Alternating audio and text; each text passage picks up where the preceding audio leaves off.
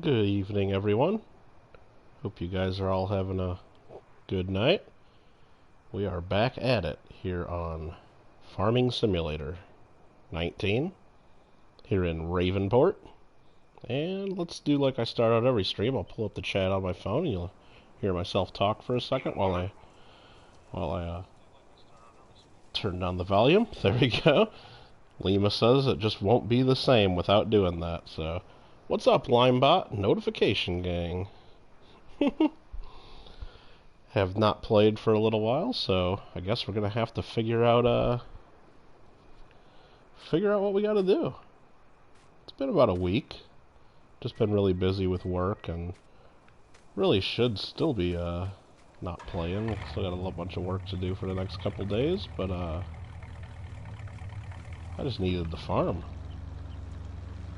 What's up, the gaming? Hope you're doing well. Let's check and see what's going on here on the farm. I don't remember exactly where I left off, but that's okay. The game kinda will help us out. Tell us what we need to do. I know we were emptying that silage into the plant there, so that's probably something we still need to work on. Let's see if it's still counting down the counter over here. I'm sure it is. Oh no, it's at 0, so we do have something we can do there. And we're just gonna leave our truck right here for a second. We're gonna go do that. Just for fun. Limebot spent $75 on a coin pack and they were fake? Really? Uh-oh. Lady Kid Nichols. Where's... Well, let's take a look. Wants to see Lady. We'll sneak behind the house here and hope our dog is still here, otherwise we gotta get a new one. Oh, there's Lady. Lady's in good shape. I think this is only the 3rd one. Maybe it's the 4th one. I'm not exactly sure anymore, but we'll feed the dog. Don't worry. Here you go, Lady. Walk right through your house like you usually do. There you go. Perfect. Lima Echo Numismatics in the house. How you doing? Alright, what do we got here? Looks like we got a field of something growing here. Some more sunflowers. They're starting to get big.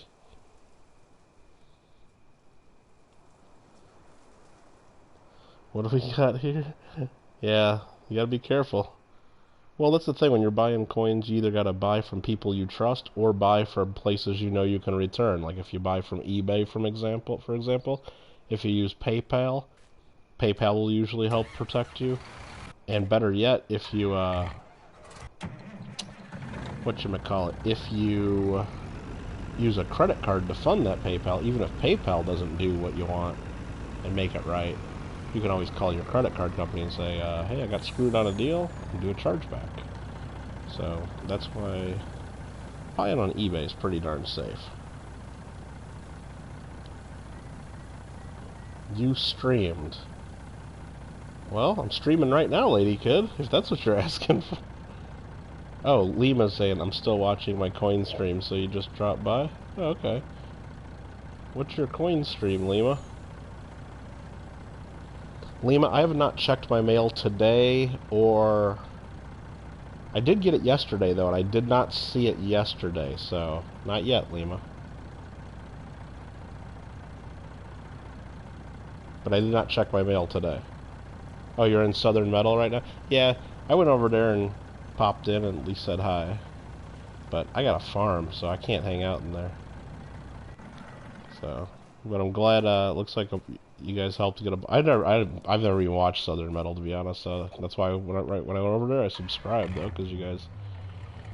figure if Lima is shouting them out, it's worth at least subscribing, but... It's cool that we got him up to his 750 or so. I did have a nice little... I mean, I thought it was interesting, though, like, right when I was over there, I guess he got up to 250, I guess, is what he just got up to. But he was already showing off the prizes he's going to give away when he gets to 1,000 and 2,000. I'm like, oh, okay, that's a little optimistic. You just got to 250 today, and you're already showing off prizes for 1,000 and 2,000. I thought that was kind of interesting. Did we enjoy the $50? Oh, you're talking to Lady Kid and Clever probably there. Favorite map is Lona. Yeah, Limebot. I haven't done any of the mods yet. I'm just doing the Ravenport so far. I'm pretty much just trying to get all the trophies done. So I think all I really need left to do is, I think raise a couple of the animals. Like maybe raise sheep and then maybe raise whatever the other, a couple of those. So really I'm doing the farming now to fill up the silos and raise a bunch of money so I can finish off, so pretty much I can buy this field here, field 8 probably, and then be able to use some of the extra land around some of these fields to do some more of the animals and get those trophies done. And then once I have all the trophies done, I'll probably, I mean, maybe I'll even play other games, but when I come back to play this, it'll probably be with mods. I could cheat really easily and just spawn in a bunch of money with some of the mods and easily get those trophies done, but no need. Alright, so these are growing. Let's see how they're doing for fertilization. I need to fertilize field 7 apparently. We'll see if we're able to do that.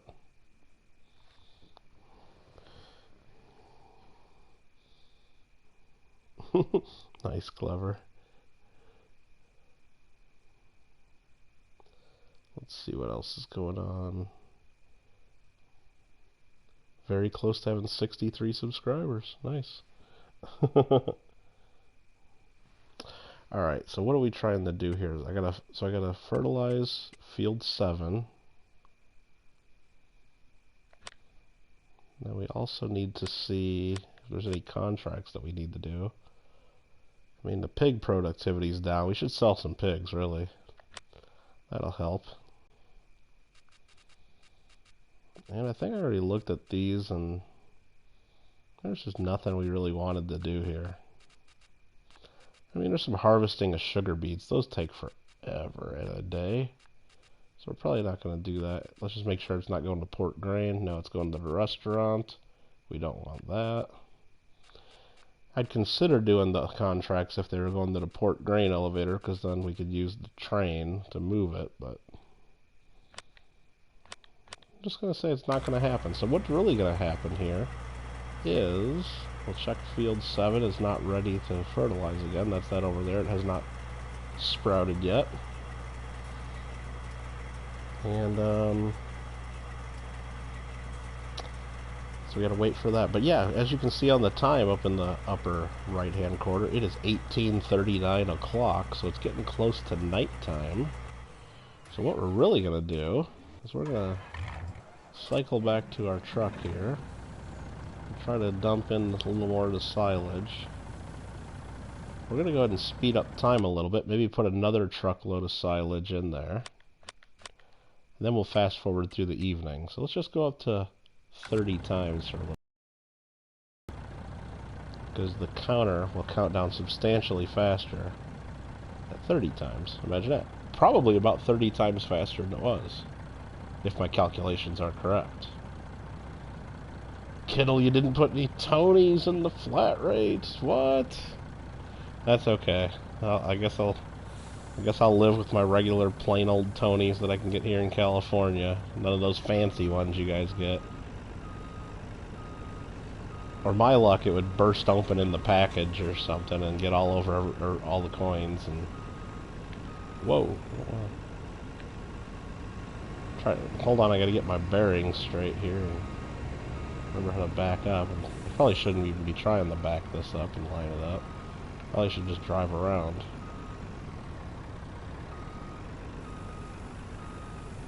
Actually, I did that like a boss.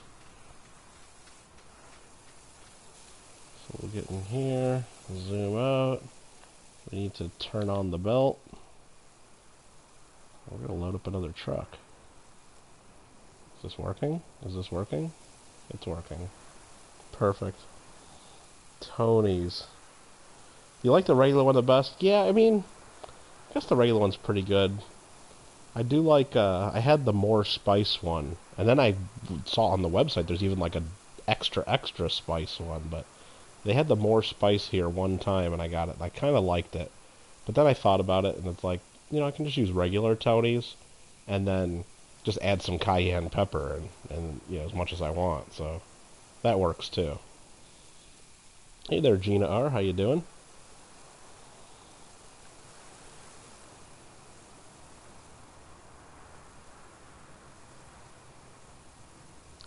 Starting to get dark out.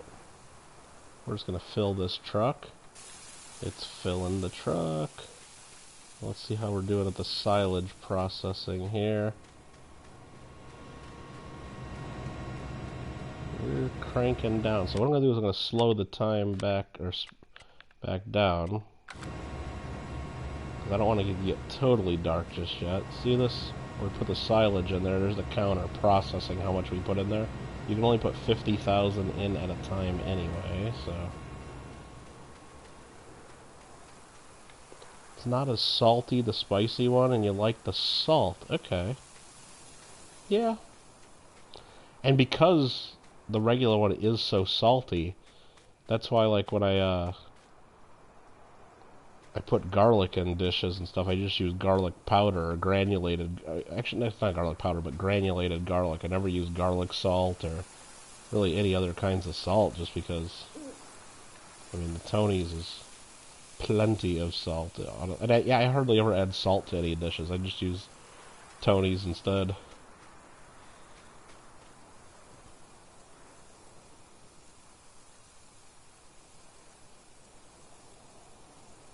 Alright, this is slowly unloading the silage. As you can see here on the upper left, fill level, there's still 96,000 liters of silage in here. So that's probably about 8 truckloads or so.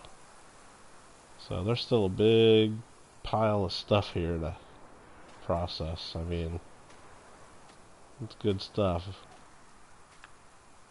It's good money too, so.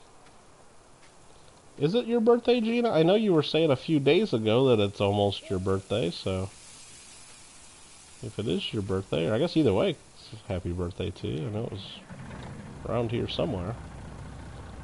Yeah, this fills pretty slow. You can see down in the lower right, the fill level of the truck. We're just past 50% full on the truck. Young Coin Hunter, what's going on? Boomba Shoots crew to you.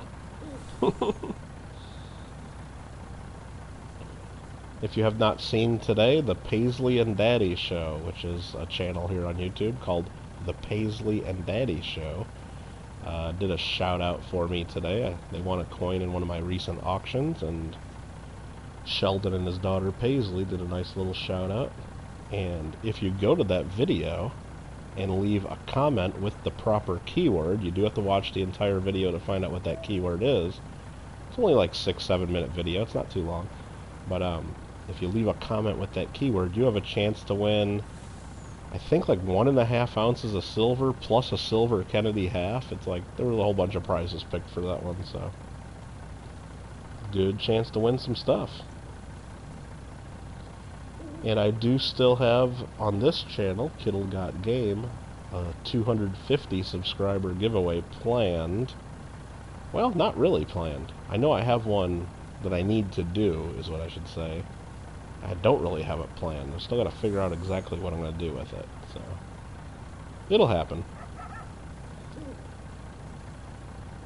You got it, Lady Kid Nichols. Don't tell the people there's a keyword, then they skip the video. Oh, sorry, well. But they don't know when the keyword's going to go, because Sheldon could say the keyword in the first, like the 2-minute mark. He could say it at the very last minute. You never know. You never know.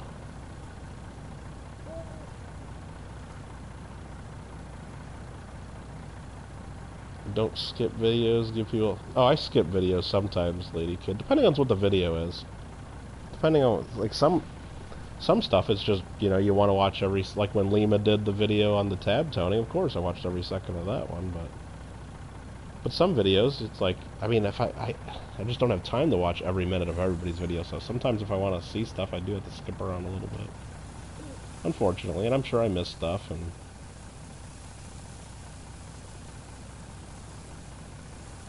Alright, this is almost full, and I know it's getting dark here in Ravenport, USA. So we will probably dump this into the plant, and we might just speed through the evening, because I know it gets really dark once on watching this on YouTube. It's not that bad when I'm playing here, like I've probably said before, but... So we're going to dump this in here. It'll take most of it, so let's just do that. And then we're probably going to speed up time a little bit so that we can empty the rest of this depending on how much is left, because it's only going to go up to 50,000. There's still 20,000 left in the truck. So let's speed up time just a little bit so we can have that process a little faster. You see the counter just above the truck in the very edge of the screen. And that gets down to about 30,000. We'll slow the time down again and dump the truck. Already planning your Kittle shout out for when... Yeah, nice. Uh-oh. That'll be fun, Clever. Then Coiner had to go to the comment on Sheldon's video. Yeah, that's right, Young Coiner. So that's another good thing for Sheldon, because everybody that watches the premiere watches and gives them all that watch time. But then they have to go back and give them another review to leave the comment. I thought you could comment though, like during a premiere. I didn't try though. I thought you could. But alright, we're down to 34,000.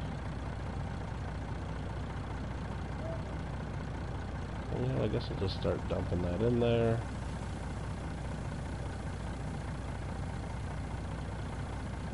Got almost all of it. And we'll wait another second or two, and now it's all in there. So now we're going to slow the time back down to real time. We'll just leave our truck parked there.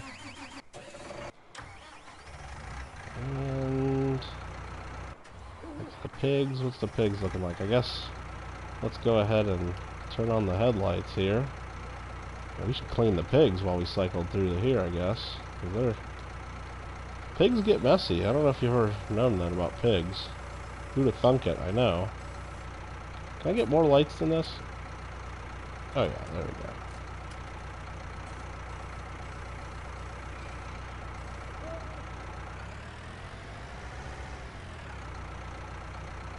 Picking up that pig food.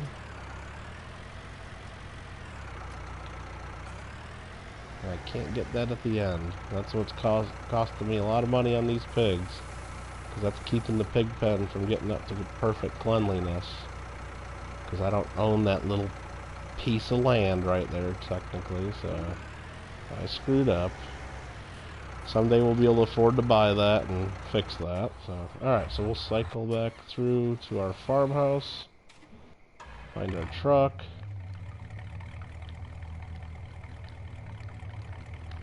Of course, while we're in our truck, we need to honk our horn.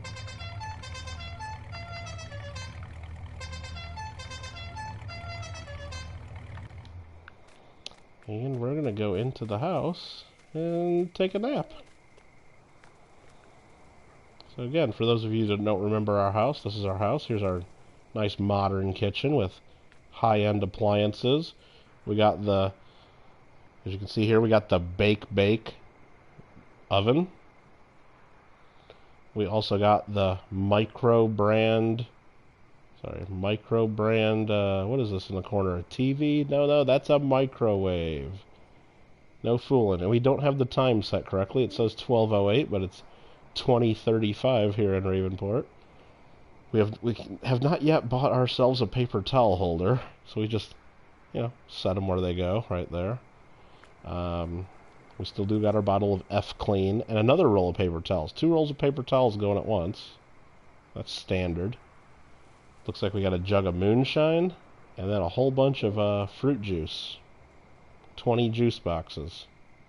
And of course we keep water and then 2 more rolls of paper towels up on top of the fridge and a bottle of farm soap. So we're stocked. Is that a coffee pot? A coffee pot? Let's see. It does look like that. You're right. I'm trying to... he's wanting to step up onto the counter, but I can crouch. But it does say coffee on the coffee pot, so I guess it's a coffee pot. That is correct.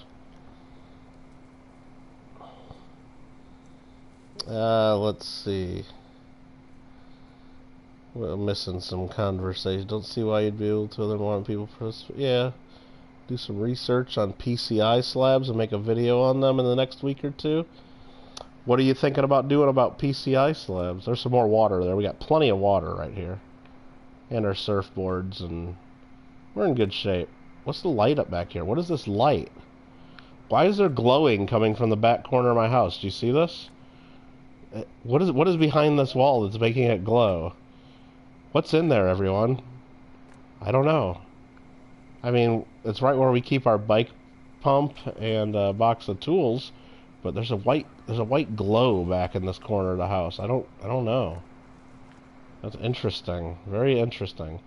Alright, so we're going to go ahead and we're going to hit this button here.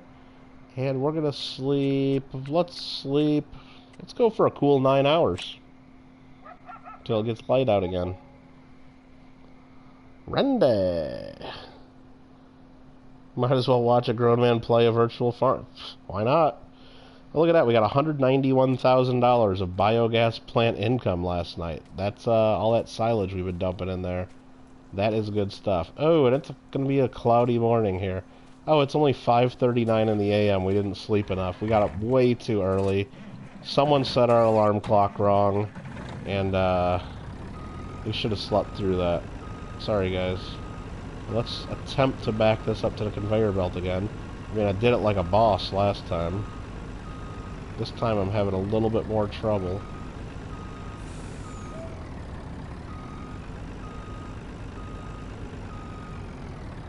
I messed that up. Alright, so let's straighten this out. Oh, it just got there, but that was kind of cheating. I didn't like the way that was lined up, so let's do it right. There we go. Beautiful thing.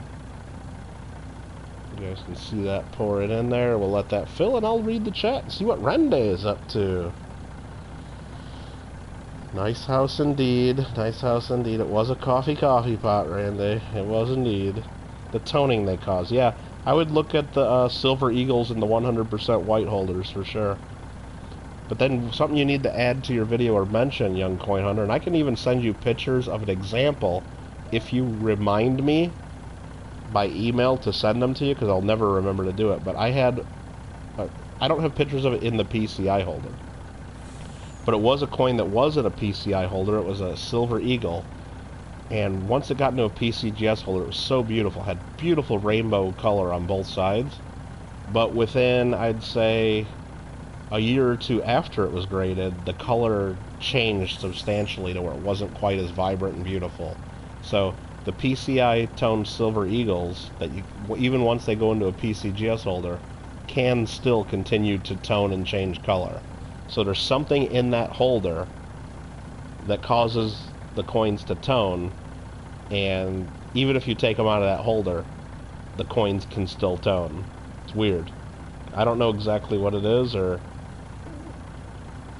but it happens 100%.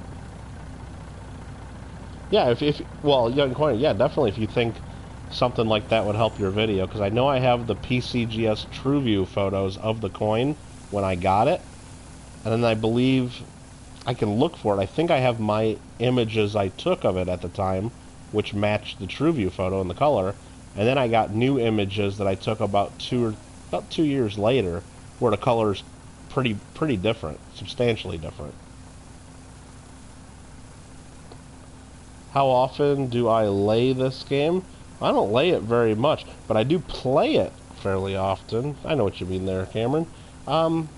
Just whenever I feel like it, pretty much, but I'd say anywhere from several times a week to maybe once every week or so. Just because I do like to play some other games too. I've just been really busy in the last week or two, so that's why I haven't been on it very much. But so we're just going to fill up this truck. and then go process this silage is what we're waiting for. The conveyor belt is just really slow at filling. I guess while we're waiting for that to fill, I can get ready to go do some fertilizing. I need to go fertilize field 7. And I'll turn on some lights because I know it's probably still a little dark for some of y'all on the TV. Watching on the YouTubes at home.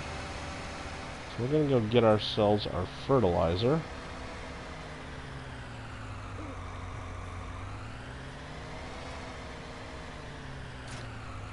Hook this up to our John Deere. And go to field 7.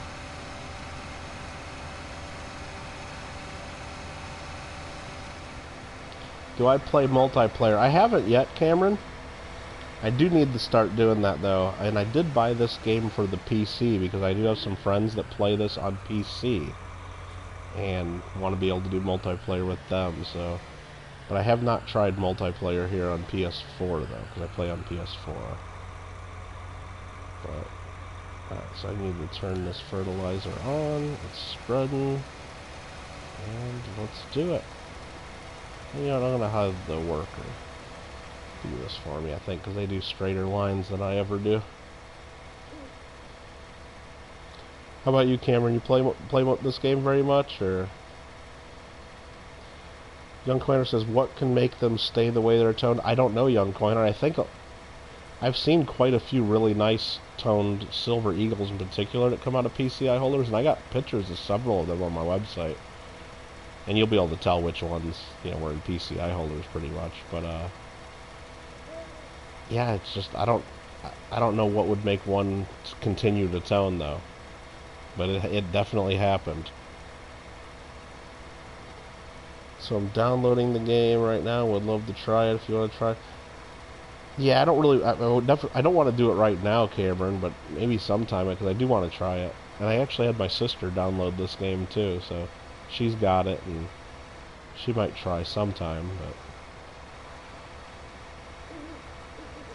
but she needs to learn how to play a little bit first, like do the tutorials and stuff. That's what I would recommend, Cameron. I'd play the tutorials in the game first, unless you've played Farming Simulator before. Yeah, Young Corner, I don't know what it is. There's something in that holder. I don't know if you'll be able to figure out definitively what it is, but there's something in the holders of those coins, and it's clear because they used to put color designations on the labels, and like they would say, oh, here's a coin that's 100% white, or here's one that's 50% toned, or 90% toned, and there's a lot of coins that say 100% white on the label, but they're multicolored. Also, how do I have so much money? 735,000. You just gotta keep growing crops and selling them when the market's high. Animals get you some money. Actually, I gotta clean the pigs again. Let's see. Let's scoop up. And this is how you clean. Oh, I didn't have that lowered all the way, I don't think.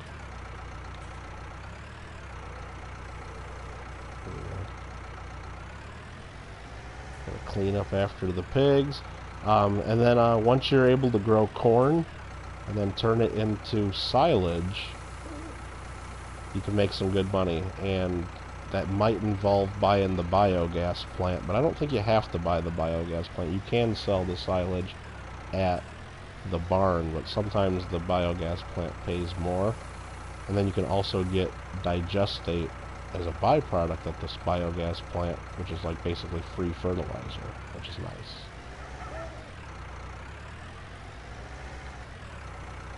Now there are ways, and there's mods, I guess, that you can cheat and get tons of extra money. I haven't done any mods yet, so just do it the old-fashioned way. Another way to get a lot of money is to do the contracts. Like right now, we'll go in and look at the contracts. Since I did fast forward to the evening, I would recommend doing the harvesting contracts that pay pretty well.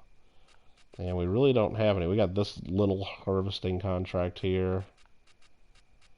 And we really don't have any good harvesting contracts now, but some of them pay pretty well, and not only do you get the money for doing the contract, also I always recommend borrowing the item. So like right now, if I hit triangle, I borrow that tractor, and the cultivator. If you borrow the items, first of all, you're not using your own equipment and wearing it down, but you also get to use a bunch of cool stuff that you probably never bought or never thought of buying. But when you do the harvesting contracts, you get the money for doing the contract, and then you also get to keep a portion of the harvest, because the game always assumes, I guess, you're going to miss some of the stuff you're harvesting or not get it at 100%. So if you actually do a really good job and get more than the game thinks you should get, then you get to keep a good chunk of it. Is this ready to harvest already? Oh my goodness, this is ready to harvest. Here's some sunflowers ready to harvest. So we're going to get that going. And I need to find my harvester. There we go. I need the corn and sunflower header. Is that what that thing is right next to me? It is.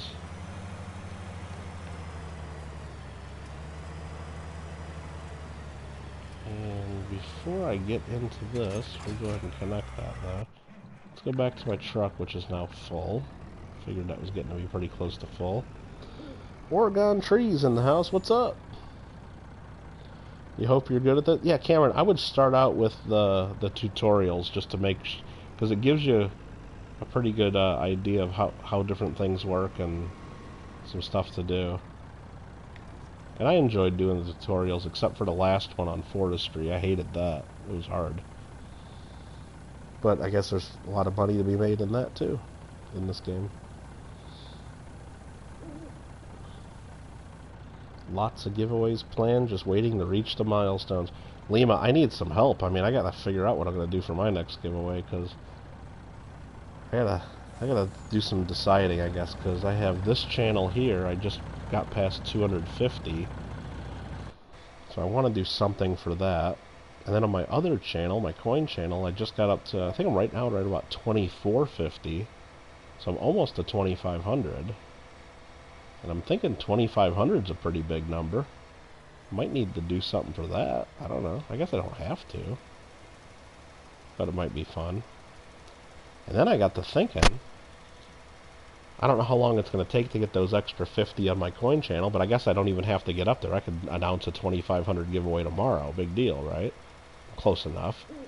I might do a combined Kittle Got Game and Michael Kittle Rare Coins 250/2,500 giveaway. I might be able to do something like that. I just got to come up with exactly what I want to do and what the prizes are going to be and stuff like that. What's a quarter, or that's a quarter of 10K, exactly. That's a lot, isn't it? I mean, a lot more than I thought I'd have right now, so.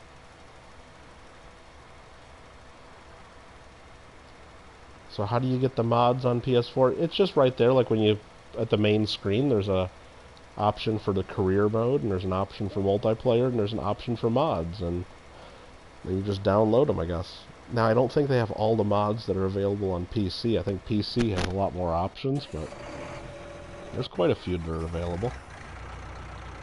So that's that, that's that.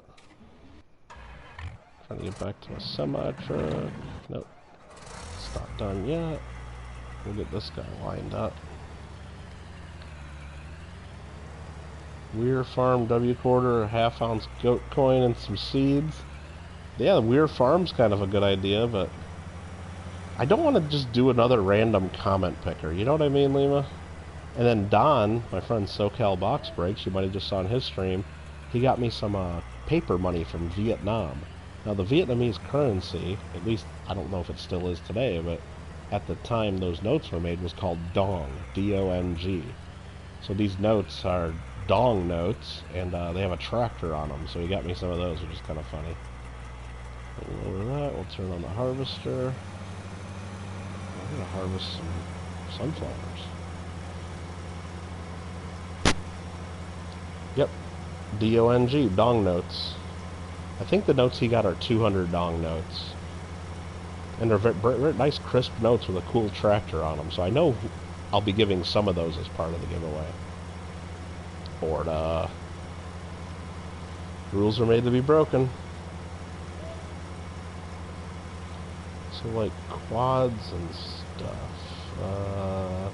Hey there, young gun. How you doing?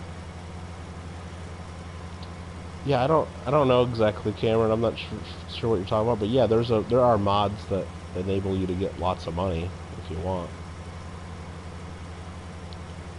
Long time no chat.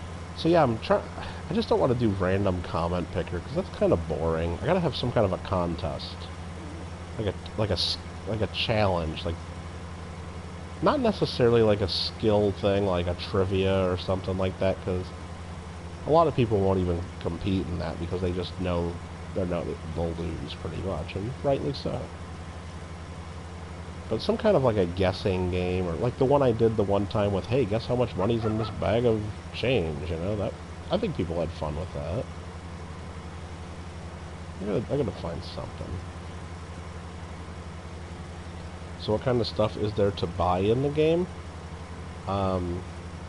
Like for the mods, like some of them you actually have to pay for with real money, like the ones that the company put out, like different brands of tractors, but most of the mods I think are free to download. But here in the game, though, I mean, you just got there's all kinds of, this menu here is all the different stuff. There's small tractors, medium tractors, large, all these different types of equipment, cars, loaders, animal stuff, and then all the different tools you can attach to the stuff. I mean, there's tons of stuff to buy, like, and this is just the different categories. Like if you open up trailers, for example, there's all these different types of trailers to buy. And then even when you go in to buy the trailer, there's usually like options down here, like which kind of wheels you want, you know, different kinds of things like that. So there's all kinds of different like options and colors, and then there's also like seeds and bales of hay and food and stuff you can buy. There's houses, silos, decorative, I mean, if that's what you mean. There's all kinds of stuff. And then you get into the animal menu, and you can do pigs and chickens and cows and sheep, and I don't even remember what else, but there's all kinds of animals you can do. The change guess was fun. Yeah, young coiner, and but I think maybe I'll even do another one of those, because, you know, I got a bunch of coins I've been hoarding, and I need to go to Coinstar again, because I like to do that one, young coiner, because you know what videos get a lot of views? For some reason, yeah, people go into Coinstar and cashing in change. Now mine didn't do very well because I can't really video when I go to the Coinstar unless I buy like some kind of rig to like strap my camera to my chest or something, because if you've ever used a Coinstar machine, you got to constantly be dumping coins into the machine, and that takes more than one hand. And then you got to have a camera, that takes a hand. So it's like, unless I have someone go with me to film it, then that's why last time I did the Coinstar one, I just took a bunch of pictures and then like kind of did like a slideshow and was talking during it and did a couple updates, which I don't think people enjoy that as much. People like watching the thing count coins, I guess. I don't know, for whatever reason. Stop the coin. Yeah, I'd guess I have at least $500 in coins, at least. I do need to turn them in eventually. GoPro, strap it to your head. I could do that, but then that's the problem then. But then it looks wherever I look, and it'd be a really, like, I mean, unless I really focus and stay focused on keeping my head still, or I don't know. I mean, I could go all out and bring a big tripod to the store and set it up right in front of the Coinstar machine, but then I think I'd have the manager coming right over and saying, dude, what are you doing over here, man? So I don't want to do that. How come you didn't want to farm with us, Kittle? We're not good enough? Oh, man, Nubs. I don't know. I just looked at my Discord real quick because I got tagged in a message, and it's like, hey, we're all going to farm, and I saw your name, I saw JW's name, and then I just figured, and I saw the time, and I did the math and figured out when it was going to be for me, and then I knew I wouldn't be able to start right then, so I checked like at least 15, 20 minutes, maybe a half hour later a couple times, and I just figured I was looking for JW Undiscovered to go live, and I figured I saw JW, so I didn't even know whose channel to look at, so I never even saw where you guys were farming, and I just wasn't paying attention, really. Speaking of JW, there you are. Too good to farm on Nubs' farm. So were you guys farming on Nubs' channel? Is that where it was? Because I would have totally done that if I would have saw it. And you know what? I am subscribed to Nubs, but when I looked at all my subscriptions, I didn't see anything that's saying Nubs and farming in it. So, I don't know, but I haven't been seeing all my live streams anyway. Like, YouTube's been hiding some of that stuff on me, it seems like. Which I'm sure some of you have experienced as well from time to time, which sort of sucks. No, not streaming. Oh, you guys weren't streaming?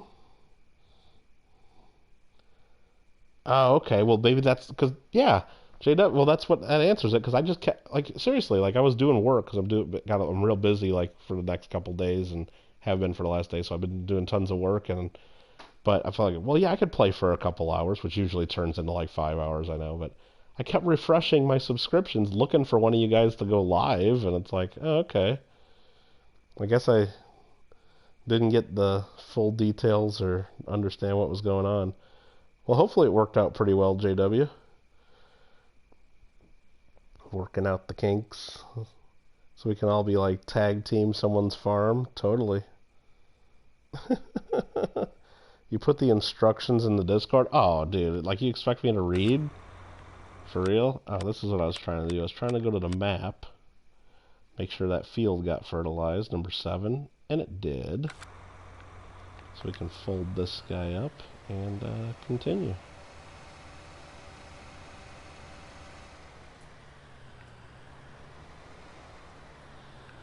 I'm looking at my screen. There's a big delay there because I'm not even watching live. Okay, there we go. Now I'm watching live. And I think just for fun, I'm going to speed up the time a little bit because it still looks a little too darn dark on my screen for what I like. And I need to sell some pigs because we've maxed out on how many pigs are in there. Gotta remember to do that. So let's just speed up a little bit while we go park this. Worked okay, but somehow couldn't get Carper in. Okay. Is it a limit of how many people, and you think you were at that limit, or just he was having trouble? I'm sure we'll get it figured out. What I really need to do, and this is going to be my homework before you guys try again, unless you're going to try again right away, but I need to just get the game going on my computer and at least do the tutorial or whatever, just so I know, like, what buttons do what, at least a little bit. Because I have no idea, like, how to play on the computer this game.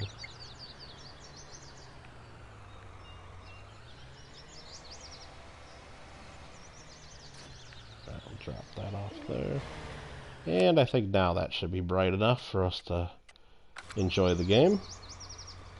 30-minute lunch break, nubs. Yes, I am on PS4 right now, but I do have the game on PC. I downloaded it at least on Steam. I just need to at least play one or two of the tutorials just so I'm familiar with like what button does what, so I'm not like completely like all pissed off and hating it when I play with you guys the first time because I don't know what buttons do what. All right, so the pigs. We got to deal with the pigs because the pig situation we got right here is we got 75 pink pigs, 74, 74, and 74 of the other colors. That adds up to be 297 pigs. This thing only holds 300, so we need to make some room for more pigs because this is one way pigs get you some money. So we need to open up the animal dialogue and sell some pigs. Alright, so you can set it to however many people you want. What trucks are in the game, so you know. Well, hey, let's take a look. When you talk about trucks, there's not many. Well, that's trucks, but then there's cars. So there's these 2 pickup trucks. That's it. Now, there's mods that have other stuff, but this is just the base game. So you get 2 different types of pickup trucks, a 1978 and a 2014. And then other trucks, which is this menu here, you got a few different like trucks. So you got the Warrior, you got a couple European style trucks, and then you got a couple. So there's like 5 main big trucks here. Like, so hopefully that answers you what you were looking for there. Now I can go sell some pigs. Now before I was trying to be really careful about like only selling like the same number of each color, but I guess right now I don't care. So I'm just gonna sell a bunch of pigs. Let's sell like 50 pigs.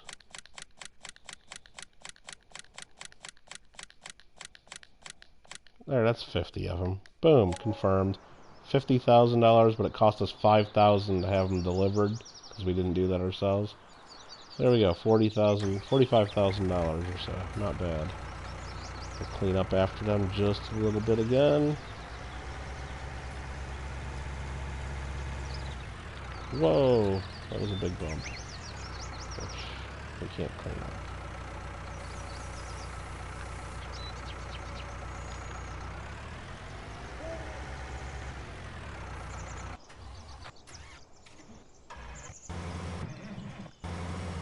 Oh, this guy just filled up. Good timing. So let's go and empty this of the silo.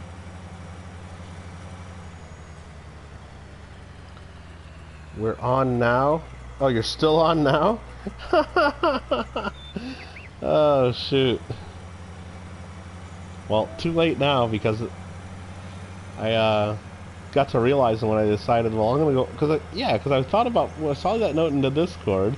I'm like, I could totally take a break and farm for a little bit, and then I didn't see you guys go live, and I'm like, well, shoot, I still kind of want to farm, and then I looked at my game channel and realized, oh, hell, I haven't played in a week or so, so I'm like, I better go do at least a little bit of a stream or so.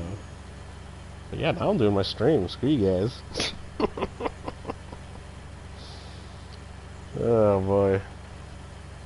Sent one to Big Mill.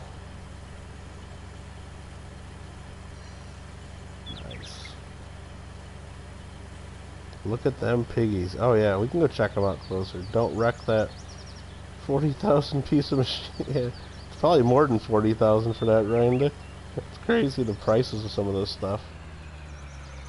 JW knows would never be able to afford that many piglets. What are you talking? JW's got more money than all of us in his farm. He's got government subsidies. Alright, let's go in the in-cab view. See if we can make it to where we're going.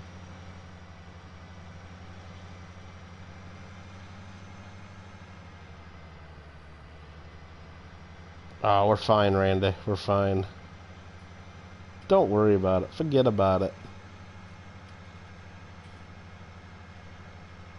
We're cruising through our field. See how well we just blind us up. Oh, look at that. We landed that pretty well. Okay, just gonna go in a little bit more. Lower the header. Put my pipe in. We don't want to be caught with our pipe hanging out. Never. Turn on the harvester. And get some more sunflowers right there. Bam! That's how we do it here in Ravenport at Kittle Farms. You got 2 million? 52 million. Okay. Well, now if I join you guys, do I have 52 million too? Or do I have my own little farm? Are we like all hippies working together like in a big commune, like a big communal farm? Or that's the I haven't tried I gotta figure that out. We'll go check out that one guy who plays simulator games, see what kind of crazy bugs and destruction. Okay. We all work together. So like while you guys aren't looking, I can go in and just buy like 50 like really cool trucks or something to waste all the money. That's fun. Or is there like one farm boss that's in control of all the money? Because that would not be as fun, I guess. Unless I'm the boss that has control of all the money. Alright, so we got the silage still going. The silage is definitely the way to make the money in this game, because just fill in like what I can fill in and during one in-game day. Once it started paying at midnight, it was like almost $200,000.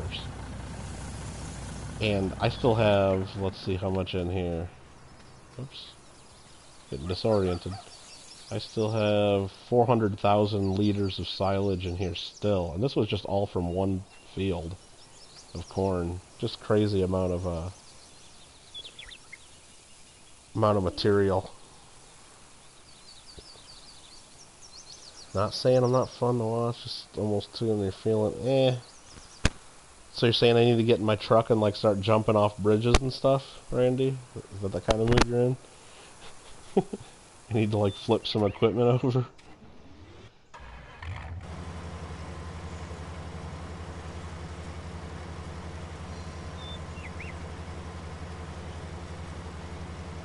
Alright, we gotta figure out what we gotta grow next. So there's our pigs. They're doing in good shape now. 98% productivity. Got a bunch of manure and slurry. Lovely.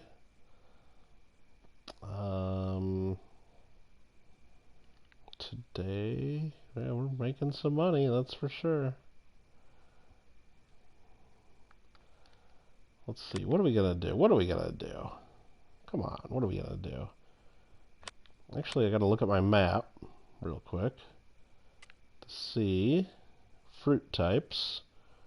We do have 2 fields of corn, that one, and 6 and 7, and 2 fields of sunflower. So we're gonna chaff those up, I think. We're gonna go crazy. We're gonna make a big pile of stuff.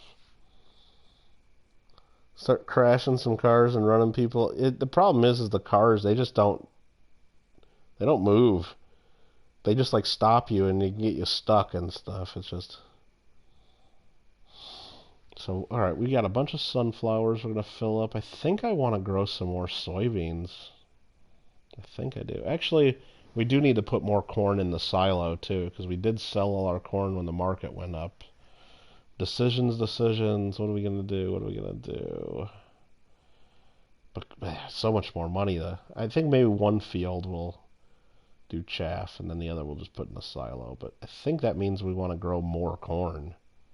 And... more. We want more of everything, I think. Yeah. But I think we need to cultivate too. Did I fill this up yet? It's still filling.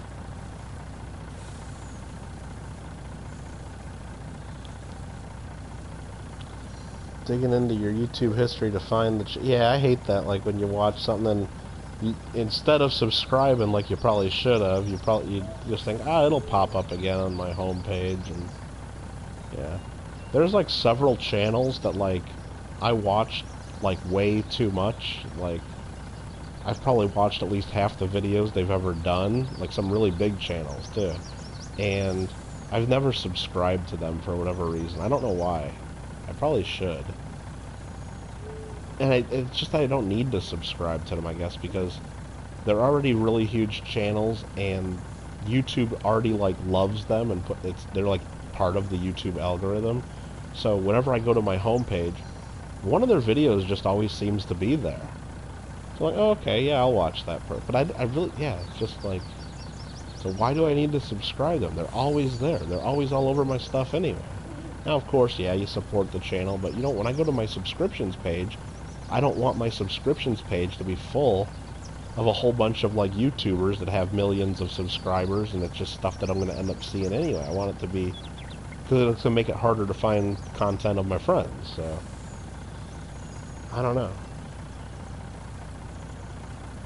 Now there's like a couple bigger channels that I have subscribed to because I don't want to miss what they do, of course. You know, I want to see that latest video. But some of the channels, it's like, I don't really care if I see it the day it comes out or if I watch it 2 years later. YouTube's eventually going to stick it in front of my face. Or I'll see one of their videos on my homepage, and then I'll just say, well, hey, you know, after I watch that one video, I'll watch like 8 more videos by the same person, and eventually I'll see it all. Do you know about the Grand Watermelon 1000 note? Yes. I've seen those before. It's a really popular... I mean, that's not the official name of it or anything, but it's what a lot of people call it, the watermelon. And, yeah, it's a pretty popular piece. Real expensive. And for those of you that don't know, I'll tell you about it. I don't know all the details about it. I don't know what year it is, because I'm not much in the currency, but I do know that it's a $1,000 note, and on the reverse it has 1,000 written really big, but the way the zeros are written, and they use a really interesting pattern. You know how when you look at your dollar bill or at least the older money, it has like all the weird patterns for anti-counterfeiting. Yeah, the 1,000, just the patterns in the zeros, and they're really big fat zeros. And a lot of people think it looks like watermelons. So there you go. That's my Cliff's Notes version of the 1890, apparently. $1,000 watermelon.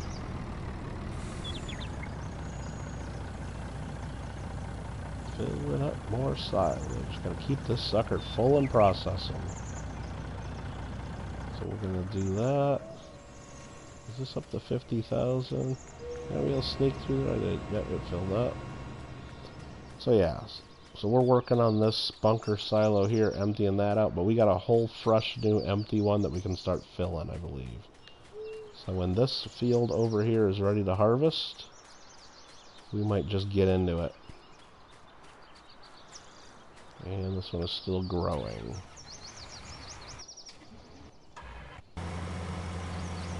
That's still going, that's still okay. That corn over there does not look like it's ready to harvest. It is not. Still growing. Let's run over here to the other sunflowers. Let's see how they look. There's another cool note. It's I want to say it's 1886. I'm not sure on it though. Orda. It's a $5 note, and on the reverse it just shows 5 Morgan silver dollars. That's a very popular one. There's the sunflowers looking up at the sun. Watch. Oh, it's so pretty. All the sunflowers trying to grow.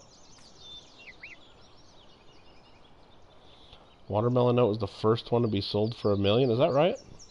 I did not know that. It's called Let's Game It Out. Oh, very cool. Yeah, I mean, they do a pretty good job, like, on the plants in this game, for sure. Like, how they even bend over. Now, I have the option turned off to where, like, they break, or if you run them over, you damage them, but... I wonder how realistic it looks when you drive over and crush your field, too, but... Maybe we'll play with that someday.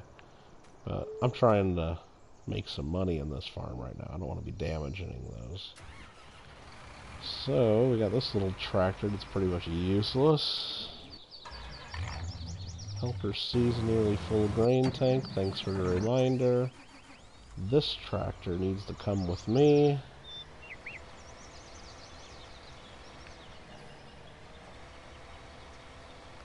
And you feel like this game was intended for hyperactive ADHD people who need an addiction. Yeah, this game is basically like a fidget spinner. You're right.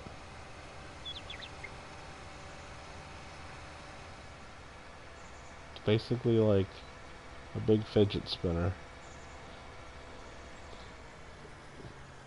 Yeah, Orda, it's in the middle of the cornfield over here. Because that's how you do it back in the Midwest. You don't want to be just like growing a whole field out in the open. So over here, I'll show you.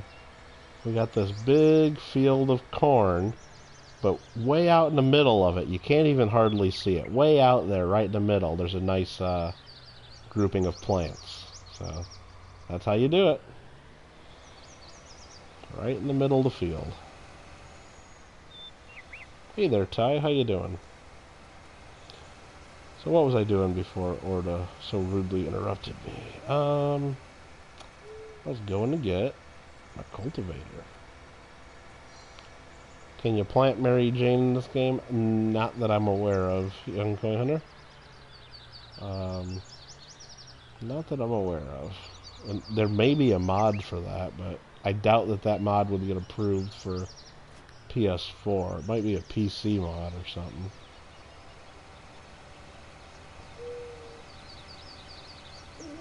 Oh, I'm doing all right.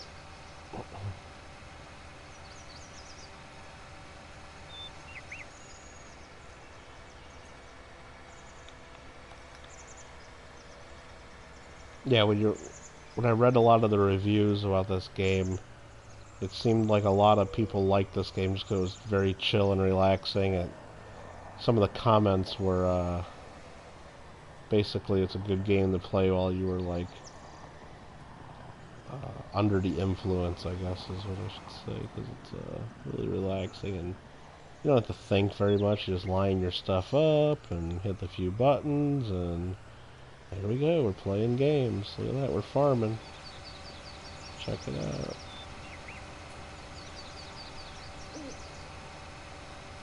It's fun stuff. Let's go back to our harvester. He's got his pipe sticking out. He doesn't know how to drive over here by himself. He's waiting for some truck to come over. Well, this is way faster to just do this.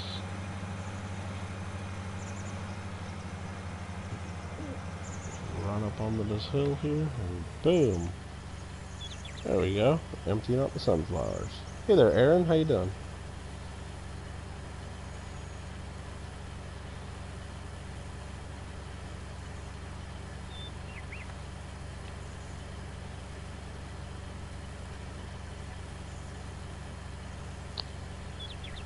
Alright, it's 11:02 p.m. right now in Pacific time. 6:46 a.m. Ravensport, USA, but it's 11:02 p.m. here in the Los Angeles area. And I just got an email from one of my clients wanting me to file their taxes, like, right now. It's like, okay, let's wait till the very last minute, which is fine, I know. I'll be doing more of them tomorrow, so. It's just, guess everybody has their own hours. That's okay. It's okay. Lunch break is over. Have fun. Thanks for Florida. Thanks for hanging out. 2 a.m. Eastern. Yeah, I've had people ask, hey, when am I going to farm during the day again? It's like, well, I wish I could do it like every day and just farm whenever, but I kind of got stuff to do usually during the day. I mean, I'm sure I can plan out. And the problem is yeah, I could probably farm for like an hour, but then I'd probably need to go do some more work. And the problem with this game is you say that you're only going to play for an hour, and then that turns into 4 or 5 hours pretty quick, I found. So I really don't want that to happen during the day. That's a horrible way to dump stuff into my dumper thing. Well, you mean to dump sunflowers into my silo. Yeah, it's not the best way, but it's the fast way. When do I sleep? You'll never figure it out.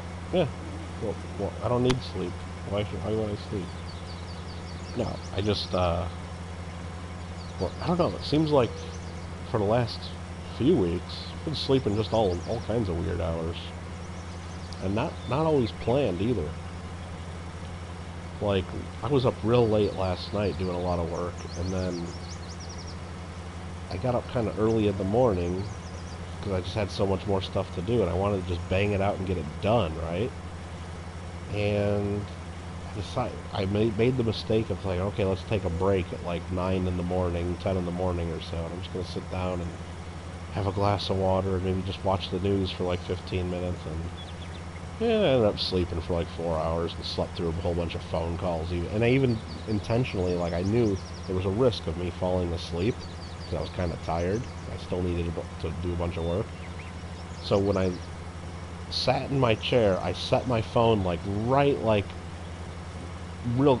by my shoulders even. Like I just balanced it there to where like if I closed my eyes and my phone rang a buzz, it should wake me up right now. So I woke up like 4 hours later, like leaning back in my recliner and with my phone like 4 or 5 feet away from me on the floor, so either it just fell off and went that far away, or maybe when I was in my sleep I threw my phone, I don't know.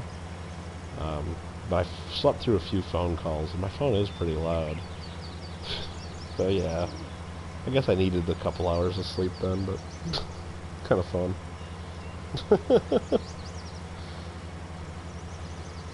You say every time you're ending in an hour, it turns into... I know, young, I understand. I need to do stream on my coin channel. I haven't done that in a while. I got a couple I need to do. I got a whole bunch of 90% junk silver that I'd like to get sold. So I'd like to be able to see if anybody on YouTube wants any before I just sell it elsewhere. So I need to do a video or a stream on that.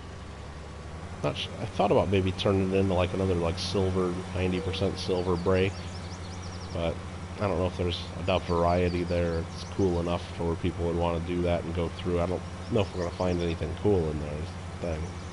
At least the last one with the Barber, was it Barber halves and Merc dimes and Walkers? The shop told me there's a lot of older stuff in there because they pulled a lot of it out of albums.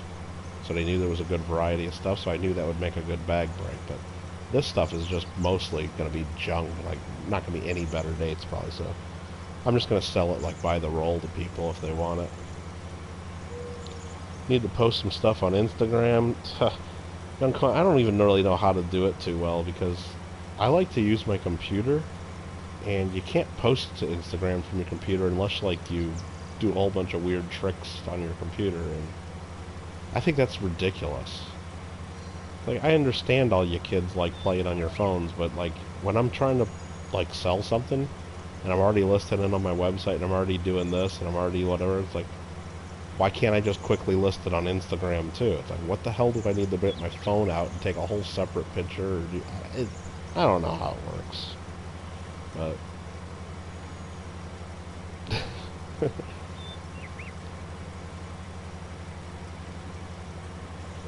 maybe I'll have to hire Young Coin Hunter to be my Instagram marketing team. Let's do that. Saw on eBay 3 Mark dimes, 2 were S, 1 was a D. And there's no 1932 mark, so that wouldn't have been it. That would not have been it.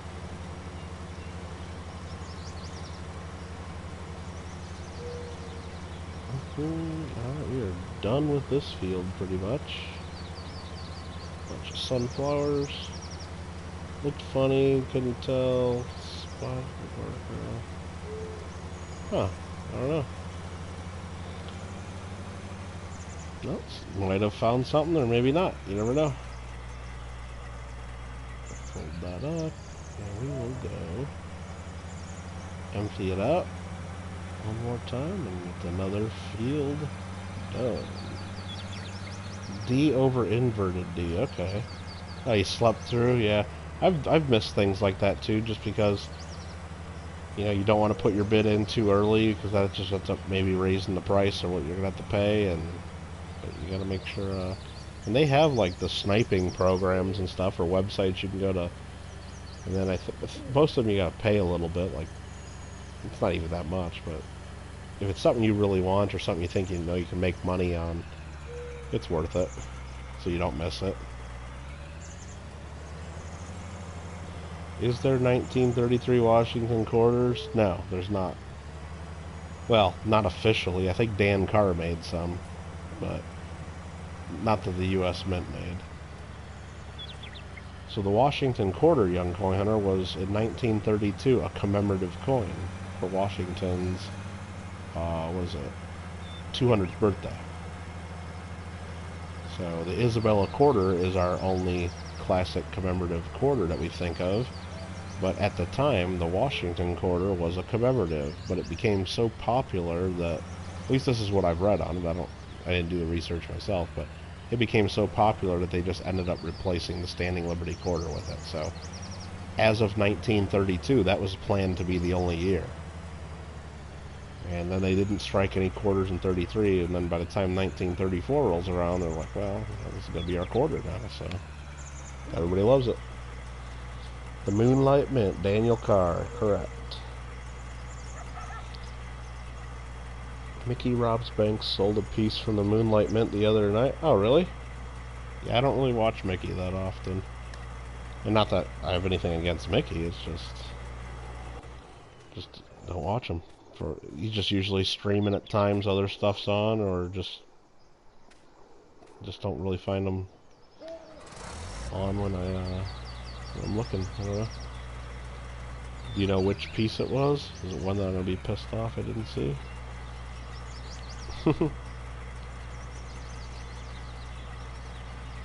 Alright, so those still need to grow. So let's go back to this guy. We can't really empty too much more in here. Maybe a little bit more of that in there. I think the best thing to do now is speed up some time. Maybe we'll check contracts real quick. Let's check the contracts. Is there anything we really want to do? Wow, we're almost out of contracts. That's all that's available right now? Transporting and bailing. That seems really weird.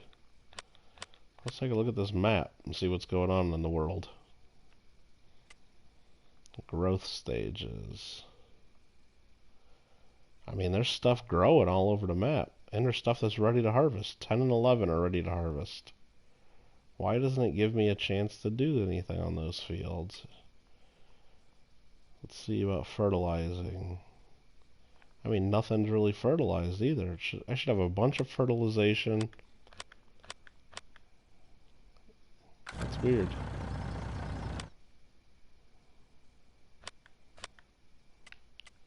Speed up time. Let's go 60 times for a little bit.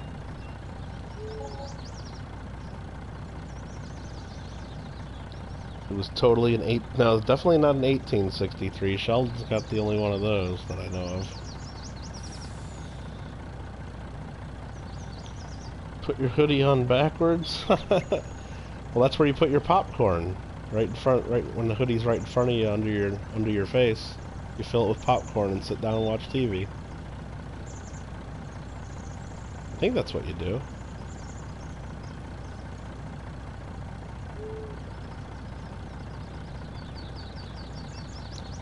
Alright, so this is emptying a lot faster now, so I think we can put some more of this into the biogas plant. Oops. Should be able to empty this truck. Most definitely.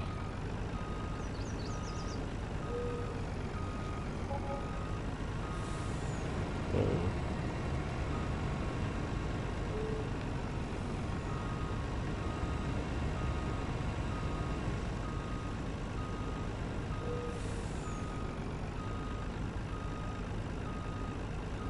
I did a bad job backing up that time.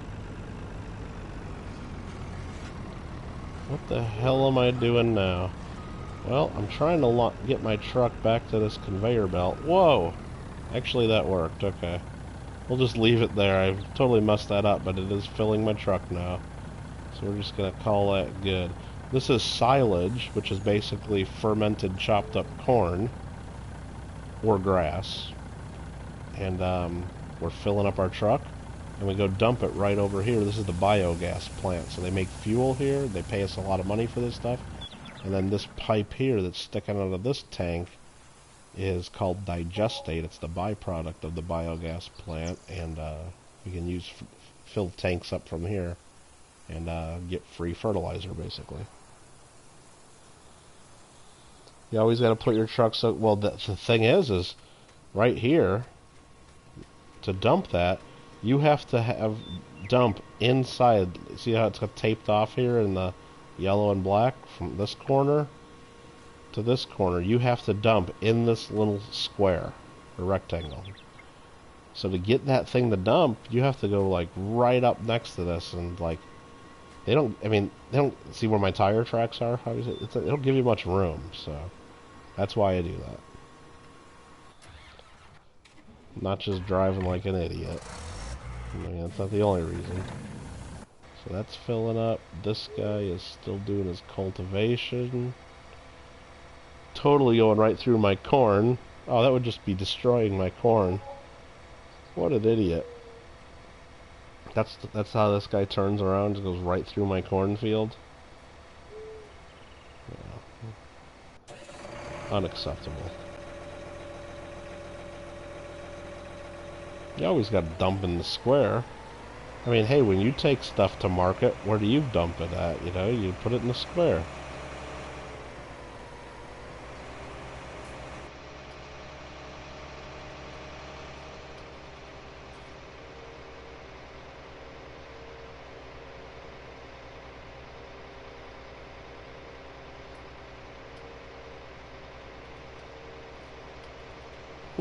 took out that sign. Mostly on purpose.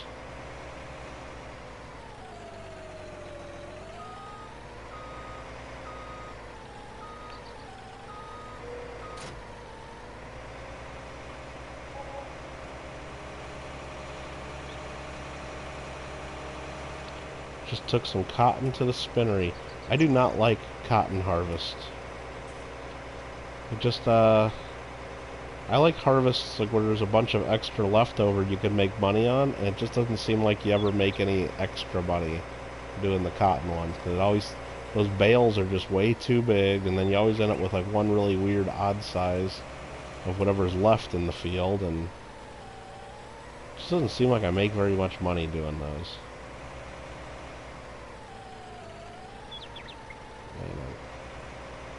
I lined that up poorly. Let's try that again. I bet that sign grows back by morning. Yeah, on one of the episodes I played, we kept knocking over all the signs and putting them in my pickup truck, and I kept taking them to the house and just throwing them in the living room, and eventually they all disappeared. So what are we going to grow? Let's figure this out. Are we going to grow corn, sunflowers, soybeans? I'm not doing sugar beets or cotton, I'll tell you that. Corn, sunflowers, or soybeans? Corn, sunflowers, or soybeans?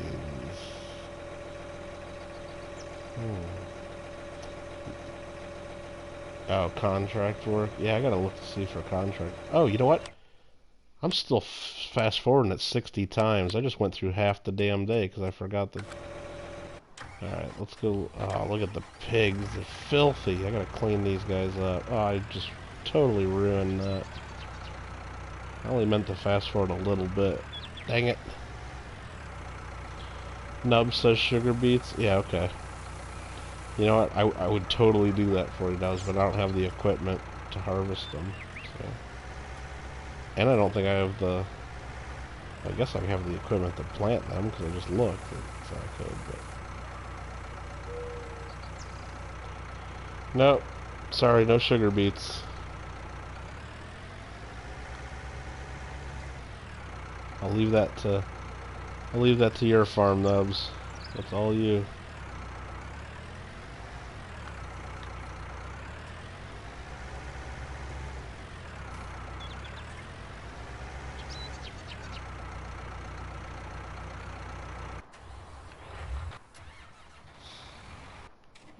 Yeah, fast forward through that much, and yes, this did become harvestable. Okay, so it did work.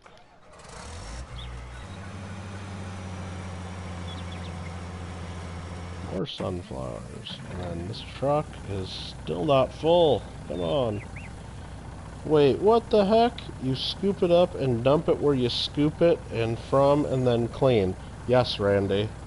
That is the way that you clean up the pigsty, or the pig enclosure is what they call it. So that's how you can see that your pigs are dirty, is that they spill their food. So basically all you're doing is scooping up the food that they spilled out of the trough, and then you dump it right back into the trough, and then that cleans the pigs. Very weird mechanic, I know, of how this game works, but that is how it works.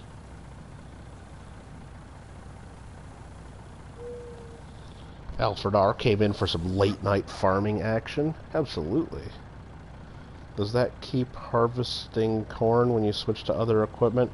Yes, because just like this guy is still driving through my other field. Actually, my corn's ready there now. He's doing cultivating of field number 12. I hired... What you do is you can start doing a job, and then you can hit a button to hire a worker. So I've hired a worker to finish this. And as long as there's a nice rectangular field and a pretty easy job, they do a pretty good job. This guy, I haven't started yet. And where's my sunflowers? Yeah, this guy I hired a worker to keep going too. Now that's costing me money. If you see in the top corner, my money's ticking down a little bit here and there. Now if I did all this myself by driving, I wouldn't have to spend that money, but yeah, money's ticking down. And that stupid truck there, you just dump it, back it up, refill it just to move forward through. Yeah, basically I bought this tractor right here almost just for this purpose because it has the front loader attachment. Now I can go here and hold on. I'm trying to remember what button is it. That. I can detach this. And then I can use this tractor. I got a fertilizer sprayer on the back. I can go use this and, you know, go spray, like, fertilize a field. But no. I got other fertilizers. This tractor pretty much lives right here, full time, only to clean up the pigs. Because it has the front loader attachment. Kittle got game. Southern Metal Raid. Uh-oh. Well, that's pretty cool. Nothing wrong with that. Party Pickle. Zurich Coins. Lima Echo Numismatics is back. Very cool. Well, thanks, guys. We're just chilling here.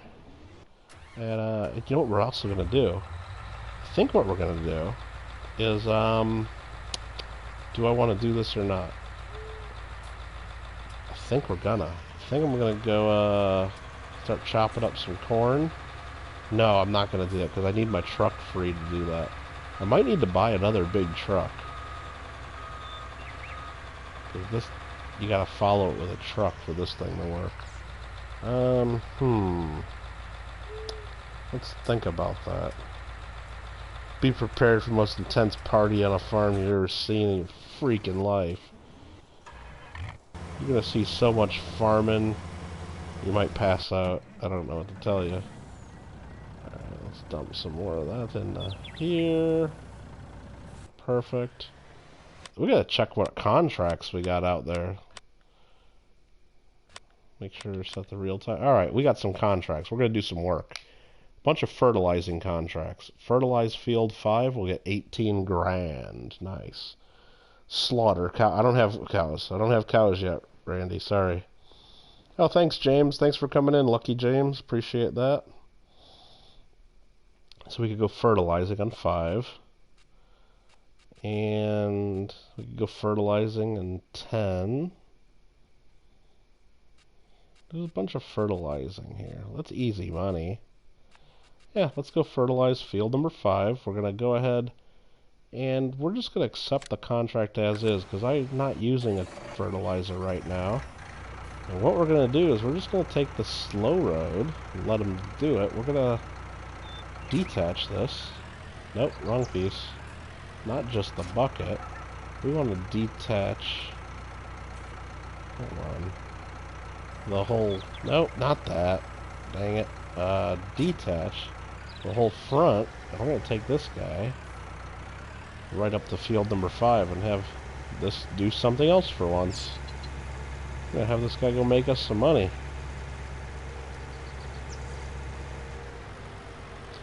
Farm fresh bacon. Yep, all you can eat. I do not have chickens anymore, Randy.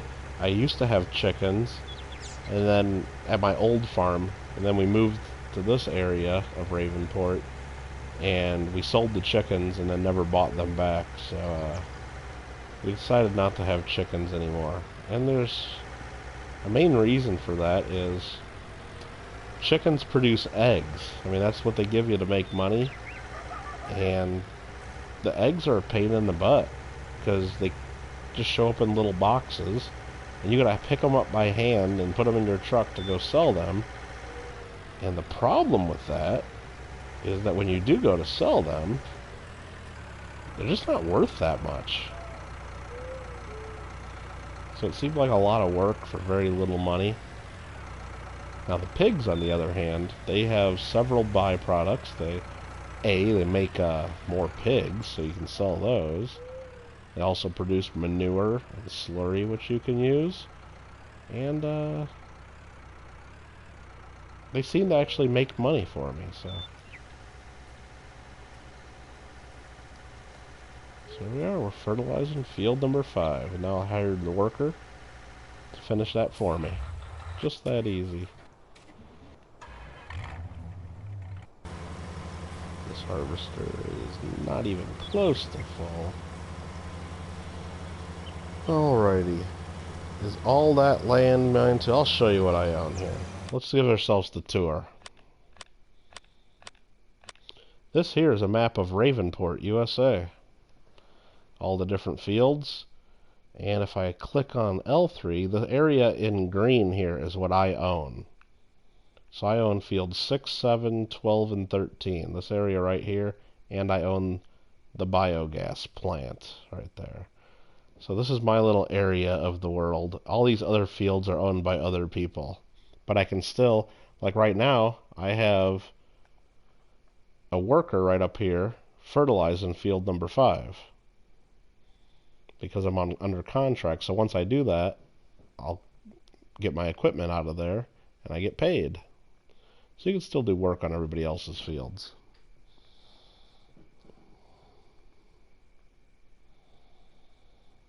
Thanos was right. What is that, Lima? Why was Thanos right? I know who Thanos is, but I don't watch any of them comic book movies, so I have no idea, like, anything he does, or, like, I'm pretty sure he's a bad guy. I don't know. Never really got into those comic book. No, let's set it straight. I like some comic book movies, but most of them I don't. Like, and then I guess I don't consider them all comic book movies either. I mean, it's like, yeah, so like when the first Batman movie came out in '89 or whatever, I mean, that was like, yeah, sure, it was a movie about Batman, and he's a comic book character, sure, but he also, you know, had the TV show in the '60s and whatnot, so it's like, yeah, I like that movie. But yeah, all the different movies and like how, like now that I didn't see like the first 5 of them, now when I go to watch the new one that comes out, I have no friggin' idea what's going on because everything else has already been explained in the other movies. Yeah, I got zero interest in that. No thanks. It's like Thanos wanted to get rid of half the population. Oh, okay, I gotcha. Other people like online. Yeah, you know, let's go for a ride. Let's make sure this is all good there. Let's get my truck. There we go. There's me and my nice truck, my '78 pickup with the nice horn.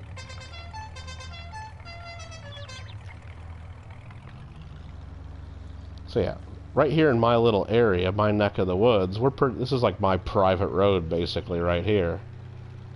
But we go this way and start heading towards town, we're gonna run into some cars, maybe literally, because I don't slow down, I just go.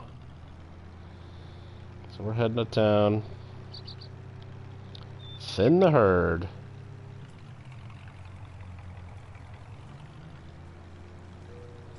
There's usually cars on the road. Of course, when I want to show you the cars on the road is the time when there's no cars on the road, right? Oh, there goes a sign. So here's the store where we buy stuff and can pick up equipment. Carlos Reliable Motors. That's where I would go to buy a $500,000 harvester or a big tractor. I'd go to Carlos Reliable Motors. Why not? We go right across the train tracks over here. There's some dude driving a minivan. See ya.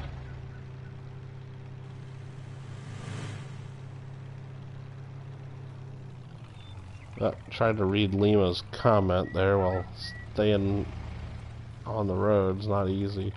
Here, this is what we do. We gotta pull over to the side of the road when we read our text messages. Don't text and drive, everyone. It's not worth it. It's never worth it. So life after the bubonic plague was great. Supply was high and prices were cheap because of how much less people. Yeah, I mean, probably.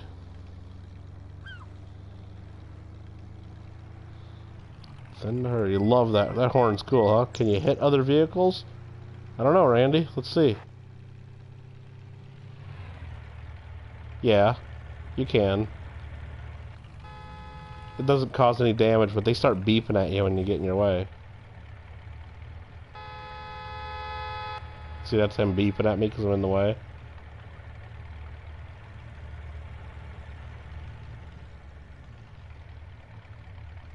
And I'm staying in his way on purpose, of course, just to upset him. I don't know if he'll keep beeping. Let's swing around. Oh, he got around me. I thought I was going to block him.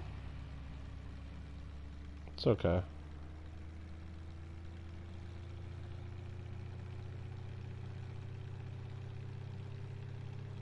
No, it doesn't cost any money, and the only time it really messes you up, like if you get in an accident so bad to like where you like totally flip your vehicle over and you get stuck somewhere or you can't get your vehicle out, then you have to reset your vehicle sometimes, and I think that might cost some money.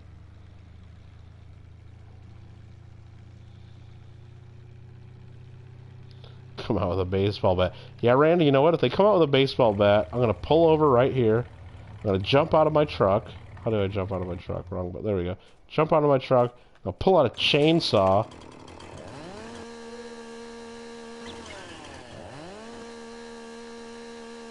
We'll go all Texas Chainsaw Massacre on them.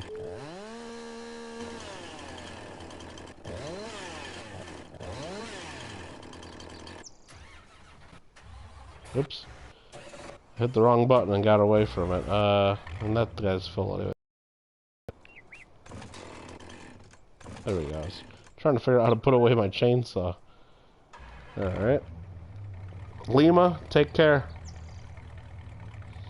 Thanks for hanging out. Now these signs don't belong here. Narrow bridge. Speed limit 15. I disagree with that. Alright. Cut down a sign. I don't believe it lets you cut down a sign, but I took care of a couple of the signs. Here, I'll take care of this one here. I missed it. Let me take care of it, though. I missed it again. Now we got it. Oh, look at that. It ended up right in the back of my truck. I could not do that again if I tried. Alright, so what we're going to do now is I'm going to get out of my truck. I'm going to fasten this down with the tension belts. We're taking this sign home. It's meant to be. I guess I could put another one right here. That really doesn't do anything if I put it there, though. Could not do that again if I tried. Hey, again, Linebot.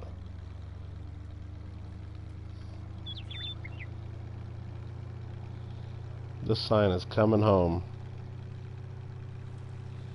Sign thief. Hey, look. I didn't take this. It jumped in my truck. You saw it. I did not put it in my truck. It did it. It did it on its own. I promise, officer. I didn't steal the sign.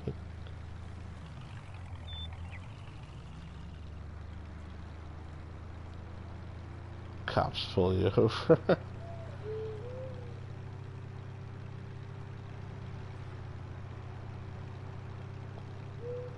Smash into this guy.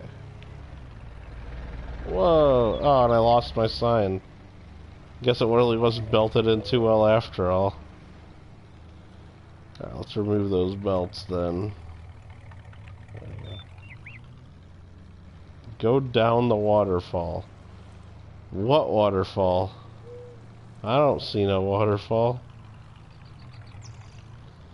The problem is I don't want to lose my truck. You mean like this over here? Like just down into the river?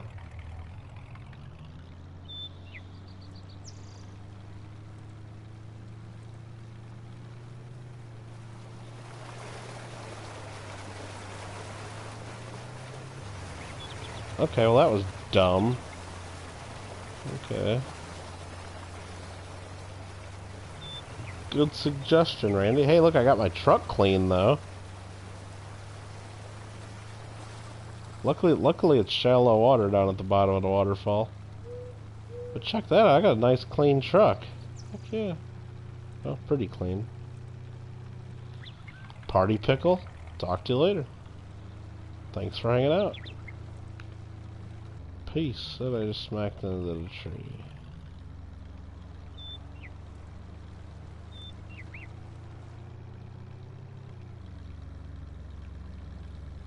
Well, that was bad. I thought I could make it down that hill without flipping my truck. Oh no. Well, I was wrong. I couldn't make it down that hill without flipping my truck. I was wrong. The realism is out of this world. Yeah, well, let's just leave that truck over there for a little while and go empty out this harvester. Yeah, that's pretty much what I would need to do is go get something to flip it over. Or I could just go into the menu and hit reset on the vehicle and it would take care of that for me. That's a little bit cheating though. But I don't know. I'm not going to be playing too long. I'm not going to... Well, I mean, I always say this, I guess, but I'm not going to be playing until the wee hours of the morning. I don't have that much more in me. I'm pretty tired. I know I got a ton of work to do tomorrow, because those of you guys that don't know, my full-time job is not playing Farming Simulator. And it's also not playing around with coins. I am an attorney, and I do a lot of tax work, and tomorrow is July 15th, which is the tax filing deadline this year, and got a lot of work to do tomorrow, so probably should already be sleeping and get ready for that tomorrow. At least the waterfall didn't hurt it. Yeah, exactly. So that is what I've been doing. And that's why I haven't been on YouTube or gaming for like the last week pretty much, because you know, everybody likes to wait till the last minute for taxes, and so I've been really busy doing a lot of tax work for people. What, a real job? Well, I guess. I mean, I'm self-employed, so it means I do what I want, you know, pretty much. So, but yeah, tomorrow, I mean, it's like, I can't change the tax deadline unless I just put everybody on extension, but that doesn't really work.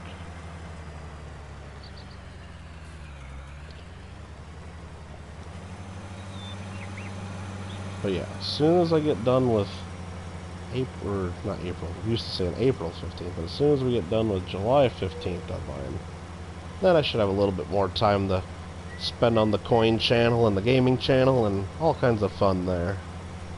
Get my giveaways going. Homer Simpson throwing his taxes in at the last minute. Believe me, got a lot of them to do tomorrow, including probably finishing up my own. And yeah, everybody always waits. Well, not everybody. Here's the way it works in America, Alfred, just in case you don't know. The way here's Kittle rants for the evening. It might be the only one tonight. The way the United States income tax system is set up is, and it's designed this way by Congress. You know, pretty much half of Congress is Republican, half is Democrat, right? They have different ideas of what a fair tax policy is. Well, long story short, and it's not really a completely fair description, but it's a reality description, is the Democrats basically want the tax code to have the wealthiest half of Americans, or half of the money basically, be paying for the other half. So that's basically what it is. So the very wealthy people get taxed a bunch if the Democrats have their way, and the very poor pay nothing. Now, that most people would agree, the very poor should not be paying taxes. They need help. But it's not just that way. So the way they have it set up is it's not just the very poor that don't pay taxes, but the lower 50%. So the person that's in the very middle of the income of the country in the United States is not very poor. That's called middle class, and they're probably doing okay.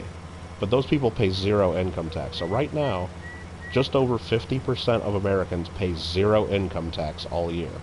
And that's the way they design it. Because that political party, and I'm not trying to talk about this is just reality. I mean, whatever side of the political spectrum you're on, that's the way they design it. They have 50% of the people paying nothing. Now, of course, they have money taken out of their paycheck each year, so it seems like they're paying tax, but they're not, because they get it all back in a refund in January or February when they file. They pay zero income tax all year. Now, if you're one of those people that have money taken out of your paycheck and don't get all of it back in the refund, well, hey, you're not in that bottom 50%, but you're basically, that bottom 50% pays nothing. So why did they design it that way? Well, hey, if you got 50% of the people paying nothing, and you're the people that said, hey, the bottom 50% pay nothing, well, those people are pretty much going to vote for you forever. And if you got 50% of the people voting for you because they pay nothing, you can do whatever the hell you want to the other 50% that are rich and pay everything. So that's basically the tax policy of the parties, and that's just the way it is. And if you're the ones that pay, you hate it, and if you're the ones that don't pay, and not only do the bottom 50% pay nothing, okay? Once you get to the bottom like 20 to 25%, the government, not only do you pay nothing in tax, but the government gives you a bunch of money at tax time. So we have clients that come in, they've made very little money all year, they pay nothing to the federal government, but they get a tax refund of about $9,000. Just an extra money, here you go, just to help you out. So those people, in that kind of income situation, are always going to vote if their decisions are based on economics and their own personal finances, which a lot of people's are. Those people are always going to vote for the people that don't make them pay taxes and give them a bunch of free money. So it's just the way it's designed. Taxes, and what I'm talking income taxes. Must be smart to be able to do that. Been doing it for 15, 20 years, Randy. It's easy. Some people get all the money back at half of the country. Half of the country does not pay $1. Now, when I say half, the numbers change each year. Like some years it's 45% of the people pay zero. Sometimes some years it's 50%, some years 52%, depending on the way, the way things shake out. But yeah, basically half of the people in the country pay nothing, and the other half pay, some. I mean, and some pay a lot. The top 10% pay a ton. So like right now, if you're like in the top, percentiles of the tax people, like that last $100,000 you make between the states and the federal income tax, more than 50% of that's going towards tax. So if you go out and do another deal for $100,000 profit, you only get to keep around half of it if you're lucky. So I mean, it's a lot of tax, and the very wealthy people cover tons and tons of the lower income people. So that's kind of the way that works. So long story short, where I was getting with this is, at tax time, you got two main groups of people. Right when the tax, everybody gets their W-2s and 1099s and all their information on the previous year's taxes from their employers, their banks, their brokerage companies, all that, by the end of January. So then tax season, people start filing taxes very end of January and early February. Right at the beginning of that, there's like basically lines out the door of people coming in, and it's always the lower 50% of income, the people that pay nothing. They're banging down the door trying to set appointments to get you to do their taxes, because they know they're getting a bunch of money from the government. Now, some of it they're getting from the government with the earned income credit, child tax credits, education credit, various credits that they have out there. But and they're also getting a lot of money that's been withheld from their paychecks back. So they're all banging down the doors because they know they're not paying a dime of taxes. They're just there to get a big check, get their money. And then that's basically the whole month of February. You're doing tons of taxes for everyone that just wants to get their refunds, because they want to get in there as soon as possible to get that money. And then pretty much, you get into March, it slows down, and then April. But then, about a week or so, or 2 weeks before the deadline, you start getting really busy again, because all the people at the upper half, especially people that own small businesses and things, they do their stuff at the last minute because they always owe a bunch of money. And when you owe a bunch of money, you don't need to get it done early. You want to put it off till the last minute for sure. So for example, me, I owe a bunch of money, and I will be getting mine done by tomorrow, I hope.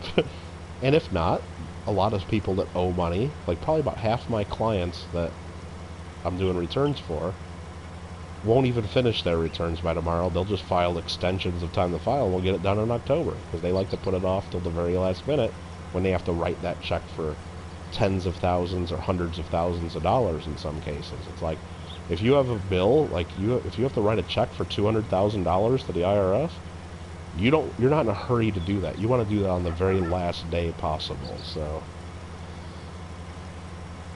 that's the way they but yeah, there's so many people, and you know what, it's there's I'm not trying to say that, you know, these programs where, you know, the lower income people basically don't pay taxes and get tons of free money, I'm not saying it's horrible. Some people need that money, and there's good point to it.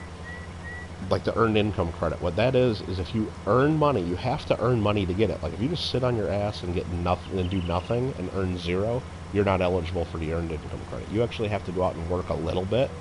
Say you make $10,000 or $15,000 over the year, but that's all you can do because of whatever reason. That's all you can. Maybe that's all the work you can get, or maybe you're taking care of kids and you can only work part-time, whatever it is. The government rewards you for going out and earning a little bit, but they know you're struggling and you can't make a living wage, I guess, so they'll give you some extra money, and if you have a few kids, they'll give you a lot more money. So yeah, basically we have some clients that make, you know, $10,000, $15,000, $20,000 a year. They have 3 kids, so they have a little bit of money taken out of their paychecks, but they get every penny of that back, plus the government gives them, you know, $3,000, $4,000, $5,000, $6,000, $7,000 on top of that as like a bonus credit, just to help them out, and that's paid for by everybody else, of course. And you know, sometimes those people need that, and they're not going to be in that situation their entire lives. But there are other people that game the system, and I think it's taught. And I mean, I know it's taught because I have clients tell me, like local churches and those local community groups in the lower income areas, they teach people exactly what to do to get the most money out of the government. And they share all this information because they all come into the tax office with the same story. They know exactly what to say. Believe me, none of these people, I'm not saying none, I'm just saying in general, a lot of these people don't know anything there is to know about tax law, but they know exactly what to say and exactly what to show you to maximize exactly how much they can get from the government. It's all taught that way through churches and community groups and things like that. It's amazing. And we have clients that pretty much game the system, and they're going to be doing it every year, and they're not trying to do any better because they know they can get just enough to get by, or they're doing other stuff on the side for cash that they're not reporting is another problem, and they're just taking advantage of it. Now I don't really agree with that, but that's the way it is. Lion bot, personally Republican, doing okay. Field taxing isn't fair, been struggling to pay workers. Can't pay them because, yeah, I mean, right now it's a real tough position, Line bot. Now, the government, to help businesses like that, they came out with the paycheck protection so you wouldn't fire people, and you could go get yourself a PPP loan, and if you follow some directions, you can keep that money without paying it back. So that was a good program if you were able to get in and qualify for it. Randy has 39 a week taken out, 84 in Fed, 6,400. Your check, you'd be getting $1,200 back alone if you filed just yourself. Well, right, and Randy, the way it sets it up for most people that are workers, employees that don't own their own business, like yourself there, it sounds like, they set it up to where too much is taken out of your paycheck on purpose because they don't want you to owe money on April 15th, or this year it's July 15th. They don't want you to owe any money because they know most Americans can't save money. That's why Donald Trump and the government just gave us all a $1,200 check, right? Because they know nobody's going to save it. They know almost everyone's going to go out and spend it, and that helps the economy. It doesn't help the economy at all if everybody saves it or pays their bills. It pays off their credit cards. That doesn't help anybody except the people. But they know Americans are spenders. They're not savers. So they take extra money out of your paycheck on purpose, because then when you go to file your taxes, hey, look, I get this refund, even though it's your own money back, unless you're very low income and you're getting the bonuses from the government there.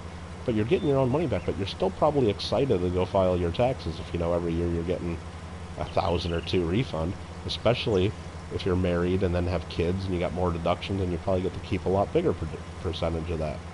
So that's why tax time is a good time for a lot of people, because they know, hey, look, I'm getting money. It's awesome. Even though in a lot of cases it's your own money that's been taken out of your paycheck.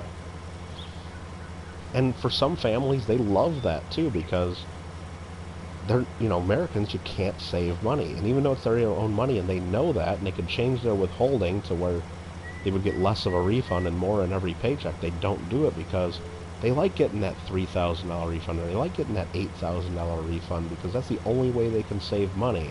And then they go on their family vacation, or they buy that pool for the house, or they do whatever it is. That's the only way they can save money. There's a lot of people in that situation. Live in ghetto near the tax talk and the local... Oh, dude, believe me, they spread the word for sure. Absolutely. And then there's a lot of people that game it too. Like, they'll come into the office and you know that they're married because they're there. They walk in, they see the rings on their fingers, and the kids are running around like idiots. And then you ask them if they're married. Oh, no, we're not married. We're not married. Oh, okay, really? Okay, because they know that the wife, for example, this is just a general situation. I mean, it happens a little different. So the wife will file single head of household, claim the kids, claim just a little bit of side income she made, like selling stuff on eBay, a little bit of money. She'll get like a $9,000 refund, not pay any taxes, and the husband will claim his W-2 that actually makes the money, or some cases, if it's a cash business, he won't even file at all, so he just basically cheats totally, and the family gets a good refund plus, and then the husband's. But if they did it as a combined return like they're supposed to, they wouldn't get any of those low income credits, and they lose probably $5,000 to $8,000 a refund. So now we're not allowed to prepare their returns if we know for a fact they're married. But look, I mean, if I ask them if they're married and they say no, I mean, unless I have reason to believe, I mean, personal knowledge that they are, I mean, then what can I do, But I've had clients slip up and sit there right in front of me, tell me they're not married, and then while I'm preparing the return, I hear them say, oh, ask my husband this, or ask my wife, and I'm like, husband, you said you're not married, and they go, oh, wait, we are married, is that a problem? Like, well, yeah, it's a problem. Now that I know you're married, I can't do your return this way. And I've lost clients because of that, because they want to cheat, and once I tell them I know that you're married, I can't prepare this way, then they go somewhere else and then tell them they're not married, and there's people that cheat, unfortunately.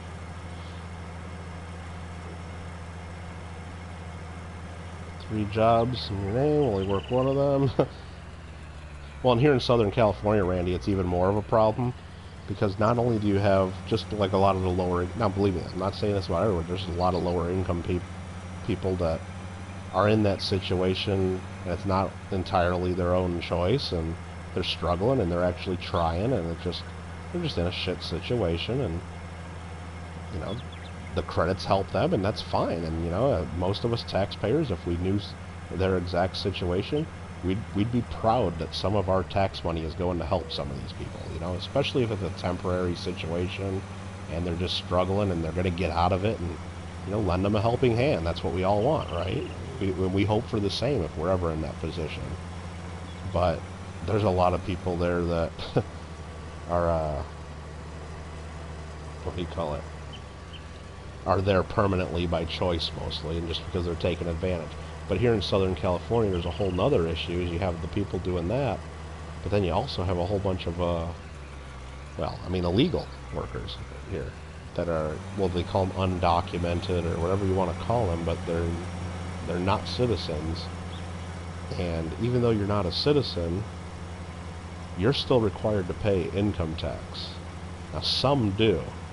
So I've done tax returns for a lot of these undocumented immigrants or illegal aliens, whatever you want to call them. It's the same thing. Just some people say one way is a mean. It didn't used to be mean, like say illegal or whatever it is. But I don't even know what you're supposed to call them anymore because everything's gone so PC. But Anyway, you're still required to pay income taxes, and many of them do pay income taxes because there's been a lot of proposals for amnesty or path to citizenship, and any of those talks of becoming citizens someday, absolutely the first thing they're to look at is, while you've been here illegally, have you been paying your income taxes? And if the answer is yes, then they're still eligible, or there might be a chance to become a citizen someday. But if, while you were here, you've been cheating the system and not paying your taxes, there's very little chance that those people will be welcomed in as citizens. So everybody pretty much knows that. So a lot of people get upset about all the illegal people and, you know, but most of them do pay taxes, believe it or not. Now, do they report all of the money they earn? Like a lot of the money's cash? Maybe, maybe not, depends on the person, but at least they're paying. But there are quite a few that don't pay too, so that's just a whole nother situation there. Anywho, you have 2 kids, construction company, trouble paying everyone. Yeah. That's stupid to file that way. Well, yeah, Randy, it's like, I mean, but they get away with it for years and years and years and years, Randy. Absolutely. I mean, there's people that, you know, I don't prepare any returns personally because it would be wrong, but I've heard of people that claim people's kids that aren't even theirs, or claim kids that aren't even, you know, that aren't even real, you know, just to get extra credits. There's people who do all kinds of shady stuff. And something that's actually allowed, which, believe it or not, so we have a lot of, like I said, a lot of families originally from Mexico, and some of them here legally, some of them not. So you would think, like, on your return for claiming dependents, it would have to, you know, that's where you usually claim your kids, or if, like, a grandparent is living with you or something, someone elderly, you can claim them as a dependent. Like someone you're taking care of. You'd think that would need to be, like, someone, like, in the house. No. There's families that get tax ID numbers for their family that lives in Mexico and claim them as dependents. So they don't even live here in the United States. They've never been to the United States, but they get claimed on these people's tax returns as dependents, and that's actually okay. Because these families send money back to Mexico, and they're supporting their family in Mexico.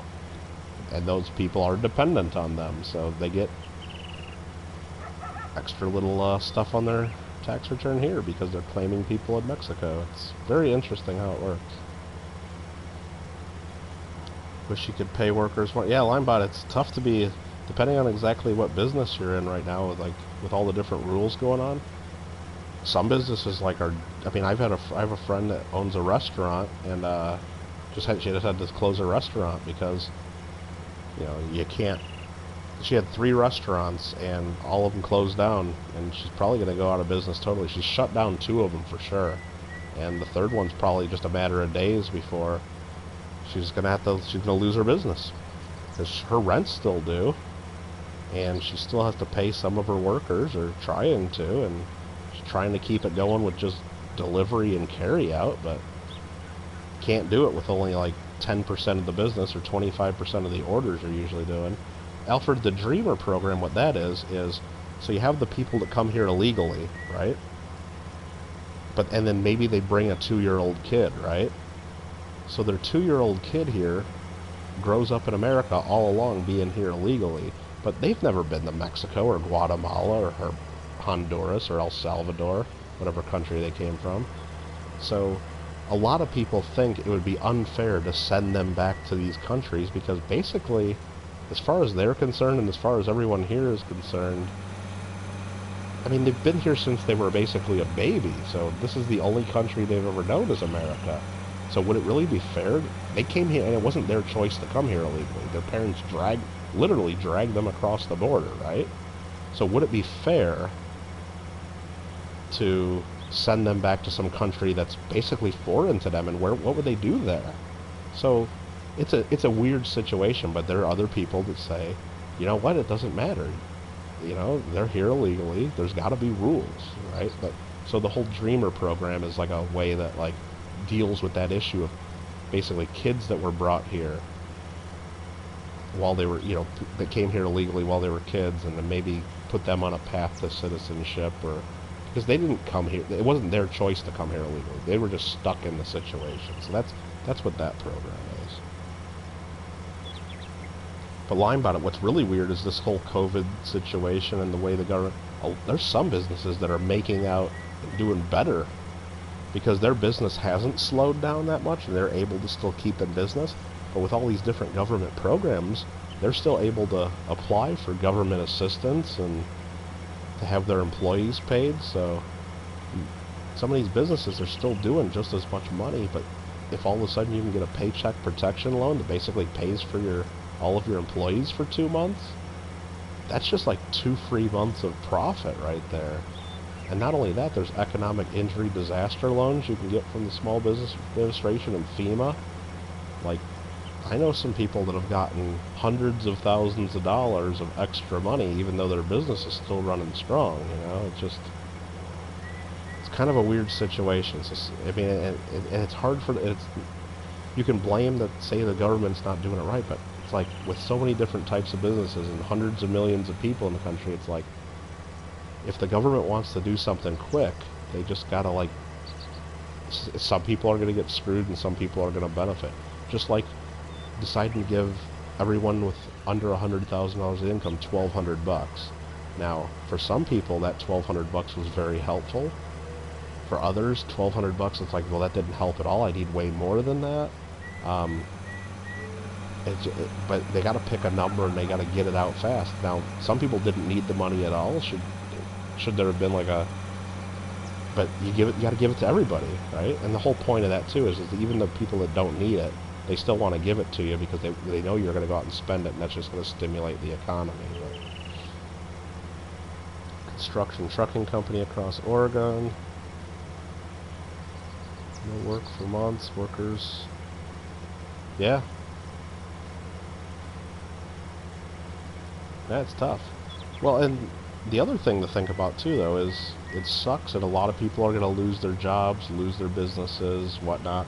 But when you look at the stock market's almost right back up to where it was before all this started. And the main reason for that, there's some industries that are just going to totally fail. Like the airline industry, there's going to be airlines that just go out of business because even though they're still flying and going around, they're maybe only selling 1 out of every 5 seats right now. It's like not many people want to voluntarily fly. And even if and that's not going to change tomorrow. I mean, that industry is going to hurt for a while. The whole tourism industry is going to suffer. So a lot of people are going to lose their jobs and businesses. But Wall Street, the whole stock market, remember, they're not basically based on what's going on right now. They look to the future. Because basically what a stock is, why is Microsoft trading at $100 whatever dollars a share? I don't even know what it's at. Well, that $100 is just a present value calculation of the future cash flows. It's the expected value of future cash flow. Present value of future cash flows is what it is. So they're looking to head to the future. And what the stock market thinks is, so what? It sucks. I mean, sucks for those people who lose their business, but in the long run, it's a good thing. A lot of people will lose their business, but you know what? Americans are great, and the new businesses are going to pop up. And you can kind of see that. So, for someone in Linebot's situation, if you lose the whole trucking business, I mean, it's not like you're just going to sit at home and do nothing. You're going to start something else, or you're going to have to go to work for someone. I mean, everyone's got to go do something, and people will adapt, and everything's going to be fine. That's basically what the stock market is saying. Again, it really sucks for the people that lose their jobs and lose their businesses, but the new businesses will come in and take those spots, and those people that have lost their job and business will find new work and new businesses. There's going to be some pain in the middle there, which some people are going through right now, some more than others, but it will shake out, and as far as the whole macroeconomic level, will be fine. The country's going to be fine. Even if this drags on for another year, it'll be fine. Now, individual people, when you go to the micro level, yeah, some people are going to suffer real bad, and that's not good. Canadian media didn't explain the Dreamer program that well. Yeah. Well, so Alfred, the way it works in America, which I'm just so you know, if you're born here on American soil, basically you can be a citizen. Now they say you're automatically a citizen, but if you're from another country and you're born here, you can apply for citizenship, basically. So that's why when people come here illegally and then have kids, their kids are citizens, even though their parents can be taken away, pretty much. That's kind of how that works. But the Dreamer program was like kind of a, you know, because there's a lot of people that think, yeah, if you came here illegally, you know, you knew you did that wrong, we're sending you back to where you came from. That's fine. If you were born here on American soil, you're a citizen, so we don't send you back. But there's those people that came here as babies or young kids. There's a little bit of a gray area where a lot more people are sympathetic to maybe letting them... Now, of course, there's a lot more hardliners out there, too, that say, so what? I don't care if you were 6 months old when you came here. You came here illegally, get out of the country and do it the right way, and it's your parents' fault, and you got to blame your parents. But there's a lot of more people that are sympathetic to someone that... And what it really is not the fact that they were just a kid. It's the fact that now that it's been, you know, if they were still a 6-year-old, people would probably be more likely to send them back. But we're talking about people that are now like 18, 20, 25 years old that came to America when they were like 2. Someone that grew up and went to the local high school and went to prom and went to, you know, college here in America and is now working somewhere. Only speaks English, lived in America their whole life. A lot of people wonder, like, how could you possibly send them someplace like El Salvador, where they've never been in their whole life, that maybe they were born there, but so a lot of people are sympathetic to that whole idea and don't want to just, you know, send all these people that came here as kids back. And, you know, I can understand that, but there are some hardliners that disagree. But now the big fight between the Republicans and Democrats on that, as far as I understand, is not whether you send them back to the country. I don't think anybody really wants, well, let's say the majority of people in both parties don't want to send the Dreamers, you can call it, or whatever you want to call it, don't want to send them back to their places of birth. The issue is whether you make them citizens. Now, the Democrats, of course, right away say, yes, we want to make them full citizens, give them the right to vote, because that's millions of extra votes that are more likely to vote Democrat than not. The Republicans say, yeah, you know, that you can stay here and pay taxes and keep living your life in America, but we're not going to make you a full-on citizen and not give you the right to vote, because more likely than not, those folks will not vote for that. So it's just an issue of whether you're going to let them vote or not. I think everybody agrees that they're going to stay here and pay their taxes and keep living in America. It's just an issue of whether they can vote. And it's a big fight over that. All the money kept up in business. Yeah, and that's the thing, Linebot. It's like, and you see that if I don't know if you have grandparents or great, whatever they were, but when you look back and you see the people that grew up during the Depression, like, those kind of people are way tight with their money. They don't like to spend money on things. They save a lot because they grew up and they know how bad it got. But then you got people that grew up in the 50s, 60s, and 70s and stuff, and it's like the boomers, you know, they don't save as much. They spend because they grew up in a really nice time and era of prosperity and things like that. And they didn't really have the hard time. So I think right now you got a lot of younger folks, especially growing up and seeing how bad things can get suddenly. I think it's going to change them for life, and they're going to be saving more money, and because they don't know when the next pandemic or the next big thing or the next time you're going to need to have like a year's worth of money sitting on the sideline and things like that. So that's what it seems like happened. It's like there's a lot of businesses that were, and a lot of people in America living paycheck to paycheck or deal to deal for your business, and then all of a sudden something like this happens and they shut down half the world. It's like those businesses unfortunately go first, and there were other businesses that were a little more old school and tons of assets and tons of savings and no real debt on the books, and those businesses could survive another 5 years of this, no problem. So it's going to change some attitudes as far as savings and things like that go, for sure. Stepdaughter hasn't worked a day in 3 months because of COVID. And that's right now, Randy, that's the thing with unemployment. It's like, unemployment, even in the most generous states in America, usually only gives you about half your paycheck, and that's if you have a low paycheck to begin with. Because they don't want you to be on unemployment and getting as much as you got while you were working, because then you'll never go back to work.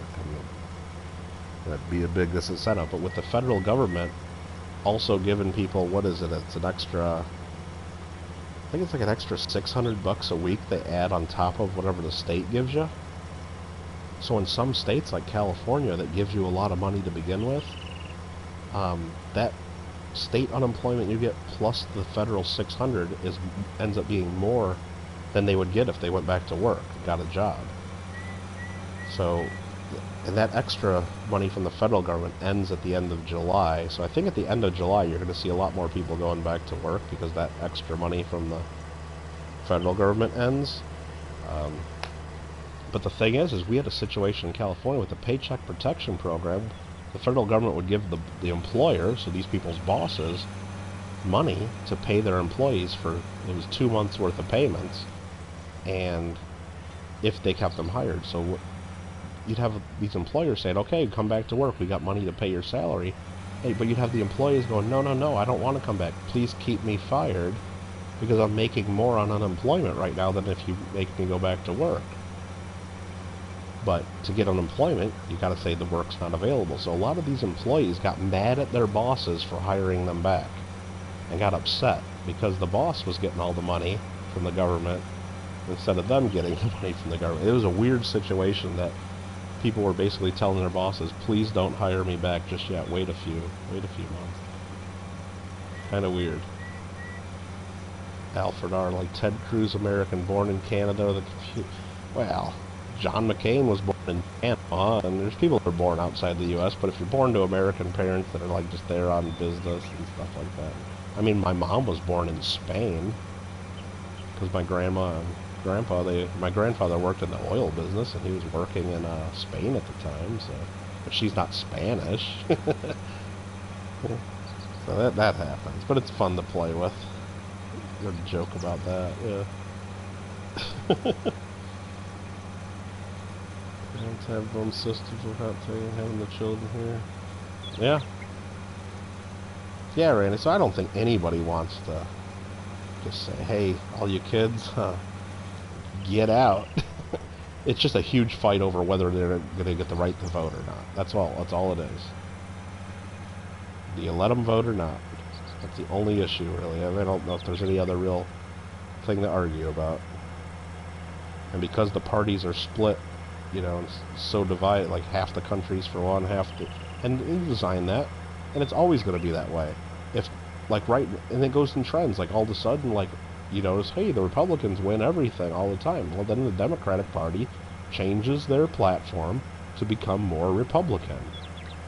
And then if you all of a sudden notice, well, shoot, the Republicans are losing everything, and the Democrats are controlling of everything, and nobody's Republican anymore, well, the Republican Party will change their positions to become a little bit more democratic. It goes in cycles.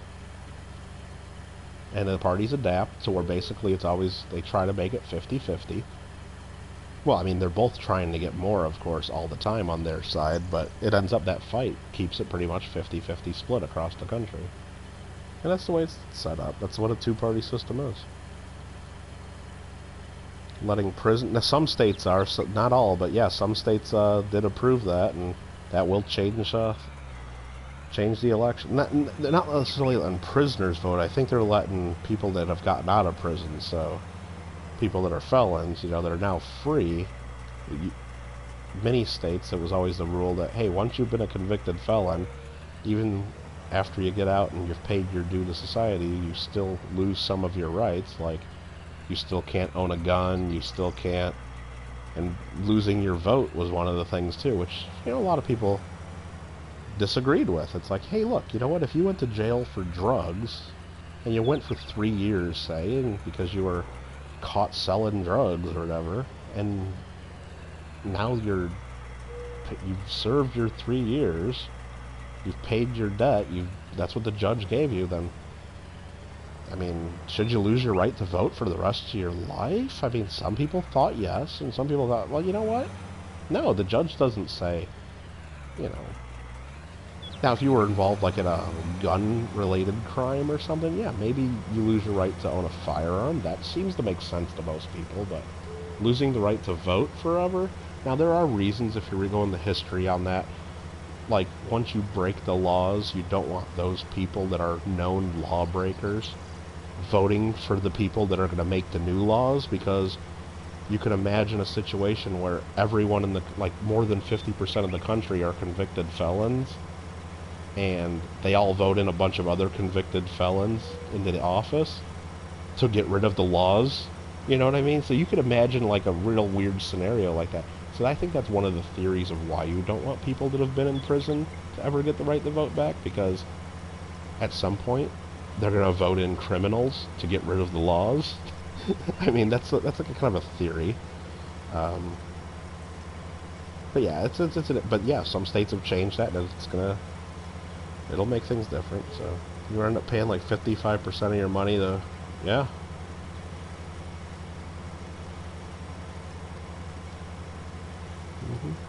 Well, right now, I think, Randy, that extra I think it's $600 a week. That extra money for unemployment from the federal part that gets added to the state unemployment. That, I believe, that ends at the end of July, so there's only a couple weeks left of that. But the people in Congress, especially the Democrats, of course, they're saying, "Oh no, we need to extend this. We need to extend that." And I think there's some on the Republican side that realize, yeah, you know what? There's a lot of people still out of work, and we might need to extend it too. But I think the Republicans are less willing to extend the full amount because they know a lot of people are getting paid more to sit at home, and they want, and basically that's the other theory. It's like all this stuff is, it's so political, this whole, like, whether you open things up, because right now there's a huge incentive. You got an election coming up in a few months, and one party wants everything to stay doom and gloom because that's bad for the president and the current president, and one party wants everything to go back to normal because that would be good for the current president. So every decision that's made by the powers that be from now on, you got to kind of put on your skeptical hat there and say, is this the real decision that they would make? Is this what's really best, or is this just politics? Is this just to help their guy win? You know what I mean? And you could see that with the president making certain decisions. Now, is he just doing this because he wants the economy to get back up quick so he has a better chance of winning? And you can see it with the Democrats. Are they just doing this to keep things like with the whole issue of, like, do kids go back to schools? Are they keeping it bad just to make the president look bad? And you don't know the right answer, because, I mean, there isn't a right answer. We don't know what's going to happen, but it's just so much politics involved. It's sick. Z-Top, what's going on? Trump 2020. I believe once you do your time, you shouldn't be limited on any more rights. Well, yeah, but you could imagine this scenario, like, if more than half the country ends up being convicted felons, and say we were just like one of those, like, crazy movies, like, about the dystopian world, right, where everybody's been to prison, we're all crazies, and couldn't we just vote in one of our crazies to be the leader and just get rid of the Constitution at some point and get rid of all laws? Well, that's the reason they don't let that happen. One of the reasons, not the only reason. But then there's other crimes, like, yeah, once you've been a sex offender, you serve your time in prison, but once you're out of prison, you still have rules. You can't go to your schools and you can't be around kids or something like that, right? Or once you've been convicted in, like, a gun-related crime, like armed robbery, yeah, maybe those people shouldn't be allowed to own guns anymore. So there's certain things that. But yeah, it does. I mean, I can see the other side of it too. It's like once you've served your time, then maybe that should be it. You get all your rights back. But I guess that's the amount of time that you get put on you is also. It's not just that. It's also restrictions of certain rights after. I mean, I guess if everybody knew that you get all your rights back, maybe people would be serving a little longer. I don't know. It's kind of weird.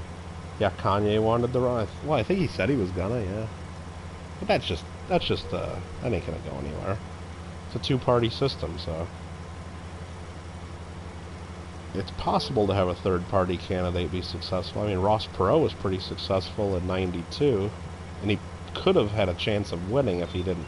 If you really read into that, he quit halfway through because people were getting a little too, the media mostly were, and the other candidates, they were attacking his family members too much, and he didn't like that, so he got out of the race, and that made him look really weak, like he couldn't handle the pressure of people poking into his family, and then he got back into the race, and he lost a lot of following there. But as of right before all that happened, if you looked through all the state polls, he was leading in a lot of states. Ross Perot against Bill Clinton and George Bush Sr.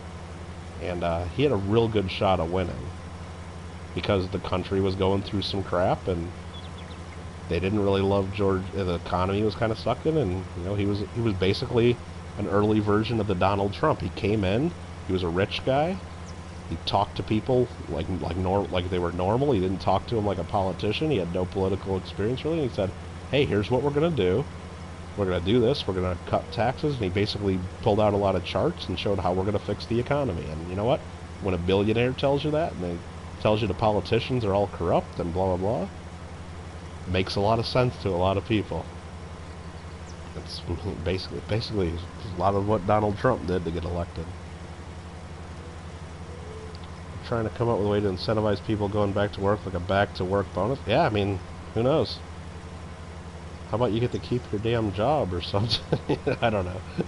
I mean, I understand it's tough, but it depends on the industry, and that's the thing. Some industries probably need that kind of stuff, and rightly so. Like if you're in a, I don't know, I guess what industry, like you work in a restaurant or something. I mean, you might need a little extra money because look, you just can't show up to work in your normal, you know, maybe you gotta buy masks, and maybe you gotta buy more hand sanitizer, or maybe you gotta do something special, like, I don't know, maybe there's more stuff you gotta do to keep yourself safe, and maybe you need a few extra bucks to help cover some of that, depending on what industry you're in. But some industries, you don't need anything, so, but you know, the government, they just don't have time, and it's just too much of a, everything's so much of a fight between the two parties, because everything's so close. They would never be able to get through and agree that, oh yeah, these workers should get this much of a bonus, and then this group of workers should get this. They just got to do like an all or none thing. So some people are going to get screwed, some people are going to get a bunch of free money, and it's kind of the way it is. Save in Canada, Liberals have minority and extend. Conservatives want to open up. Changes want to have another election. Yeah. Well, and that's the thing, it's like, but, and one of them's ended up being right, you know, it's like, I don't know, it's just, you don't know what the real facts are, and I don't think anyone really knows, because it's like, I don't think we really know exactly how much, you know, how much longer this is going to go on, or how bad it really is, or, it's just tough to know. I mean, I know one thing, like in the coin industry, for example, here in Southern California, all the coin shows pretty much were canceled starting in the middle of March, and everything through October right now is still canceled. There's a couple shows scheduled for November and December that are not canceled yet. Because here in California, they basically told us anything that's a public gathering indoors is canceled. You can't do it. So no churches, no anything. Except, I guess, if you go to Walmart, because Walmart's open and Target's open, which a lot of small businesses here are defying those orders. Like, there's a massage parlor, not one of those, you know, Asian ones that, you know, old guys like to go to. It's just a regular, legit massage place next to the grocery store where I go to. And they opened up a couple weeks ago when things started opening up in California, like when hair salons started opening up. And now that they've closed everything down, they're staying open. They said, you know what? If we can't stay open, we're going out of business, because, you know, we can't close. Because if we close, we're closing for good. So they're just defying the state rules and county law right now, and they're staying open. You know, and they're saying, you know, it's up to us and our customers whether we want to get together and do business. So it's kind of crazy. And some businesses are in that position where it's like, you can't tell me I can't work, because if you tell me I can't work, then how am I going to put food on the table? How am I going to pay my rent? But yeah, so for coin shows, it's like everything's closed through October, But other states, they're having coin shows, and I don't know, is that the right thing to do or not? I don't know the right answer. I know that Las Vegas, they had a coin show last weekend for 4th of July weekend, a small one. It was only 15 dealers. They were all spread apart. Everyone had to wear masks. There was hand sanitizer everywhere. They only let, I think, 25 people in the room at once to shop, and they were only allowed to be in there for up to an hour. So everybody was spread apart, taking precautions. Well, where are we? We're 10 days later, and one of the dealers that's at that show is now in the hospital fighting for his life because he got the coronavirus there, and there's other people that have gotten it and have been sick and not yet quite hospitalized, but even with all the protections and, you know, precautions taken, that stuff spread around. Now, did he get it right there in the coin show? I don't know. Did he get it going out to dinner later in Vegas? Did he? But anyway, he got it somewhere in Vegas, and now he's in the hospital. So, I mean, so for him, it obviously wasn't a good idea to go to a show.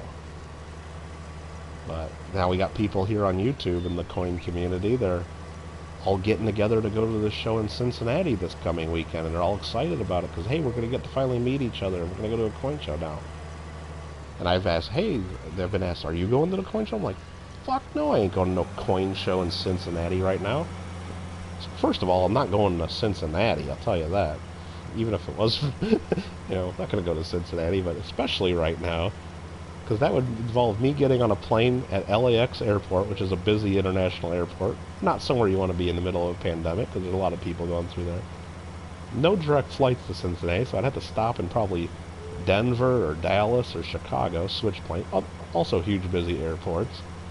And then I had to find some hotel in Cincinnati and be traveling in Ubers or rent a car. All things that you're probably not supposed to be doing right now if you're trying to avoid social contact. And then to get together with a bunch of people from all over the country? No, not going to happen right now. Sorry, guys.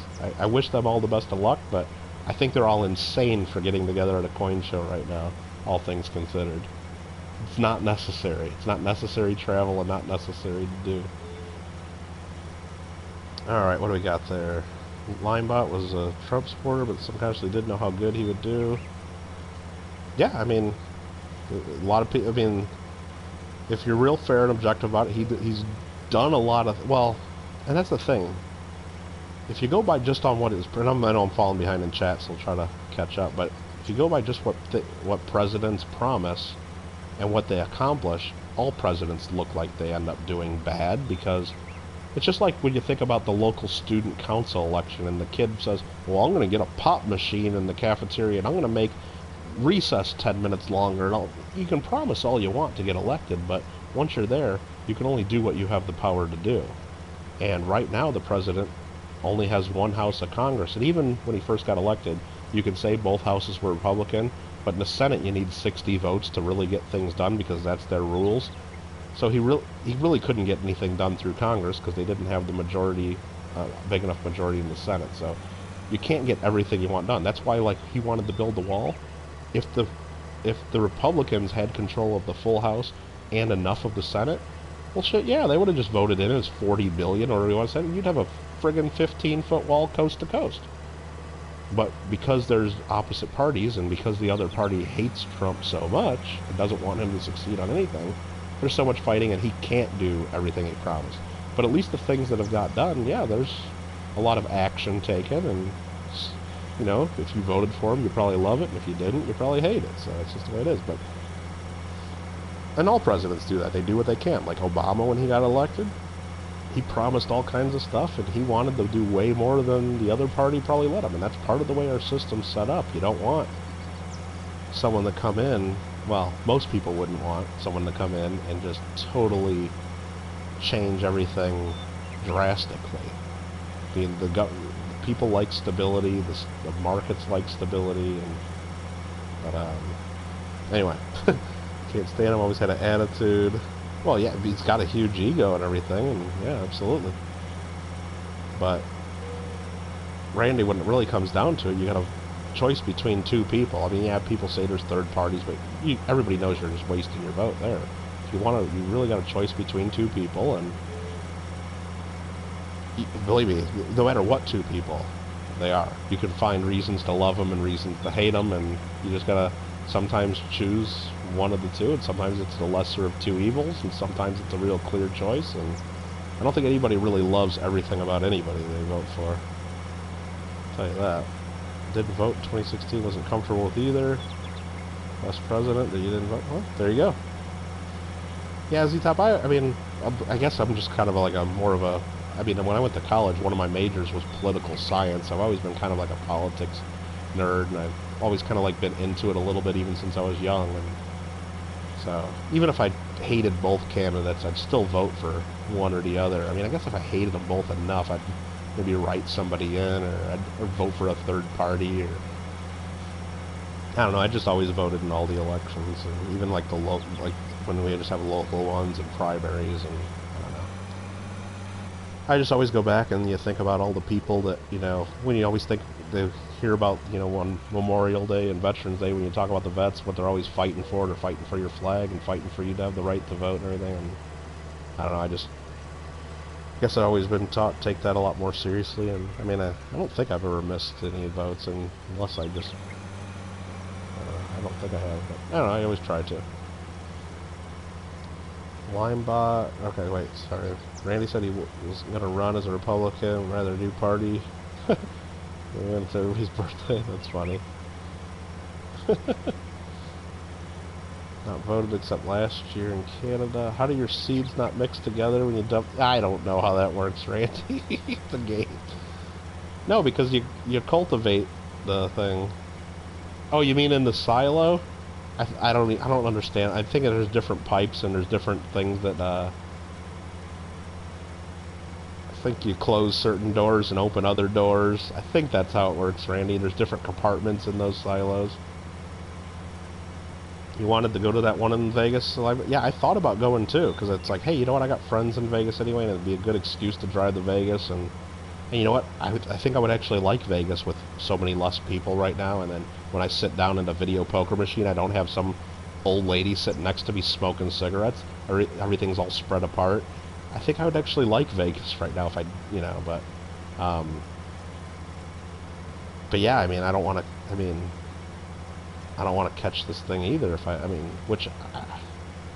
mean, how, you don't know. I mean, you got some people saying, oh, it's not that big of a deal, and and even if you get it, but it's like, you know what? There are people dying out there, and that's a fact. I mean, whether they're dying of this or they're dying of other stuff anyway, and they're just classified as, there's a big argument about that too. And I've heard that from people that work at hospitals. It's like, anybody that comes in that's sick already, or they might have other stuff going on, like you might die of a heart attack, or you might have, you know, other issues, you might have pneumonia, you might have stuff, but if you also test positive for coronavirus, they say that you're there for coronavirus and that you die of corona, because I guess the government gives you extra money and funding and stuff to like help take care of that stuff. So I guess, from what I understand, the doctors and hospitals are being pressured to call everything coronavirus because they get more money for it. So the numbers might be off a bit, who knows, but even if like you're there for other conditions, this ain't helping, and it's making it, you know, I don't know. Haven't seen you in Dinosaur Land? Nah, yeah, I just haven't been playing anything for the last week now. I've just been busy doing tons of tax work with the filing deadline tomorrow. I probably shouldn't even be on here right now playing. But yeah, I don't know. After this week's done, pretty much, and I get through all this, I'll probably have a little more time. Alfred's like, I got a pop machine. If Trump keeps wanting the U.S.-Canada border, you might have to build your own wall. That's funny, Alfred, if you play the, what is it, game? Not the first South Park game, which was the Stick of Truth. The second one, which is called the Fractured But Whole. Like the first game, you could actually go to Canada, and that's part of the game and everything. And then this time, the map's pretty much the same in the game. You end up going up towards Canada, and there's like a huge wall built, like, and you can't get into Canada because they build a big wall or something. It's kind of funny. And there's like a Canadian on the top of the wall saying, nope, you can't come in. Later, buddy. See you, guy.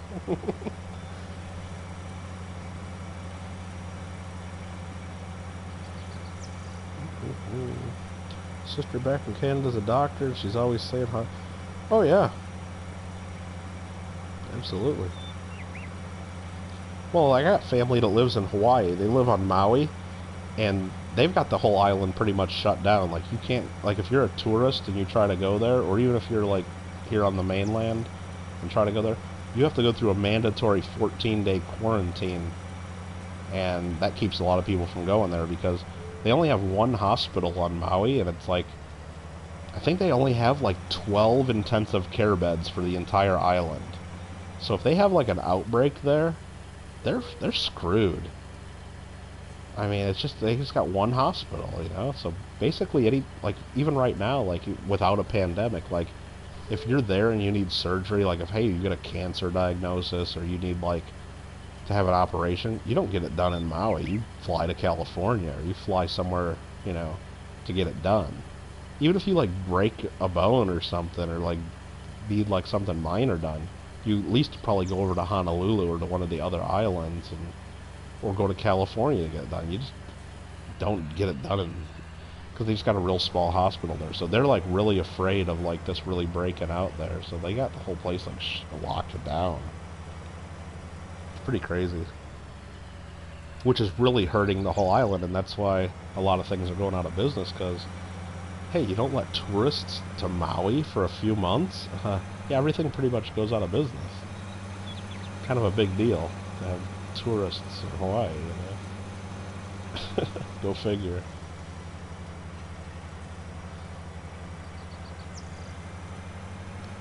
Pretty crazy stuff, but that's the thing too. I mean, people really get so worked up over, oh, is this guy going to be president, or is this guy going to be president? And at the end of the day, it matters, but does it really matter a ton? No. I mean, because really, like you've seen, now, even the people that were, like, deathly afraid of Donald Trump that threatened to move to Canada, sorry, Alfred, they were going to move, they wanted to move up where you live, believe it or not, even though you probably wouldn't have let most of them. They never did. Nobody moved to Canada because, you know, the president can only do so much, you know, there's checks and balances, and if Hillary would have became president, sure, the other half of the country would have been freaking out like the one half of the country is about Trump, but you know what? Would she have gotten everything done she wanted? No. Now, would the wealthy people be paying a little bit more in tax? Probably. Would it have been an insane amount more? Probably not, because the government was still split government, you know? It's not, you know, they got to agree to do certain things, and you got to make deals, and you just can't go through and make a huge change unless you get like a really big majority in each one of the houses. Then you can pretty much go crazy, but then even then you have the Supreme Court to kind of keep things in a little bit of balance. That's a little bit more of a longer term thing. So it's really hard for someone to just come in and change everything, and, you know, enough to really affect everyone's lives drastically. So yeah, the people that love Trump right now, they're loving it. But while Obama was around for 8 years, they didn't like it for the most part. But they were fine. You know, for the most part, yeah. Did we have to pay a little more for our health insurance? Did you have to, because, you know, made the Obamacare, and even though it made the prices go up so much to help cover all the other people that were getting subsidized? Yeah, sure, of course we paid a little more, but did it change the world that much? Not really. I don't know. Toronto is worst hit part here. Ottawa isn't nearly as bad. Have the past few days 100 or less cases. Yeah, Alfred, that's not too. I mean, but yeah, you can see it can grow pretty quick, and it definitely is growing pretty quick here. But then it's hard to know what the heck. And they say it's a lot of younger people getting it now, and it seems like, from what I understand, a lot of it has to do with everybody, you know, going out and rioting and protesting, whatever you want to call it, and getting together, and that helps spread it quite a bit amongst younger people, and then they take it all home and give it to their parents and grandparents, and those are the ones that get real sick off of it. And so that didn't help, so that's why it spiked up a bunch, you know, a few weeks later where we're at now, and I don't know. But, But then you got other people saying, well, yeah, the numbers are spiking up because, well, shoot, we're testing a lot more people now, and those numbers also include a lot of people that have it, but they're not real sick. So the numbers are a little, you know, some people can take that number and go, oh my God, look, there's 4 billion people or 3 billion, I don't even know what the number is anymore, that have it, but really the percentage of people dying is, they say, is going down because they're testing more people and more people are getting through it. And then you got to see the news, and that's another reason the stock market went up today, is because, yeah, they came out with a report that says one of the vaccine trials is showing really good results, and now it's going into phase 2 of the vaccine trials where they test a bigger group of patients, and so that's looking good. So it seems like the doctors are real confident that within a year or so they'll have a vaccine. Now, that's still a long time, because remember, we've only been going through this, what, 4 months? So to add another full year or so, I mean, you got to assume that when they say year or so, they mean at least 12 months or more. That's not good. That's a long time. But even before they get to a vaccine, they're going to have treatments. Like you had, what, everybody flipped out when Trump said he took that hydroxychloroquine or whatever it's called, and like, but yeah, there's studies that show, and there's doctors that believe that that does help out a little bit. And then, you know what, before a year comes, you know, before they actually get to a vaccine, they'll find another drug that maybe helps a little bit more. And then they'll find another, there'll be some sort of a treatment way before a vaccine. That's what always happens. So. And honestly, they might never get a vaccine. There's stuff out there we don't have vaccines for, even, you know, but they'll have some kind of a treatment. And until they have a good treatment to where most people won't die. So I mean, like right now, if there was a good enough treatment to where we know that, hey, look, even if you catch this, hey, you know you're going to get sick and you might have to go to the hospital, but you're not going to die because we have this good treatment, you're not going to have to go on a ventilator, then everybody would be fine with that, you know? So until that's here, then people are still going to be freaked out, and we're still going to have to social distance or whatever you want to call it. It sucks. And you had people drinking pool. I don't think people were really doing that, Alfred. I don't think people are that dumb. Nobody was injecting themselves with Clorox because the president said that it would be cool if we could do that. No, I don't think anybody was really doing that. Nobody was shooting rocks. That's fake news, Alfred. I'm not going to let you spread fake news. Oh my goodness. These are funny.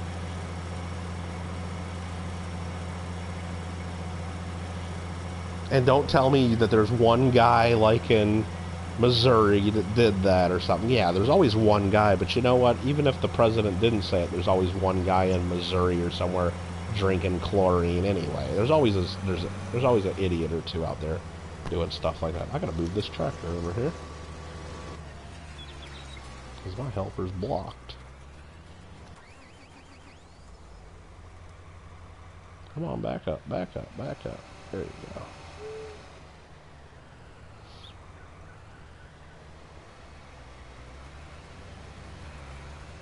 He tried backing right up into me again. See that? But Trump said I could shoot some Clorox into my veins because Clorox kills viruses. No. I don't think that's what he said. I'm pretty sure that's not what he said.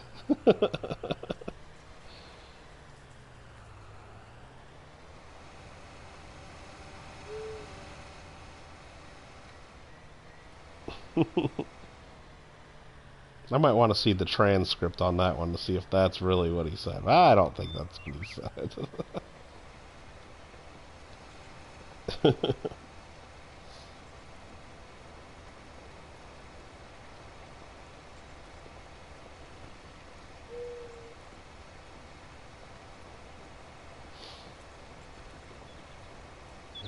That guy's doing that. Looking good.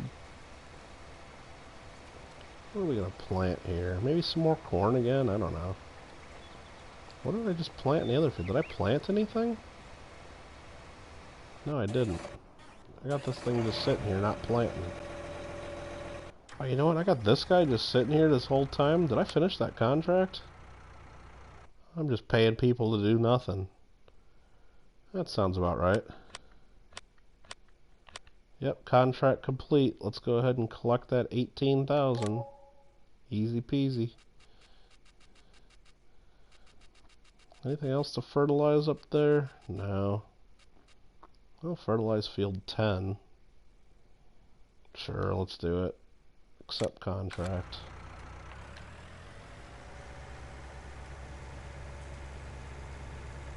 Invest in pool stores in Missouri. Lady Kid's like, politics again? No, we weren't talking about politics, were we? I don't think so.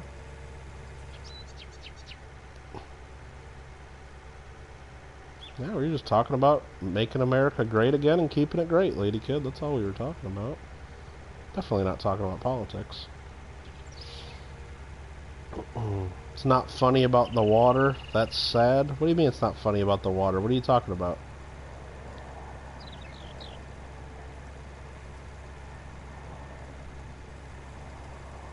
I don't know what you're talking about.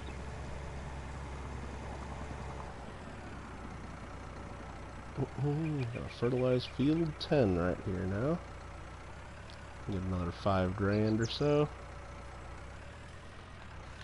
Turn that guy on, and there you go. I don't have access to this land. Field 10. Oh, shoot. I thought I was supposed to do a harvesting contract. This is a harvesting contract. Damn it. I gotta bring the harvester over here. Alright. We're only talking about the benefits of pool cleaning products. Oh, we were talking about Clorox, yeah. Everything we eat and put into our bodies is poisoning us.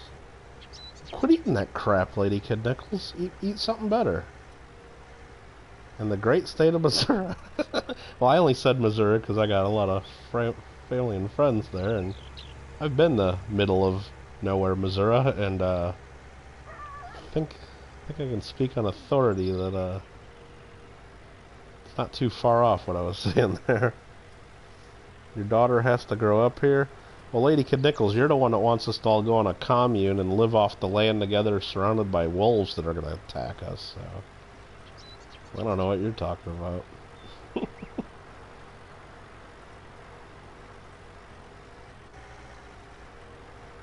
I don't know what that's all about. Alright, let's go put this guy back where he belongs. So just leave him around. Pigs are looking good. Got bacon on demand right there.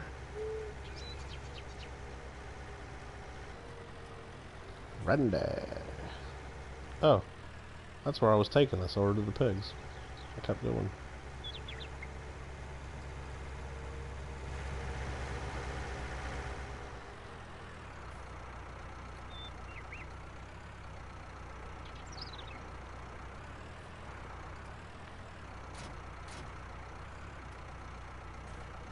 Perfect. Helper I is blocked by an object. Well, that sucks, Helper I. I guess I gotta figure out who that is.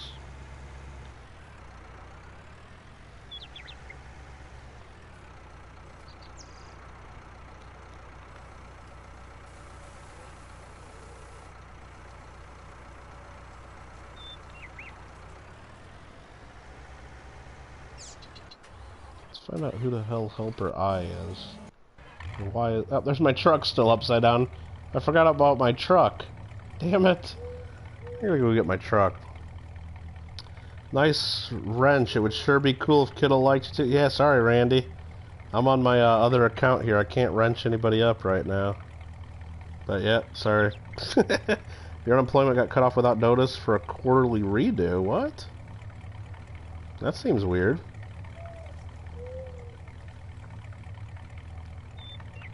Yeah, I don't know how that happens. Watch a documentary about these Mennonites settling in the middle of the Amazon rainforest. Oh, weird. It only gave me a wrench, so clever, and I wouldn't... Yeah, I didn't want you guys wanting you to time anybody. Oh, look, there's actually a dude. I'm actually in the truck upside down. That's funny. Does my horn still work? Totally. Yeah, it's stuck, so... Alright, this guy filled up with just that much left of the field. That pisses me off. Come on. So we're gonna empty this guy. Exit the vehicle and kick it? Well, then my foot would hurt. That's not gonna solve it.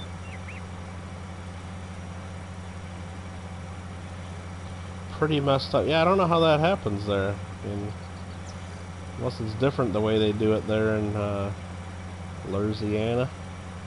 Oh, this is the guy that's blocked. You son of a gun. Well, here, let's just make a mess of this. Let's plant... I don't know. Let's just plant... What are we gonna plant? Hell with it. Let's just plant soybeans. Sure. Lower this, turn it on, and get it planted. Sure, that's good enough.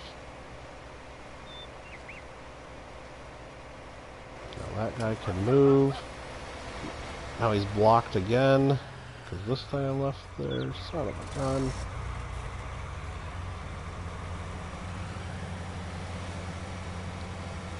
Got Kittle to go down the waterfall. Learned he could drive on it, then he decides on his own to drive off the hill. I don't know, I'm thinking there's some contributory negligence on your behalf, Randy. So I think we're both liable. We just need the courts to determine what percentage each person is liable. I think that's where we stand. I don't think it was totally my fault. So you must have filed too late on Saturday because it didn't happen. Really? I mean, here in California, it's like once you're on it, it's pretty much like you have to pretty much fill out the paperwork to be off of it, it seems like. That's my understanding from people that have been on it, so.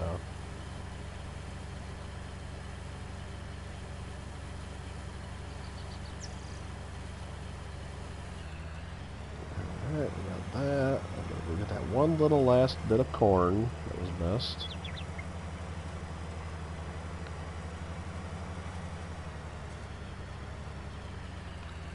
Fajni, is that how you say your name? Hello there, how are you?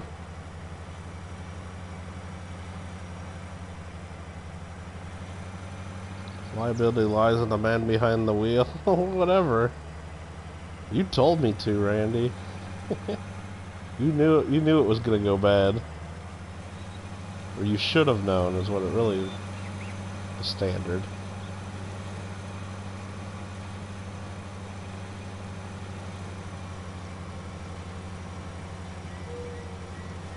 So, you have to file every week.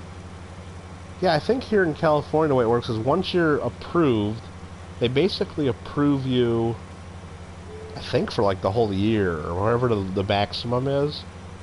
And then you have to certify each, I think it's every week or every 2 weeks. You just have to like basically verify that you're still unemployed. So you have to fill out like I think it's all online now even, and you have to just fill out saying, I guess that, yeah, you're still not working, and that you didn't make any money, and I don't even know what all the questions are. And then probably, I know you used to have to say that you actually looked for work, and that you used to have to, I think, because I've had friends that have asked if they could have my business card to like say they asked for a job, and that I told them no. I'm like, no, you can't work with me, and say yes. See, there you go. I just asked you, and you said no, and then that would like get them another week of unemployment, I guess, because they asked for work and I said no, and because I'm not hiring. I think something like that. So I think you used to have to like list out all the places you applied, but with this coronavirus, they don't even make you do that anymore. They don't even make you look for work because they know like there's not as many people out there hiring. So I think there's just a bunch of boxes you check to say, yeah, I'm still unemployed and I'm not making money, so keep sending them the checks. And they don't even give you checks anymore. I got a friend that's on unemployment right now because it's available, and yeah, they just give you a debit card now. They don't even give you a check. Whoa, get in here. There you go. So you missed a week there, Lady Kid, but does that mean can't you just file again the next week, or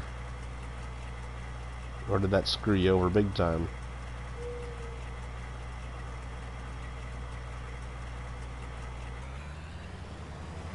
I mean, because if you can't get back on it the week after or something that's really bad, but if it's just a matter of waiting a week, then it still stinks, but...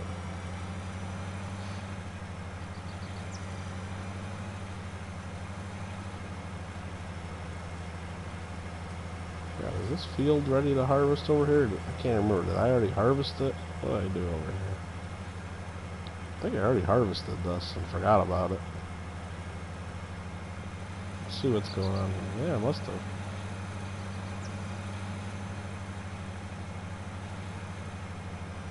Let's make sure I didn't miss any spots.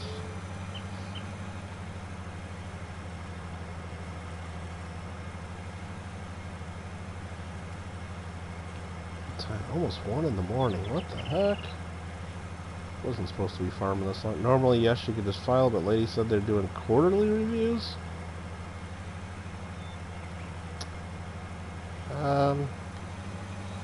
And there's like no you can't just file it late and say, hey, look, I got a 19-month-old. I just couldn't get it done, so here's my paperwork. Seems a little harsh that that's the answer, you know?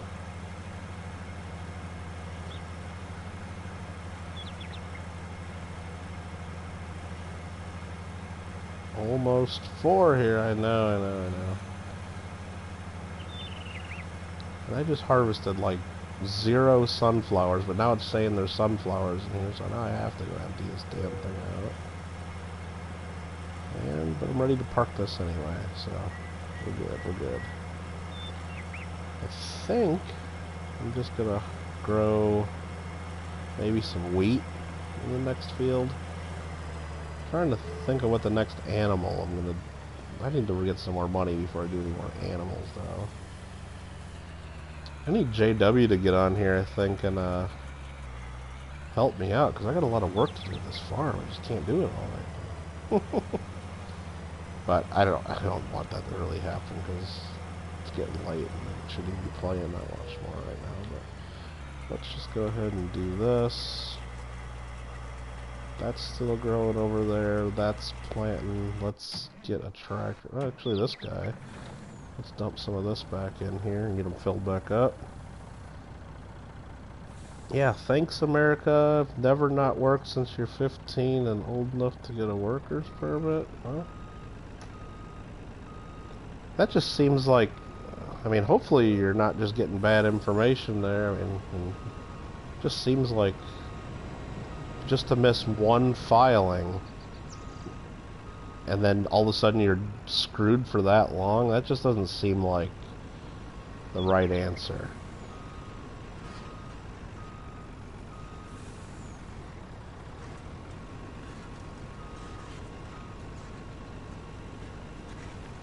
Come on, line this crap up a little better, why don't you? There we go, that's good enough. Fill up that truck. This guy's cultivating. This guy's planting stuff. That I don't need. And what I need is another tractor, because this tractor sucks. I should just run this tractor over a hill and... Actually, what I'm going to do with this tractor? I'm going to get my truck. This tractor's good enough to bump into my truck, I think.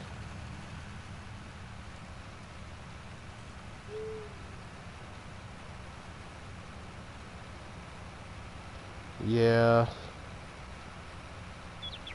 Well, they weren't playing... They were just playing like a private thing. They weren't playing on a... What do you call it? They weren't playing like online or anything. What is this? What's going on in this field? What is this guy doing? Oh, that guy was just turning around. Okay. Yeah, they were doing like a private, like, test run of, like, playing together. Took you the entire day to reach someone. Oh, that sucks. Yeah, but even if she... That's what I mean, though. If you weren't... If you talked to someone that just didn't know, and they thought they knew, you know... It just... I just don't think... I mean, if... It just seems like a really harsh result. And... It just doesn't sound right, you know what I mean? It sounds like, well, yeah. Like, think about it. Even like if you... Like, right now, we're doing a lot of tax return and stuff. like, even if you don't file your taxes for a few years, like, you can always, like, file them late and get them done and get, you might pay a little interest and penalty, or you might lose a few bucks here and there, but it's like, it's not like, oh yeah, it's too bad, it's done, you know, it's like,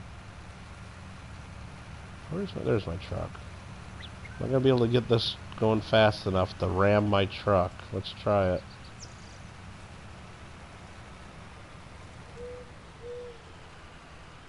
Well, oh, am I stuck on my truck now? No, okay. I don't want to ram it too far in that direction. I don't want it to go into the water. So let's go up here and get a running start.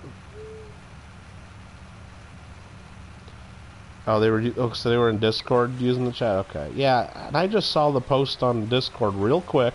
So I was in the middle of a bunch of work, and I just saw like I was tagged. So I looked real quick, and all I saw is, hey, if you, like, looked like I saw farming later, and then I saw JW. So I just assumed, you know, wrongly apparently, that it was going to be on like JW's channel. So I just waited until I saw JW go live.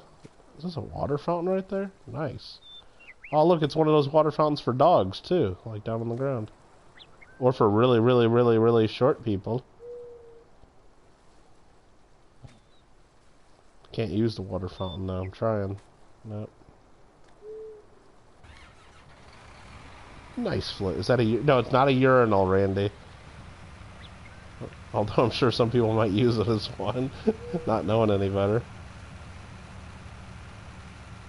It's for dogs.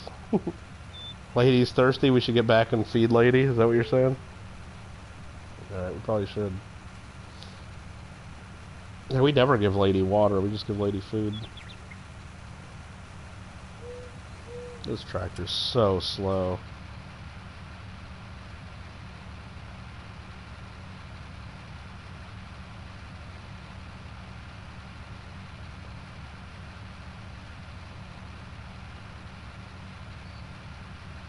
Well, and I gotta get that harvester over to that field because I screwed up and thought I was doing a fertilizing contract, but I agreed to a harvesting contract, so I should get that going.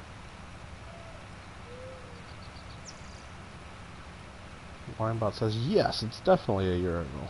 At least urine is sterile, probably better than the tap water. Help yourself, Lady Kid Nichols. I mean, I'll drink the tap water, and you go for that if that's what you want, but I don't care if it's sterile or not. I'll drink the city tap all day long. I think U.S. and Canada's borders need to stay closed. Yeah, I mean, really, but closed for what, though? I mean, closed to just people, tourism, and people just, yeah, probably get rid of all the unnecessary travel, but if people are, you know, if it's trucks bringing goods and stuff back and forth that need to get to people, then I don't see why that would need to stop. I mean, that could be done safely, you would think.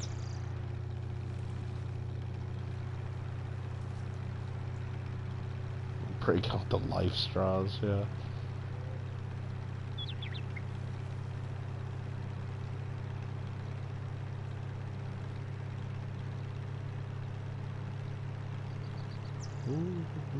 Let's go park my truck right about here.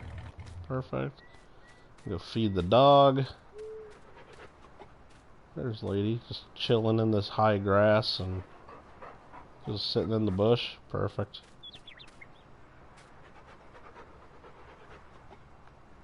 Give you some dog food.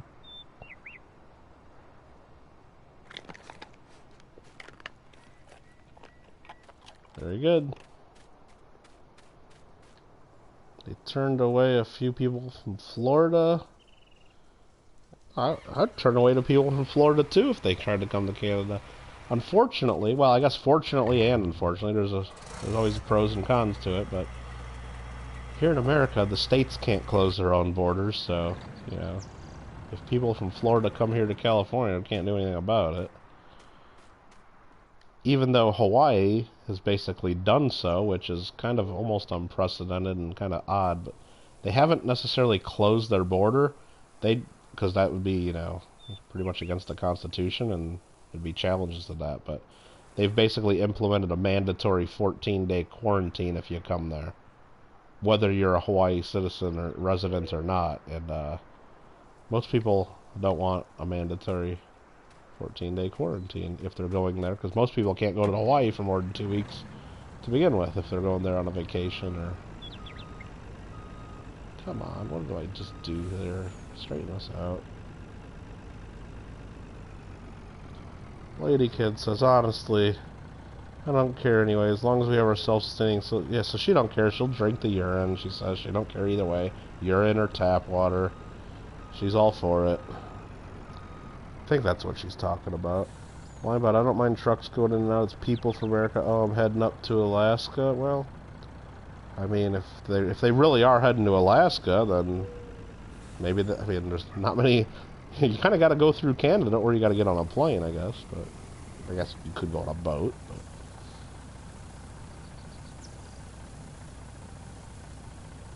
But.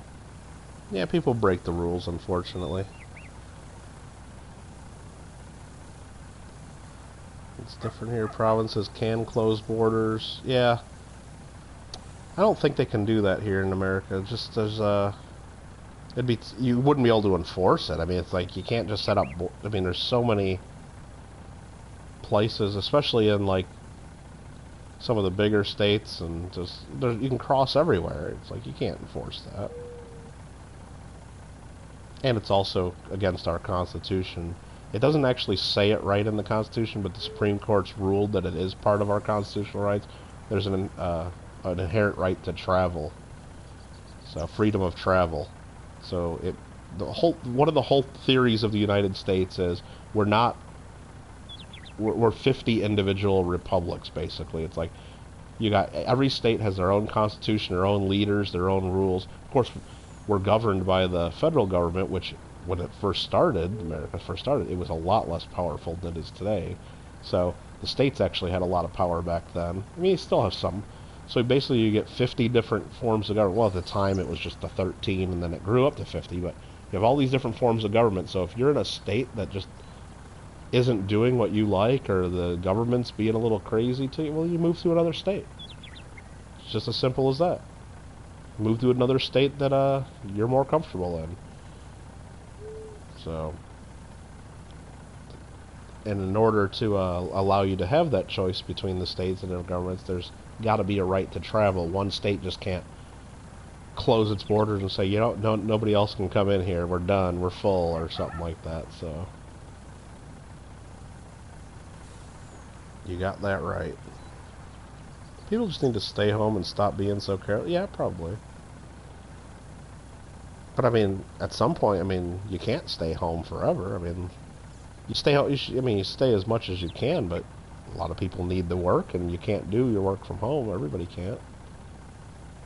Or like, you need to go to the grocery store. You need to do this. There's certain things you got to do. You just gotta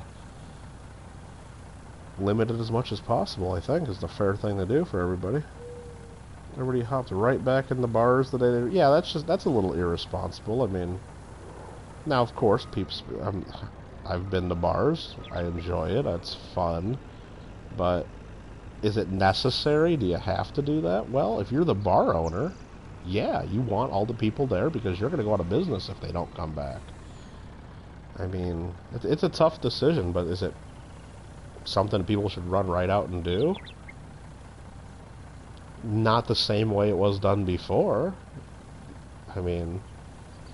And that's the thing here in California, they opened up restaurants to like, what do you call it? People to go inside the dine briefly. I think it was only open for like a week or so, and then they closed it again. But in the meantime, a lot of the restaurants, like we have a couple restaurants in like, it's like a mini mall like area, like has our grocery stores and a bunch of little shops.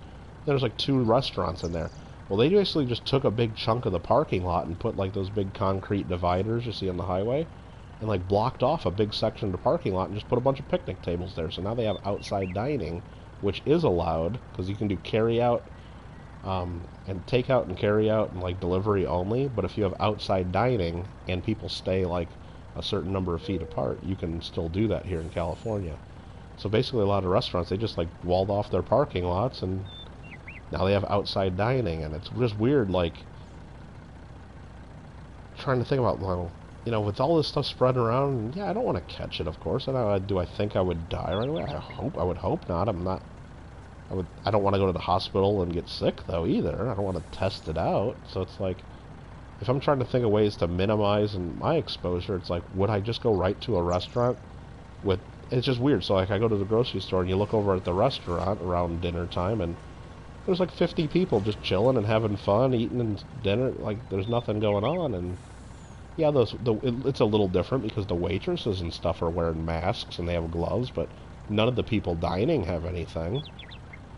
So it's like, would I really just jump into that? It's like, I don't know. I don't know if it's necessary. I mean, do I want to go to restaurants with people? Of course, you know, it's great, but just because it's permitted, it's like, I don't know.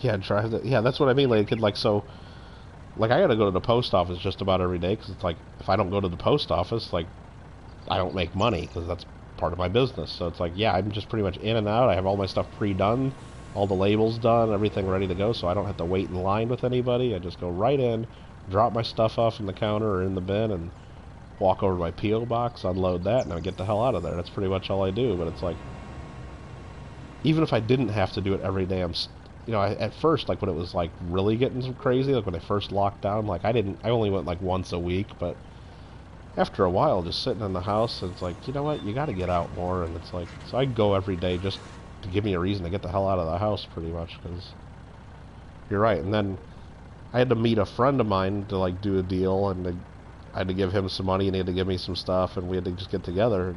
He lives about 40 or 50 miles away. We were gonna. He offered to come out my way. I'm like, no, I insist. I'm coming out your way, because I haven't like been on the damn highway in like a month. I just need to get the hell out of here and drive for a little bit. So yeah, I understand that.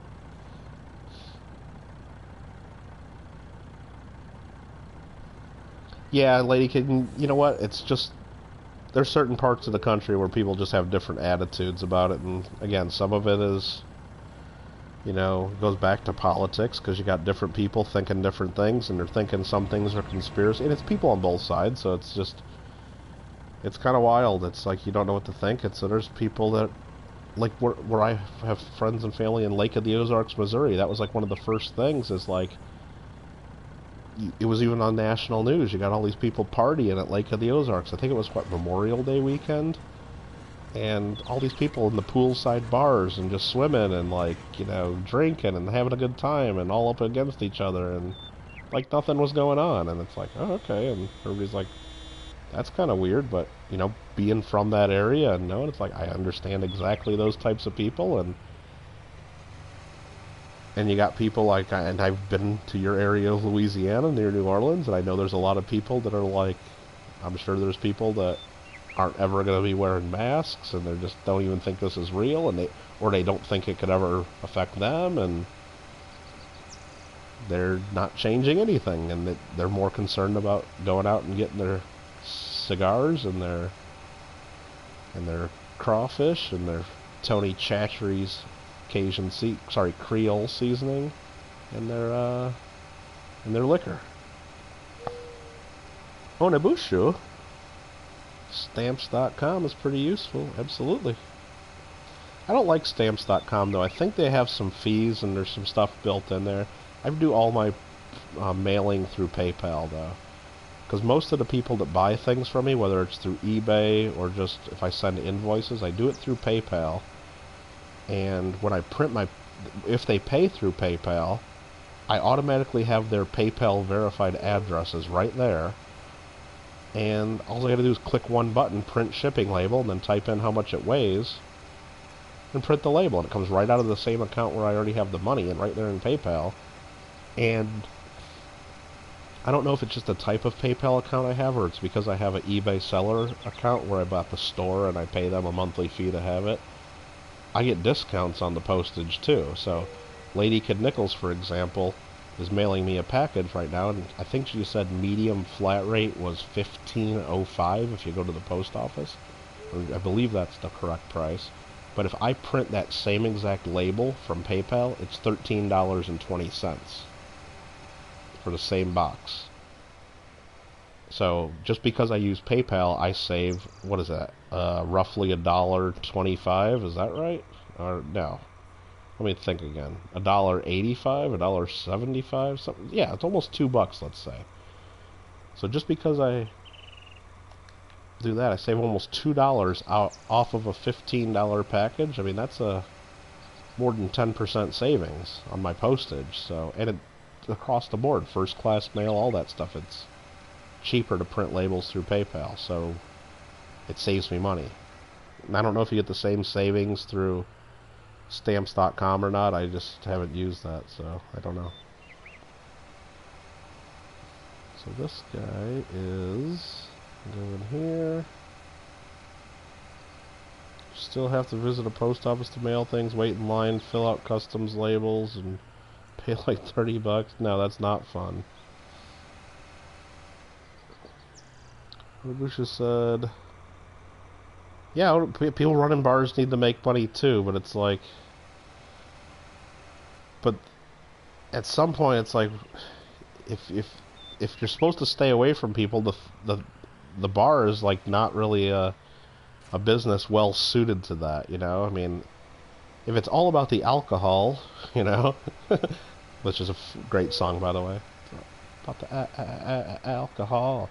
But if it's really all about the alcohol, then go in and get your drink and leave. I mean, there's been some states I've seen, they actually allow you to do carry-out liquor from a bar, which, you know, that's never been allowed really in most places, because you don't want people getting right in, you know, oh, where am I showing? I'm going to get this thing over here. You don't want people, you know, taking out liquor and then getting in their cars, but there's been places that have allowed that now, because otherwise bars fail. But I'd say most people aren't going to the bar only for the alcohol. They're going there because of friends, or going there to, you know, shoot pool, or to talk to people, or try to pick up a girl or a guy, whatever you're interested in. And there's more to it, and all those parts that are more than just the alcohol are not things that we're probably supposed to be doing now. So it's kind of crazy.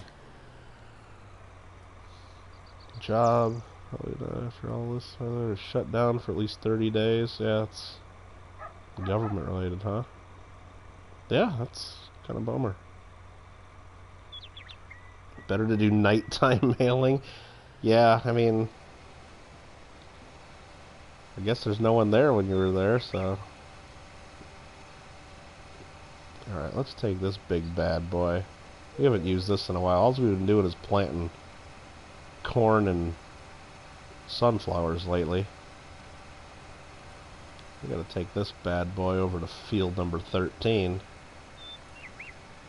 Well, let's plant some wheat or something. What isn't better at night? I was thinking golfing would be a little tougher, but I actually have done night golf here in Los Angeles. There's a golf course near Pasadena, I want to say, that actually does night golf a couple times a year. It's really fun. They basically give you a glow in the... They put like glow sticks on the flags and at the tee boxes, and they give you like balls that actually light up, fully light up, which they're not the same as a regular golf ball. Like, you just really can't hit them as far, and you lose some distance, but it's still fun to go out. And then basically it's like a whole package deal where you get you only get one of the golf balls, so you gotta be real careful not to lose it. And then I think they give you like a drink, which, you know, is like a tall can beer, and then I forgot what else is included in the packet, but it's fun. You go out there and you golf 9 holes in the dark or whatever, and they also, what they do is, it's the time, I'm trying to figure out how to operate this thing real quick. They actually, the stuff in the clubhouse, like all their old hats and shirts and like little things, like that they don't want anymore. I'm trying to move this. Why isn't this moving? Hold on.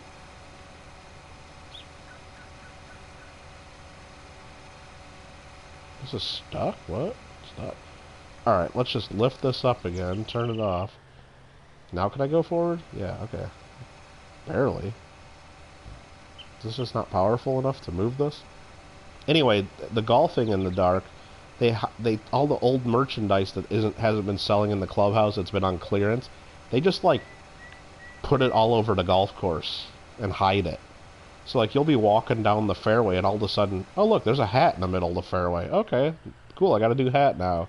Or there'll be like a little like bag or something like over by the ball washer on the 4th hole or something. Oh, okay, that's mine now. It's like kind of like a scavenger hunt too. It's kind of weird. So I'm gonna lower this, turn it on, and see if I can move. Oh, there we go, but barely. It's just barely chugging along.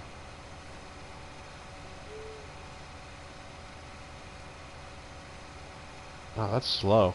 I'm gonna have to get my other tractor over here once it's available. And you know what? It's available, so dismiss the worker. Detach. The sun. Yeah, that's a good answer too. What isn't better at night? The sun. Sleeping, eating, prime time. Glow in the dark golf while wearing white undergarment. I don't know about that. So you just, yeah, that happened on the 3rd hole at the golf course. It's on the top of a mountain here in Los Angeles, so it's got awesome views. It's a really cool golf course, and yeah, 3rd hole I hit a really bad hook shot, and it went over the fence off the friggin' mountain, and yeah,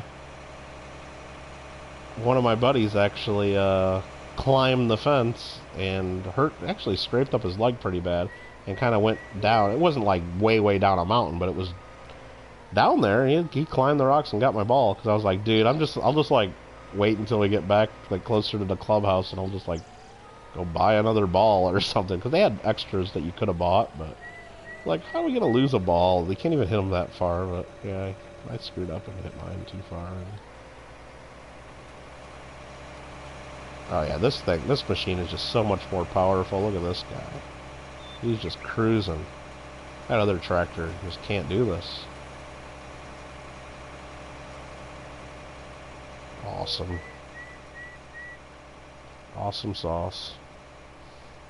So you could find RFT pop sockets. There's stuff all over the golf course. Yeah, like sleeves of golf balls and just I think I got a hat, and I know one of the girls that we were golfing with, she got a shirt and like a little like some kind of little bag or something. It's all stuff from the golf pro shop that just hadn't been selling. Yeah.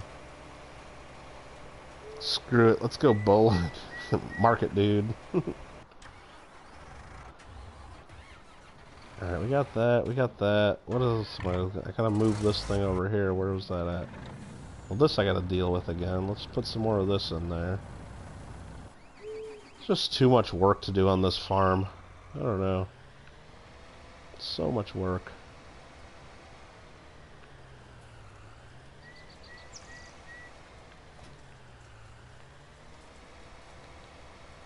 Put this thing away.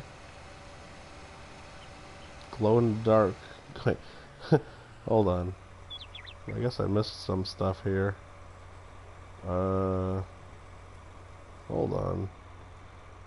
So you just lose. You prefer carnal activities at night? Okay, lady, good. Or during the day? Okay. Golf is an illusion. Just a bunch of crazy older people throwing their clubs in the woods. Yeah, I don't think you've been golfing, Lady Kid Nichols. I don't think you've been golfing. If that's what you think golf is. Glow-in-the-dark bowling. Yeah, that sounds cool. I've been, though. I think one of our bowling alleys in Illinois where I lived would do that, like, on certain nights. They'd have, like, to try to get kids to go bowling and stuff, and they basically turn up the music real loud and try to have, like, more music that kids like, I guess, and put on a bunch of black lights, and yeah, whatever. I guess people thought that was fun. Drove the beer cart? Nice.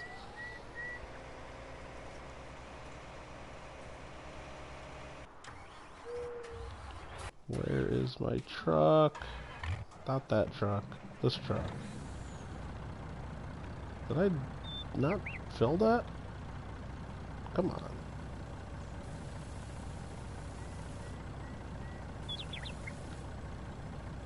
Alright, it's filled again. Let's back this up and get another load.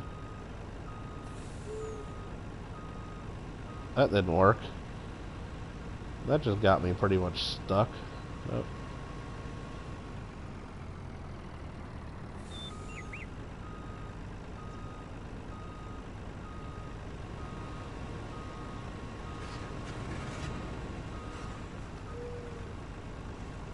Maybe I'll learn how to drive a trailer a little bit better someday.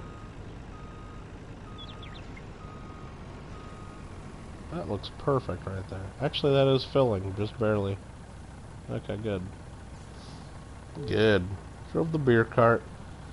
Yep, you need to come around more often, though, because you only show up like twice, 3 times during a whole round. That's not enough. You need to see you every 4 holes. Every 4 holes. You need a tall can of Coors Light each time, and those mountains better be blue. And every other time I want a frozen Snickers bar to go with it.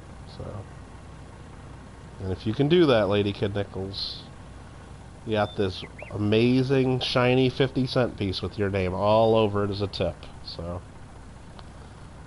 gotta treat those cart girls. Gotta treat them right. I mean, this guy's just plowing this field. Well, actually, he's cultivating and sowing and fertilizing this field, not plowing it. But this guy's cruising. Let's ride along and just enjoy the 360 view. This is beautiful. No, you wasn't employed by the course. You went with my bar customers. Okay. So you weren't working at the golf course going around selling beer then? See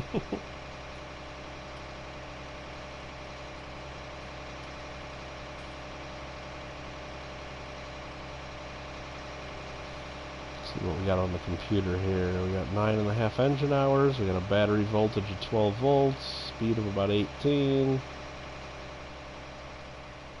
Distance 2.144 km. I think some of the stuff on the screen just doesn't change, but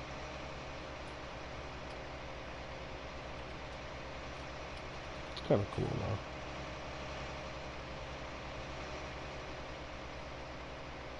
though. Got our warning signs about not sitting or something, and don't read while you're working, it looks like. And any other warnings? The warning outside that probably says don't touch that because it's part of the exhaust and it'll burn your hand. I'm sure that's what that says. Get that shiny 6-pence as a tip. Yep. Alright, so let's get out of here again. I know what I've been forgetting to do. I need my harvester. Come on, where's my harvester? There we go. Let's disconnect you. We got a contract over on field 10 that I inadvertently signed up for. So let's go harvest.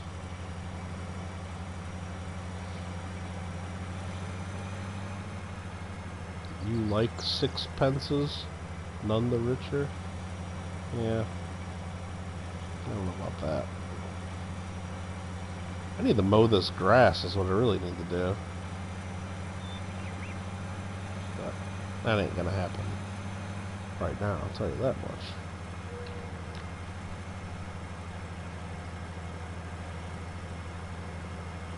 Actually, while we're over here, let's check on the pigs. We haven't checked on the pigs in a little while. And I mean, like, really check. Let's just do a good, thorough check here. Let's see if we got a big pile of shit here. Yeah, we got a big pile of shit here. Absolutely. There's our manure. There's our conveyor belt that takes the manure into the truck. Oh, we left some manure on there. Ah, nice. There's our Our slurry pit. There's some straw. We got plenty of water.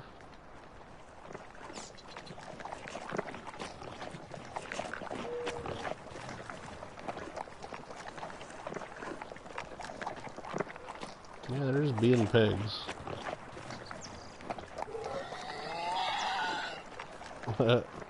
Anybody in the house back here? I can't even get in. That sucks. Should let you in. It seems like you can fit in there. Nope. You do like pence as a fraction? Australian 3 pences are your favorite? Okay. Speaking of Australian 3 pences, I just got a package in the mail, well, Monday, which I would say is yesterday, but I guess now it's Wednesday, or whatever it is. I did get a package in the mail on Monday from Richo's Hunting Treasure out of Australia. And I didn't open it yet, but it sounds like some small silver coins in the package rattling around, so I'm guessing. And I haven't been on Richo's channel seeing him do a stream where you win stuff for many weeks.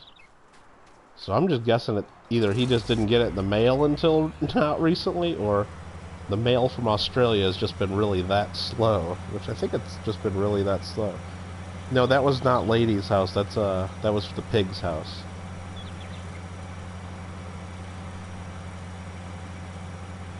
Pigs only. Yeah, that's a big old pile of pigs here. Yeah.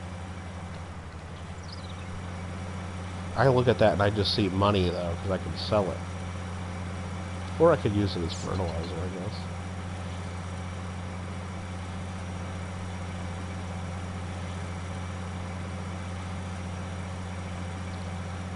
Alright, we're almost to field number 10.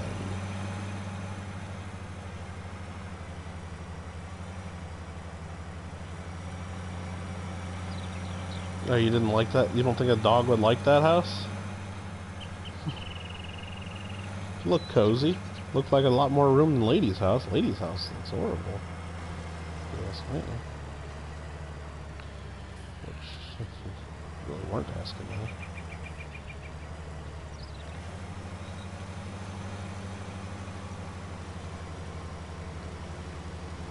Alright, here we go. I guess we're harvesting some canola. For who are we doing this for? Robert Rudolph. So Bobby Rudolph. We're doing a little harvesting work for him. Great. Alright, Bobby. Very empty. It looked empty. Okay.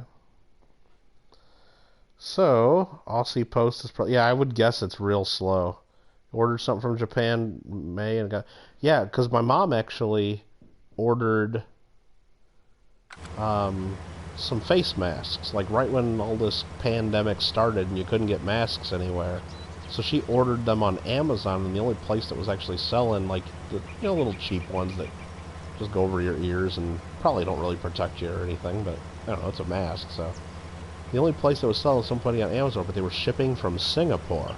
So she ordered them back in March, and she called and complained finally that they never showed up, and she was having them sent to me because they wouldn't ship to Hawaii for some reason, but they'd ship to me, and that happens a lot. Like, places just won't ship to Hawaii, but so I have to get stuff here in California, and then I have to, mail it to them in Hawaii. But so it was like months and months went by and never showed up. So she finally complained, and they refunded her money. But then, like, another week after that, like, yeah, just like end of June is when they finally showed up, and she ordered them in March. So yeah, mail from Singapore took about 3 months.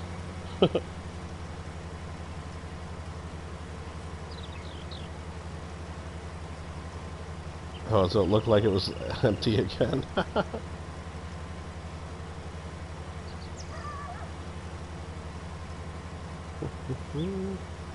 Alright, so that is harvesting pretty well. This guy is full again.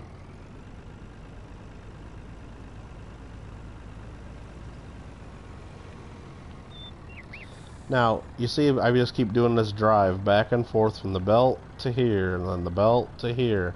It's kind of repetitive and kind of silly, right? Well, I've seen some people that have the same farm spot. They actually just get several conveyor belts and link them together to where the conveyor belts just keep filling this thing up for them, so they don't even have to have a truck between them. That's kind of cool. Might be something I do someday. This guy just totally screwed up his turnaround job, didn't he? So let's fix this for him. Try to get this the best we can.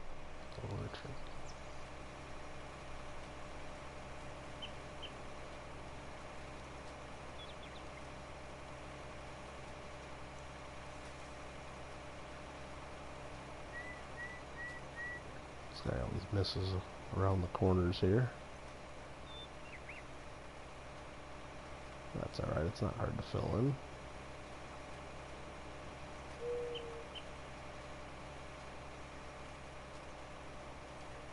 Conveyor belts to do your work. Let's build one. Absolutely.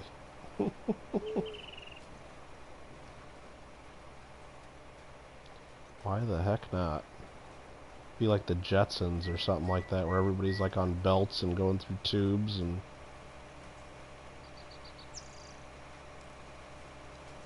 That is what I'm talking about. Tried to take that corner a little bit too quick.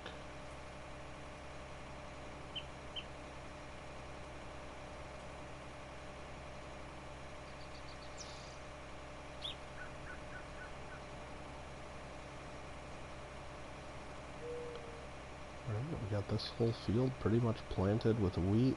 Just gotta check the other corners.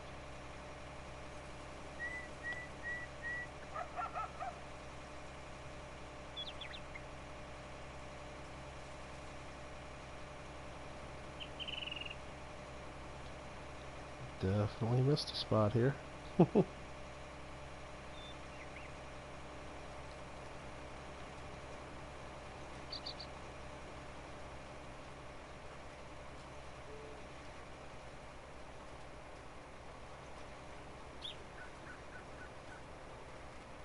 Let's see.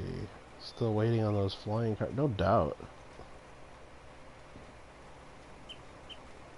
I always watched the Jetsons, and I always knew I was going to have a flying car someday, and that show is full of shit, man.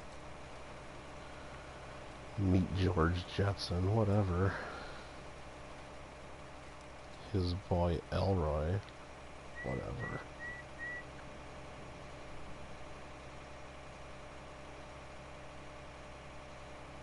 Did my green party hat and the blue status scare everyone away? No, I don't think so. Only the goat can fly cars. Whatever. Which goat is that? The angel goat or the devil goat or... Alright, there we go. Perfect. So I got that done. I'll turn this off and fold it up.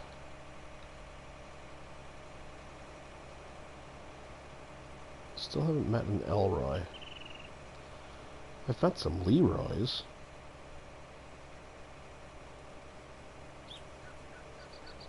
And I know a Deloy, oddly enough, but I don't think I know an Elroy.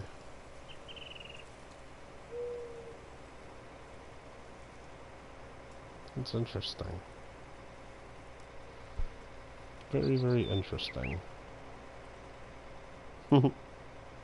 Canadian Green Party leaders drunk signing an account. I don't know if I've seen that. Whoa, whoa, whoa. We got the guy doing this field. Let's drop this off over here.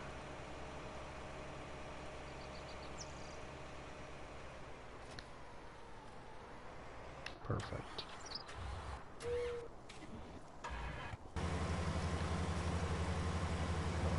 ton of this field left to do.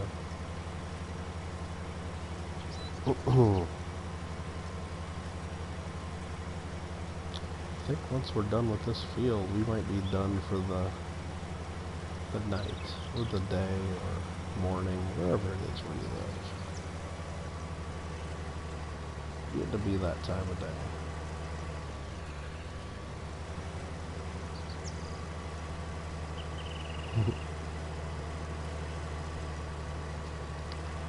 Sounds like your kind of politician. So that's almost done. What else do we need? We'll empty a little more of this, sure. Just a little bit at a time. That's all looking pretty good.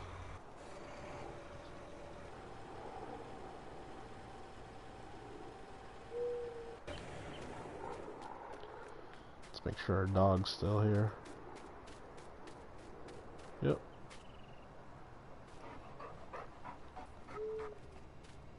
Do you think this tiny house is so much better? This is way too small of a house for this size of a dog.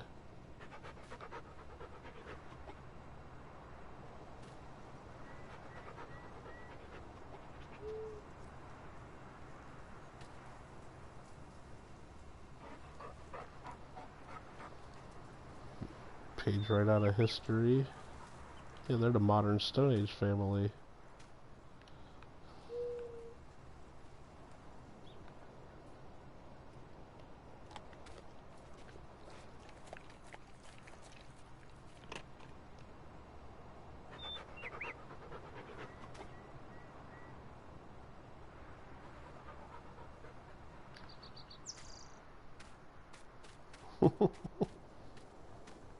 That house is way too small. Actually, we need to go back to... This stack is done.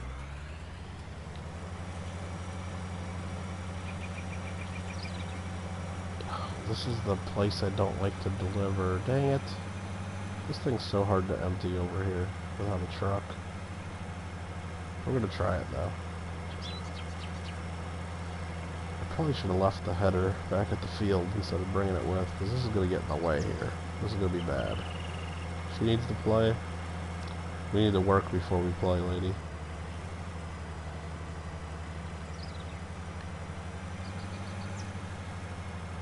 Can't have your pudding if you don't eat your meat. How could you?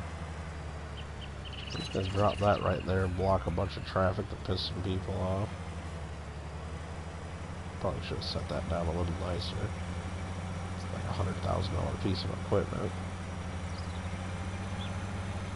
I thought it was lady number 46. I don't know where you guys are coming up with these numbers, but this is very, like, I gotta get this into there to dump this somehow, so I'm just gonna try to get it like to go right past that. That's not gonna work. Like, wiggle it in there and glitch it in there. Now I'm stuck. I'll find the spot where it'll finally start selling it for us.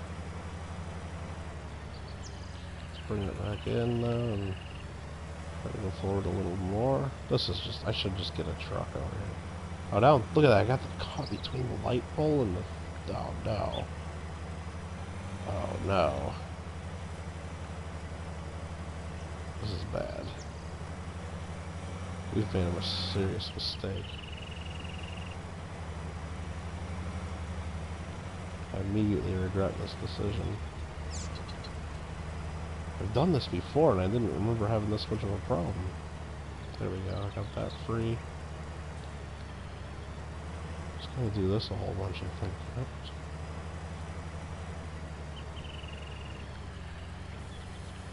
Oh, it started to go, yep. Right there, okay. Even though it doesn't look like it's going in there, it's going in. Mistakes were made. All work and no play makes lady a dead dog. Pretty much.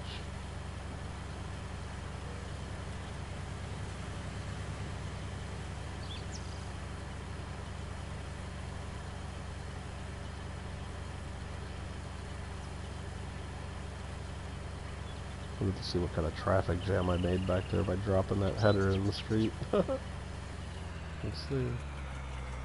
49% transported. Very cool.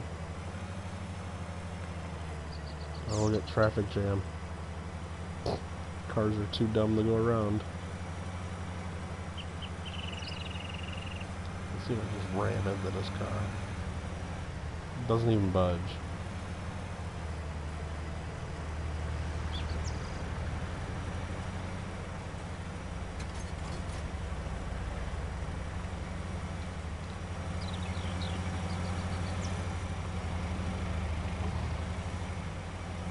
Did not chainsaw my dog.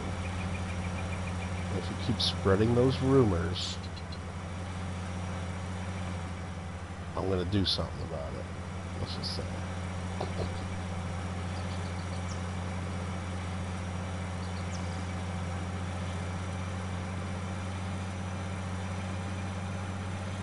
You're not able to chainsaw your dog. We tested that.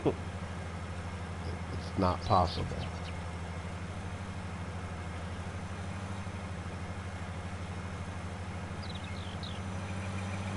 He was in bed. Not gonna help you here. It went too far.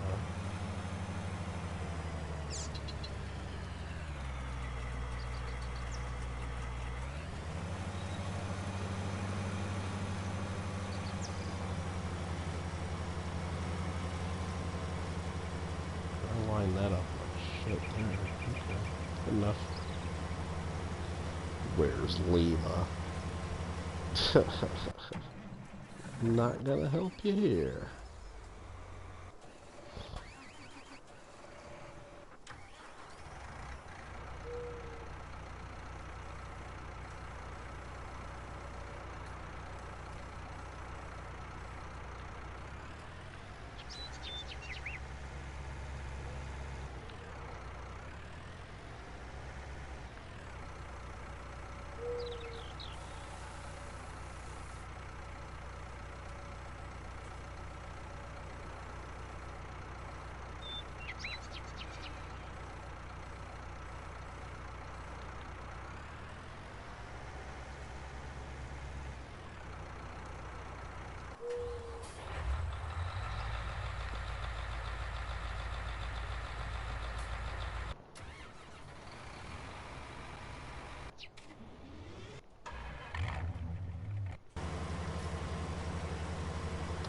Yeah, might be a better idea to just bring the truck over to unload this next time. My truck right now is full of fermented corn right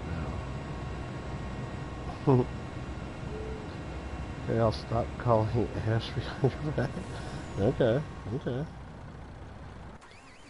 Look, my dog is fine. I'll even run over here to show you. Perfectly fine.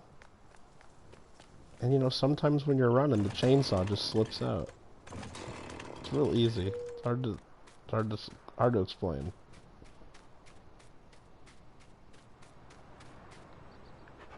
Where's my dog? There she is. Okay.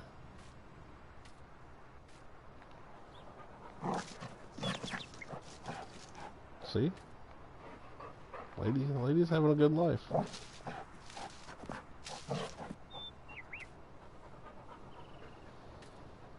Just maybe a little bit overfed, but that's okay.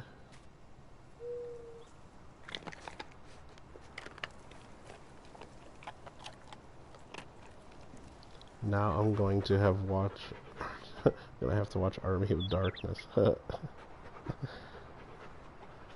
mean, sometimes the chainsaw, oh, it's just hit the wrong button.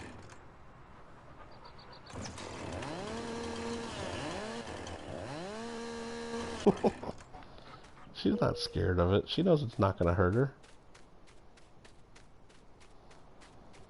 Exactly. Concealed carry. It's permitted here in Ravenport.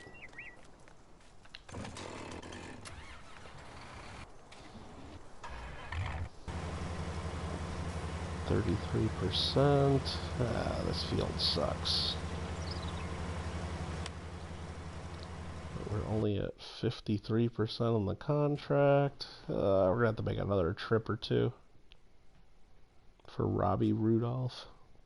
I wonder if it's Robbie or Bobby or Bob or Rob. I mean, Robert, he could be pretty formal about it. He's got some choices about his name, that's for sure.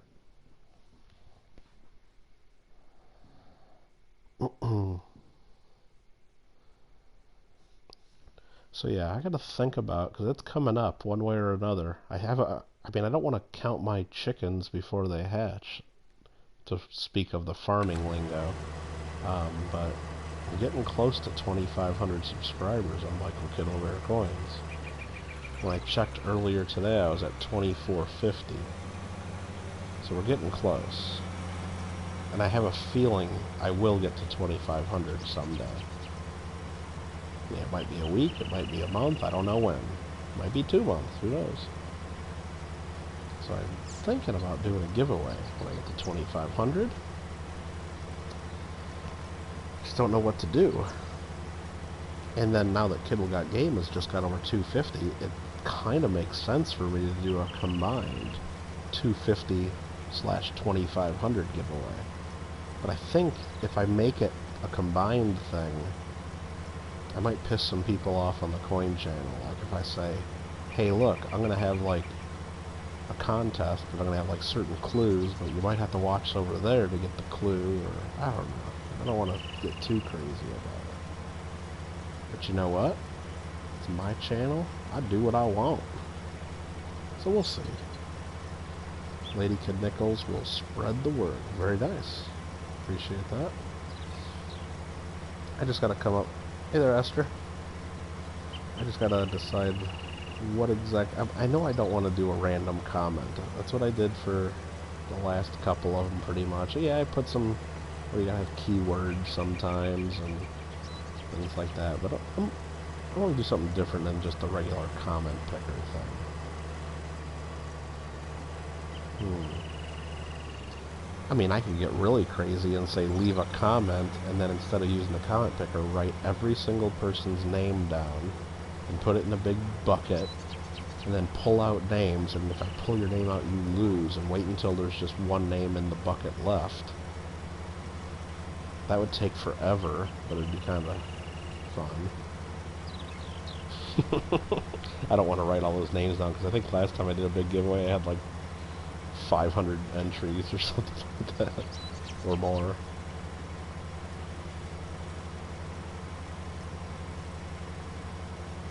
Yeah, I do what I want, I agree, lady. Watch a 10-hour farming stream and listen for keywords.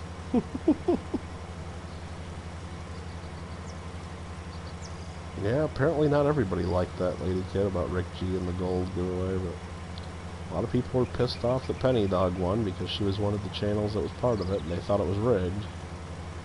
So we got a lot of thumbs down. But they were mad that I got picked for one of the random in-stream giveaways, which I guess I gotta get in touch with, well, I guess Empyrean Label, because he gets to design a sticker for me or something is what I want. I don't even know exactly what I want, but I think that's what I want. And I was one of the finalists too. I got an ounce of silver from I think it was the coin hunting couple prize, maybe. Can't remember which prize it was, but yeah, they were just upset that participating channels could participate. They didn't think that was right. They thought it was rigged. Which, you know, I got picked by JW. JW posts his video showing him opening up, doing the random comment picker, and I don't see any cuts or breaks or any like funny business. Like, how could that be rigged? Now, theoretically, he didn't do it live, so I guess he could have just filmed that over and over and over out of 400 comments he had on his video until he got one of his best friends or one of his good channels or something to win, but no one's going to do that. I mean, now there's other videos I've seen, not in this giveaway, but other people that have done giveaways where they do their whole intro, talk about it, and then you can see in the video there's pretty much a hard cut, and then they do the random comment picker pops up. Those videos, I'd be a little more suspect, you know, like say, well, yeah, they could have like reshot that comment picker 50 times real quick and just pasted it into their video and pick whoever they want, but I mean, I didn't see anything in the video that I thought was a little weird. I don't know. I didn't see anything there. So screw them.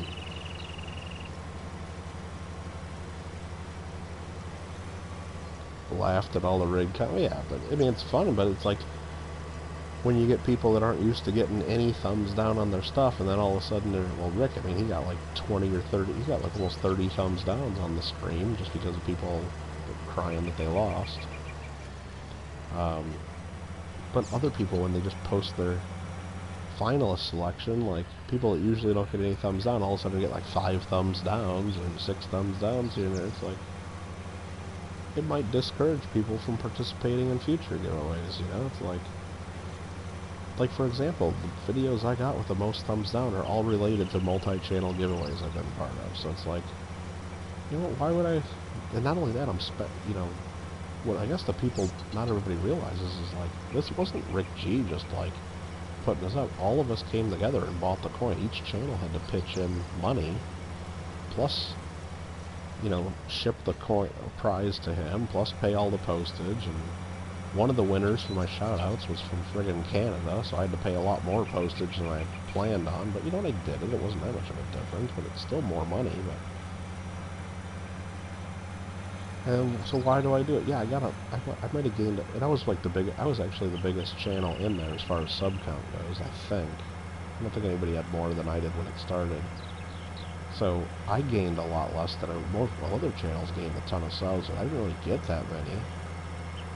So, is it worth it? I mean, to go through all that, spend money, and then basically hear a bunch of people say rigged, and then get some thumbs down from some people? I don't know. I could have taken that same, I think I had to spend at least 50 or 60 bucks probably in total, maybe even a little more to be part of that giveaway, and could I have, like, done better if I just went out and bought, like, a $50 or $60 coin and gave it away on my channel? Maybe, I don't know. I know I wouldn't have gotten all the thumbs down if I did it on my own.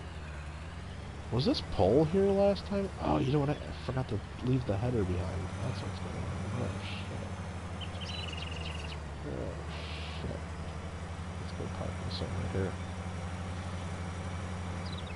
Oh, I mean, I think Penny Dog won it fair and square, and I don't suspect anything. But it is, you know, when you look at just the odds of it, to have 4 of the finalists be part of the 20 channels, it's more than just more than, you know, you would expect. But yeah, it's possible that, you know, that's just what happens. You know, I'm not saying I don't think anybody rigged it, but it's possible, I guess. I don't know. But I know I didn't. I know JW didn't. I know Rick didn't have anything to do with it. But when you got 20 channels and each one of them picks their own finalist, who knows what certain channels do? I don't know, but just, it is a little... And then when they see one of the channels participating is the big winner, it's like, well, a lot of people get pissed off. But the thing is we could have made it a rule that, you know, the channels participating couldn't enter each other's, but, you know, if we're all spending money to try to, you know, give away a gold coin, it's like, you know what, a lot of the channels say, well, why can't I have a chance, you know? It's like, and if you tell there were certain channels, and you know, I really don't care myself. If they would have said I didn't have a chance, I still would have been part of it, whatever. Fine, don't let me have a chance, whatever. But some of the channels would have probably said no to being part of it, because they're like, you know what, I don't want to be part of the giveaway, I'll just go onto your channels and try to win it instead of being part of the giveaway, you know? So it's like, you don't want to lose people. So yeah, there's another big multi-channel giveaway coming in September, maybe October. At least it's planned. I don't know if it's been finalized yet, but I got invited to it. And it's a lot of bigger channels. It's just like, it's got me thinking. It's like, is it really worth it? I don't know. I mean, I have fun with it. He also got a ton of people, and oh yeah, he got probably 400 or 500, 600. And he offered just, I mean, I don't know if he's going to tell people about it, but he actually sent an email to the channels that were part of it, offering to split that with us and say, hey, that was, you know, he doesn't think that money belongs to him, but pretty much all of us, I think, told him, dude, whatever, you keep the money. It's like, what if you split that 20 ways? What is it, like 20 bucks each person or something? Whatever, just keep it, Rick, you deserve it. So, it was nice of him to at least offer to split that with people.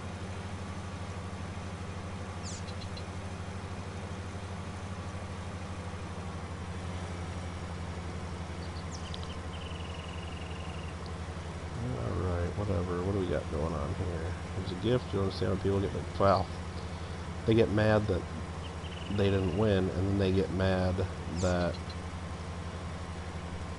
they think it was a setup from the start. They think it was just all about, you know, they think it was basically just spam, you know. You want a new sticker for this? I think, I mean, I don't know. I mean, I know Empyrean's done a lot of designs for people, and, you know, some of them, some things he's done I really like. Other things, you know, it's like, I don't know, just not as much my style. So, I mean, I don't know if, I got so much stuff for my coin channel already. I probably won't. I think I'll probably have him design something for this channel. I don't know what, but like maybe a Call of Duty, like a Kittle got game, and like with some like guns on it or something, or like still like a circle-sized sticker, but maybe like with a World War II helmet and like a gun on it. Maybe, I don't know. What's up, Ryan Goldner? The glory of the glory nation of the People's Great Republic of North Korea saying hello. Okay, Kim Jong Rand.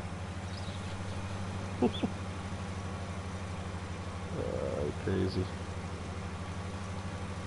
Alright, so we got that little bits of canola there. I'm stuck on the railroad track. He ain't in North Korea, no. What are you talking about? People just want to... Yeah, exactly. Well, that's the thing. If I look at my most disliked video, it's when I gave away with a bunch of other channels at 1909 SVDB. I think I got like 30-some dislikes on that. It's like, are you kidding me? And that didn't go to one of the channels participating, even though all of the channels could enter the other videos. We let them enter, but none of the other channels became finalists, I don't think. But, you know, people were just upset that they weren't the winner. But this one with Penny Dog winning, people get upset that they're not the winner. Like, if you watch, like, the second that, like, they announced it was Penny Dog, it went from, like, 8 or 9 dislikes to, like, 30 dislikes, like, right away. It's like, people just get upset that they didn't win, and then I think they were just more upset that it was another channel. Some people, whatever.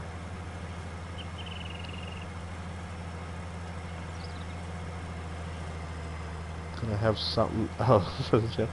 See, I don't know. I mean, so I got that, but there's a couple other games that I'm going to start playing. I just don't know what I'm going to play next, though. There's just so many games I want to play, but I just keep playing farming. I definitely want to play Kerbal Space Program. I haven't played that in a while, and I've just been wanting to play it. I want to play... I mean, I downloaded that game, Papers, Please. That'll just be like something like Goat Simulator, and I'll only play a couple times, I think. Just kind of a goofy game. I downloaded House Flipper. I don't know if I'll get into that or not. But, I don't know. It'll be fun.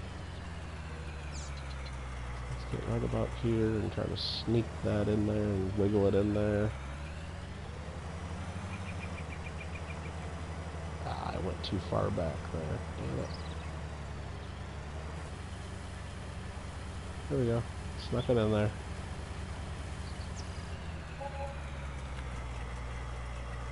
Barely any. $2,000 I got for that. That's it. And then I also get 4,800. Big deal. What a stupid contract that was. I shouldn't have even been doing that. I'm too good for that little pittance. Age of Empires. I do have some of the older Age of Empires. I don't even know if they run on like computer. I mean, I know they got Age of Empires like, what is it, like remastered or something? Or Age of Empires 2. One of those. Who won, by the way? Penny Dog won. Geo, guess what? Yeah, that'd be fun. I do want to try that. And I think Onabushu, it might be more fun, like, because I've never played it. So it might be more fun the first time I ever play it to be like a stream. You know what I mean? I don't know. Or should I play it a couple times just so I know how it works? I'm not sure. I have to think about that. Let's see what farm's over here. Papers, please. Yeah, I just thought it would be fun. Well, what I was doing is I was in the Steam buying Farming Simulator, and then that was $15, but they said if I spent 30 or more, I get a $5 off, you know, I could get $5 off, so that's when I went and got the, what do you call it, what was the game, House Flipper, and then I think it was still a couple dollars short of it working, so I just went to find like a really cheap game, and I think Papers, Please was like $5 or something, and I was like, oh, okay, that looks fun. I'll get a good stream or two out of that. When Robin gave away all that gold, people got pissed that they didn't win it. Yeah, that's fine. But would they? How much more pissed would they have got, like, if all 3 winners were mods in there or something like that? You know, there would have been like a revolt. So I mean, it's kind of a situation like that. Like, people get pissed off that they don't win, but it's even more pissed off when somebody that's like connected to that channel wins, you know what I mean? I didn't even look at the comments on the videos there. That's, yeah, that's, I could imagine some people, it's just silly. Remastered SpongeBob? I'm too old for that. I didn't even watch SpongeBob. I don't even know anything about SpongeBob, to be honest. I know he lives in a pineapple under the sea and absorbent and yellow and porous as sea. I know that much, but I don't really know anything else about him. Just stream it. Yeah, that might be fun. Test my knowledge. I mean, I know the United States pretty well, but I probably would do really horrible about the rest of the world. Oh yeah, people definitely dislike. Well, you gotta understand, Rand, it's like some people only do the dislike if they really dislike the, you know, like something really bad. But other people, you know, if they don't realize, I guess they just don't realize, like, there's a lower threshold for some people to click that button, you know? It's like, but absolutely some people dislike just because they don't win, and or for, I don't know, I don't even understand all the reasons that people do, but it's pretty clear that giveaways bring more dislikes for sure. You dislike videos who support Nazis, communists, and baby sharks. Something like that, right, Rand? I probably got a dislike now. You get a set of 5 maps. Yeah, I've seen videos where people do that on a Bushu. And I know there's like all kinds of different rules, like some like you can't move, or some you're... I've seen people play with different rules and stuff, so... Just hope you're not in Central Australia. Yeah, I mean, that would be crazy. You'd have to go forever to find a landmark or something you'd be able to figure out. We have a coin for Kellen for admitting the dislike. What? Why would he dislike? Just being a jerk? Can set a time limit. Okay. What is it? Daily run 3 minutes.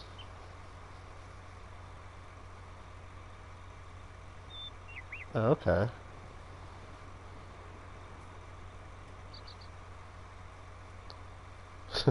Nice. Oh yeah, I mean, there's definitely people that come for giveaways for sure, but you know what?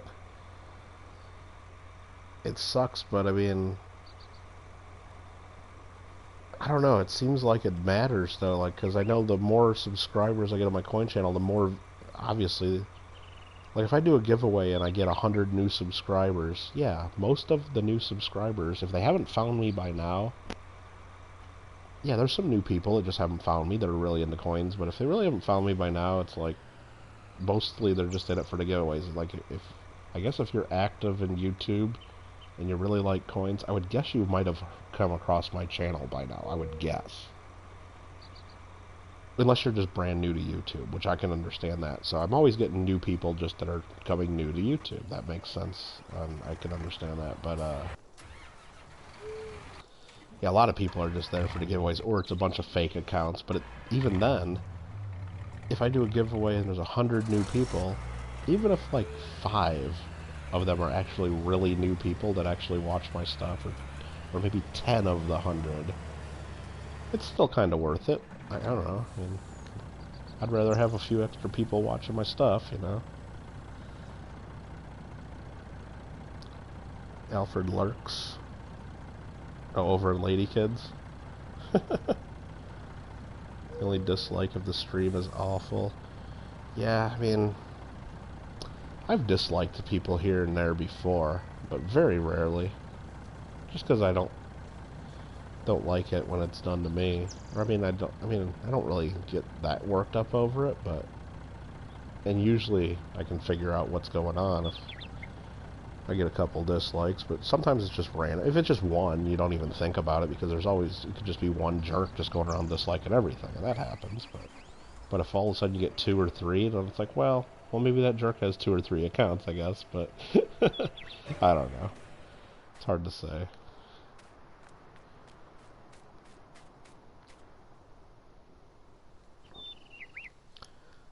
Let's see.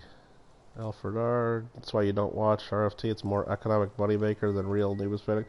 Well, Rand, it depends on what you watch. If all you watch are his half-dollar roll hunting, which that's what they call it, it's really selling half-dollar roll hunting because he does make a lot of money doing it. There's no denying that. If that's all you watch of him, I could see that you say that. Yeah, it's all about, you know, hey, look, there's a bunch of people throwing around a bunch of money.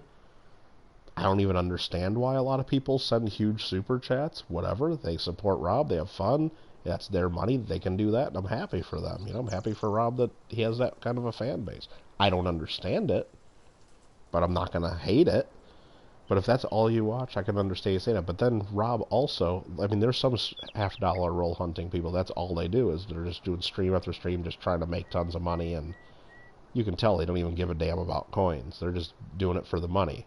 But Rob, he does those streams, and if that's all you watch, maybe you have an opinion, but every other day that he's not streaming, he's putting out videos, and you can tell he's a real collector, and he knows his stuff, and he's trying to educate people and spread the hobby of coin collecting. So, I mean, so you say that, what do you call it? What am I trying to say? You don't enjoy it? Sorry, what was your comment? That it's more money maker than real numismatic. Well, yeah, the streams he does, I can see, I can, you know, I don't think you're completely wrong there. But if you talk about the other videos he does, I think it's the opposite. I think those are more numismatic collection and things. Seems like it.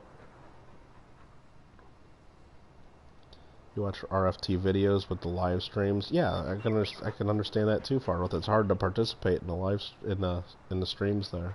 Very hard. People who say like my stream, follow my stream, deserve dislikes. How about Rand if I start every one of the videos? Don't forget to like, comment, and subscribe. And remember to ring that bell so you get all the notifications on the latest of Kittle Got Game. Don't forget to ring that bell. Do I need to say that every stream for you? RFT's busy. He's a busy guy, but he's got 80,000 subscribers or whatever, so I mean, it's understandable. And he's doing it as a business, too. I mean, he's got lots of stuff going on. He's got all the half-dollar rolling and all the money coming in and out and all the package and shipping for that. But he's got all the merchandise and all that other crap he does. So, I mean, of course, he's a busy guy. It's his business, so. Live stream 600 people. Yeah, it's tough. Half-dollar rolls are boring and money make it. Yeah, a lot of it is. A lot of it is pretty boring, too. But some people make it fun, and some people enjoy it, so I'm not going to knock them for enjoying it, but yeah.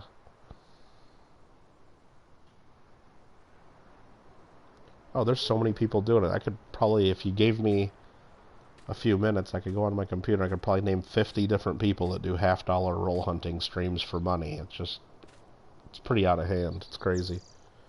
and it blows my mind. It still surprises me that so many people are willing to drop $100 to have some rolls searched, or $250 to have a box searched, or whatever it is, or $300. And now I know that you get some guaranteed silver, but you know what? If I want silver, I'm just gonna go buy some silver personally. But I mean, I don't. Again, it's their money. They know what they're getting into. They know what they can look it all up. They know what, and they're in it. It's a gamble. They're all hoping for that big score of that box full of silver, which, if you look back at all the streams that have been recorded and uploaded, you know that that's probably not going to happen. But they're all gambling for it, and I understand gambling, and I understand, hey, look, you spend $250, $300, you're going to get $150 of silver out of it. Maybe you enjoy the content, so you don't mind the other 100 going to the host of the show. It's just for fun, and maybe, just maybe, way outside shot though, but just maybe you'll end up making a few bucks. I don't know.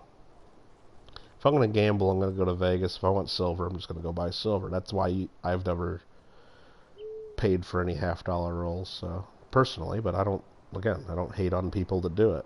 So I've even had people ask me, hey Kittle, you should do some half-dollar roll hunting because you'd be good at it, you know coins, and you do a good job. And you know what?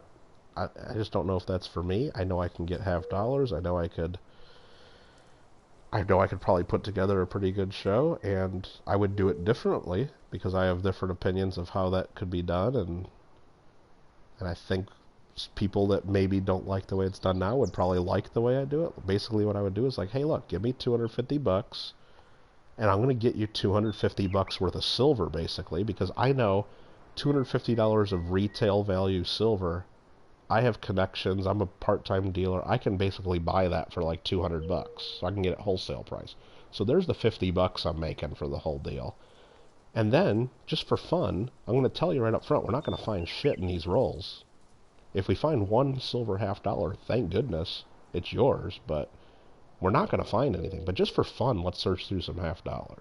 That's the way my stream would be. You give me $250, I'm going to give you $250 retail worth of silver. Maybe I'd have to pay $220 for it. Maybe I'd have to pay $200. I wouldn't be making tons of money on it, but... And then just for funsies, we'll search through this box of halves. But I'm telling you right now, I'd tell every single person we're not going to find anything. So on the off chance that we do find something, then you can legitimately get excited that we found that 140% $half that's worth $2. That's kind of the way I would do it, but I don't really know if I want to. I don't know if I would enjoy it. But I think it would be fun, and that's the only way I could see myself doing it.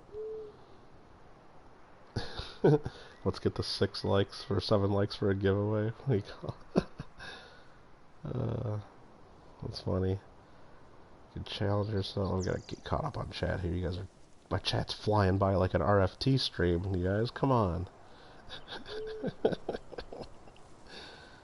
Yeah, I gotta try that on Ubuntu. I've seen a couple videos where people play that, and gotta get that skunk box. Oh no, I'm gonna tell if I did it on Ubuntu, there'd be no skunk box bonuses, because I'm gonna tell everybody every box is probably a skunk box. And you know what I would probably do just to rub it in? I'd be like, the first silver of any box we find is mine. I'm keeping it. That's my tip for doing this. Every other silver in the box is yours. So if we ever get that big box where there's 100 silvers, I'm getting the first one. But the person that bought the silver from me gets the other 99. That would be kind of funny. I'd flip it around just for fun. But I would tell people there's no such thing as donations in this because everybody calls it donations too, which I still don't understand. You're donating for rolls? You ain't donating a damn thing. You're paying for the silver that you're buying, and you're paying for them to go through and... but maybe for some reason they call it donating, but I wouldn't do that either. I just don't think that's appropriate. But everybody does it, and there must be a reason. Alright, what else I'm missing here? Not enough foreign coins in the halves. Yeah, very rarely. Very rarely do they get foreigns. Don't like that either, Ran. People to the channel doing that. Okay, now I gotta see what you're talking about. What was Far North talking about? Oh yeah, I mean, if you go into people's other stream, just go into the stream and tell people to go to another stream, that's just a good reason to get kicked out. That's not appropriate anywhere.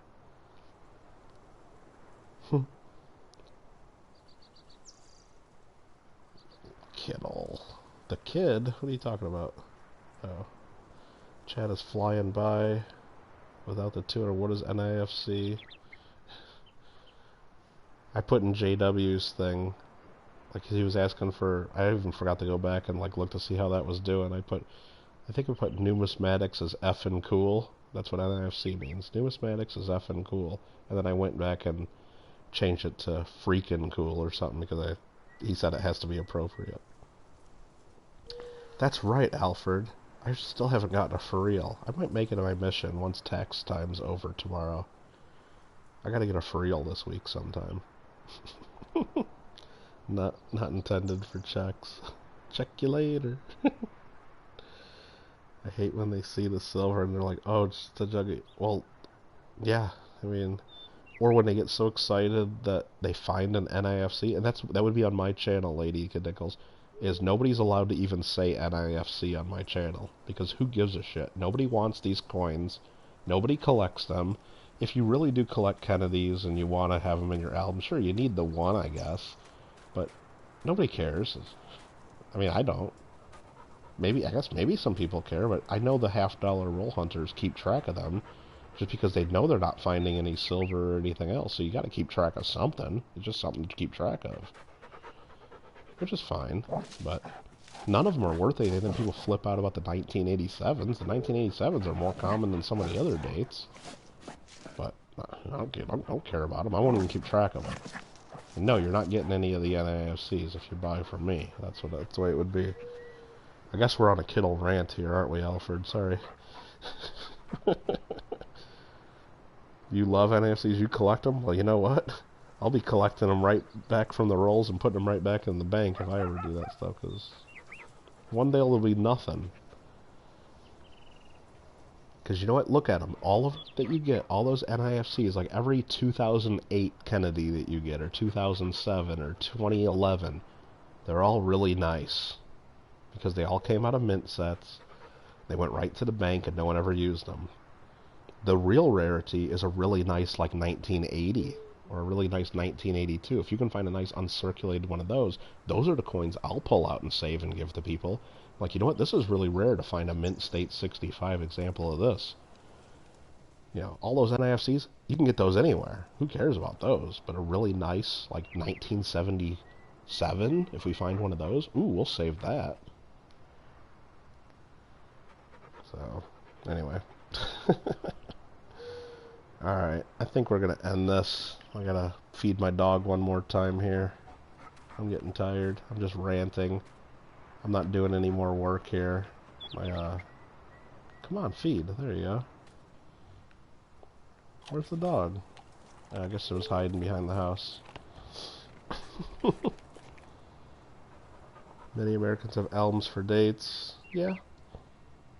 Or you know what? Maybe what I would do, Rand, instead of, because I know some people actually do, but you only need one of each. Nobody needs, like, the people that buy rolls on the streams buy them often, and they don't need all, like, 5 different examples of a 2016 or whatever. So maybe I would save them, set them aside on my own, and then wait until I get the full set, and then just offer it for sale. Hey, look, if you really want NIFCs, before I take these to the bank, give me face value plus the postage, and you can have it. You know, maybe I would do that for people, just if people really legitimately want them. But started collecting them. Daughter's birth year. Yeah. Gonna open my Australian box. Oh, you mean what I got from? What do you call it? Yeah, I got a whole pile. I got like probably 14 packages here. I got to do a mail call again. I just get so much mail, which is great. I appreciate that from people that send me mail. Including there's a Lady Kid Nichols and a Clever Coin Name envelope in there that I gotta still show on a mail call. So I definitely have to do that. Yeah, Alfred, but you're in Canada, so you probably don't see as many. But believe me, I can get as many as I want here. I can go to any coin shop, basically, and say, hey, you got a bunch of like later date Kennedy halves, and they all got them, and yeah, you might have to pay $1 each for them just for to pay them basically for saving them and not spending them, but you can get them anywhere you want. Because every week, coin shops buy complete sets of Kennedys many times a week, just like they get full sets of nickels and full sets of later date cents, and most of them just get popped right out and spent into change. Like every state quarter album that comes into a coin shop, you know what happens to all those? They get popped right out and they get deposited. Nobody buys a state quarter album full of state quarters, so it's just stuff like that. Same thing with the $50. They pop out the few silver ones, and they put the rest of them in for deposit. I don't think there are any. Let's see. She wants to see the Aussie silver. Oh, I know there's some 3 pences in there, maybe even a 6 pence. Forgot what I won. Alright, anyway, everybody, I'm gonna go ahead and call it a night. Got a lot of work to do tomorrow, which is actually now today. Had fun farming with y'all. Everybody say goodnight to Lady. Let's say one more time here. She's gonna walk away from me. Alright, we tried to say goodnight. Yeah, there you go.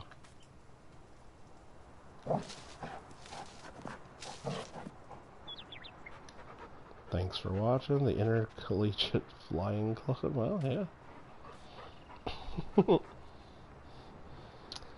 Yeah, I tried thinking for JW's question he had there but everything I kept coming up with was too dirty to post. So anyway, we can maybe get into that on another stream.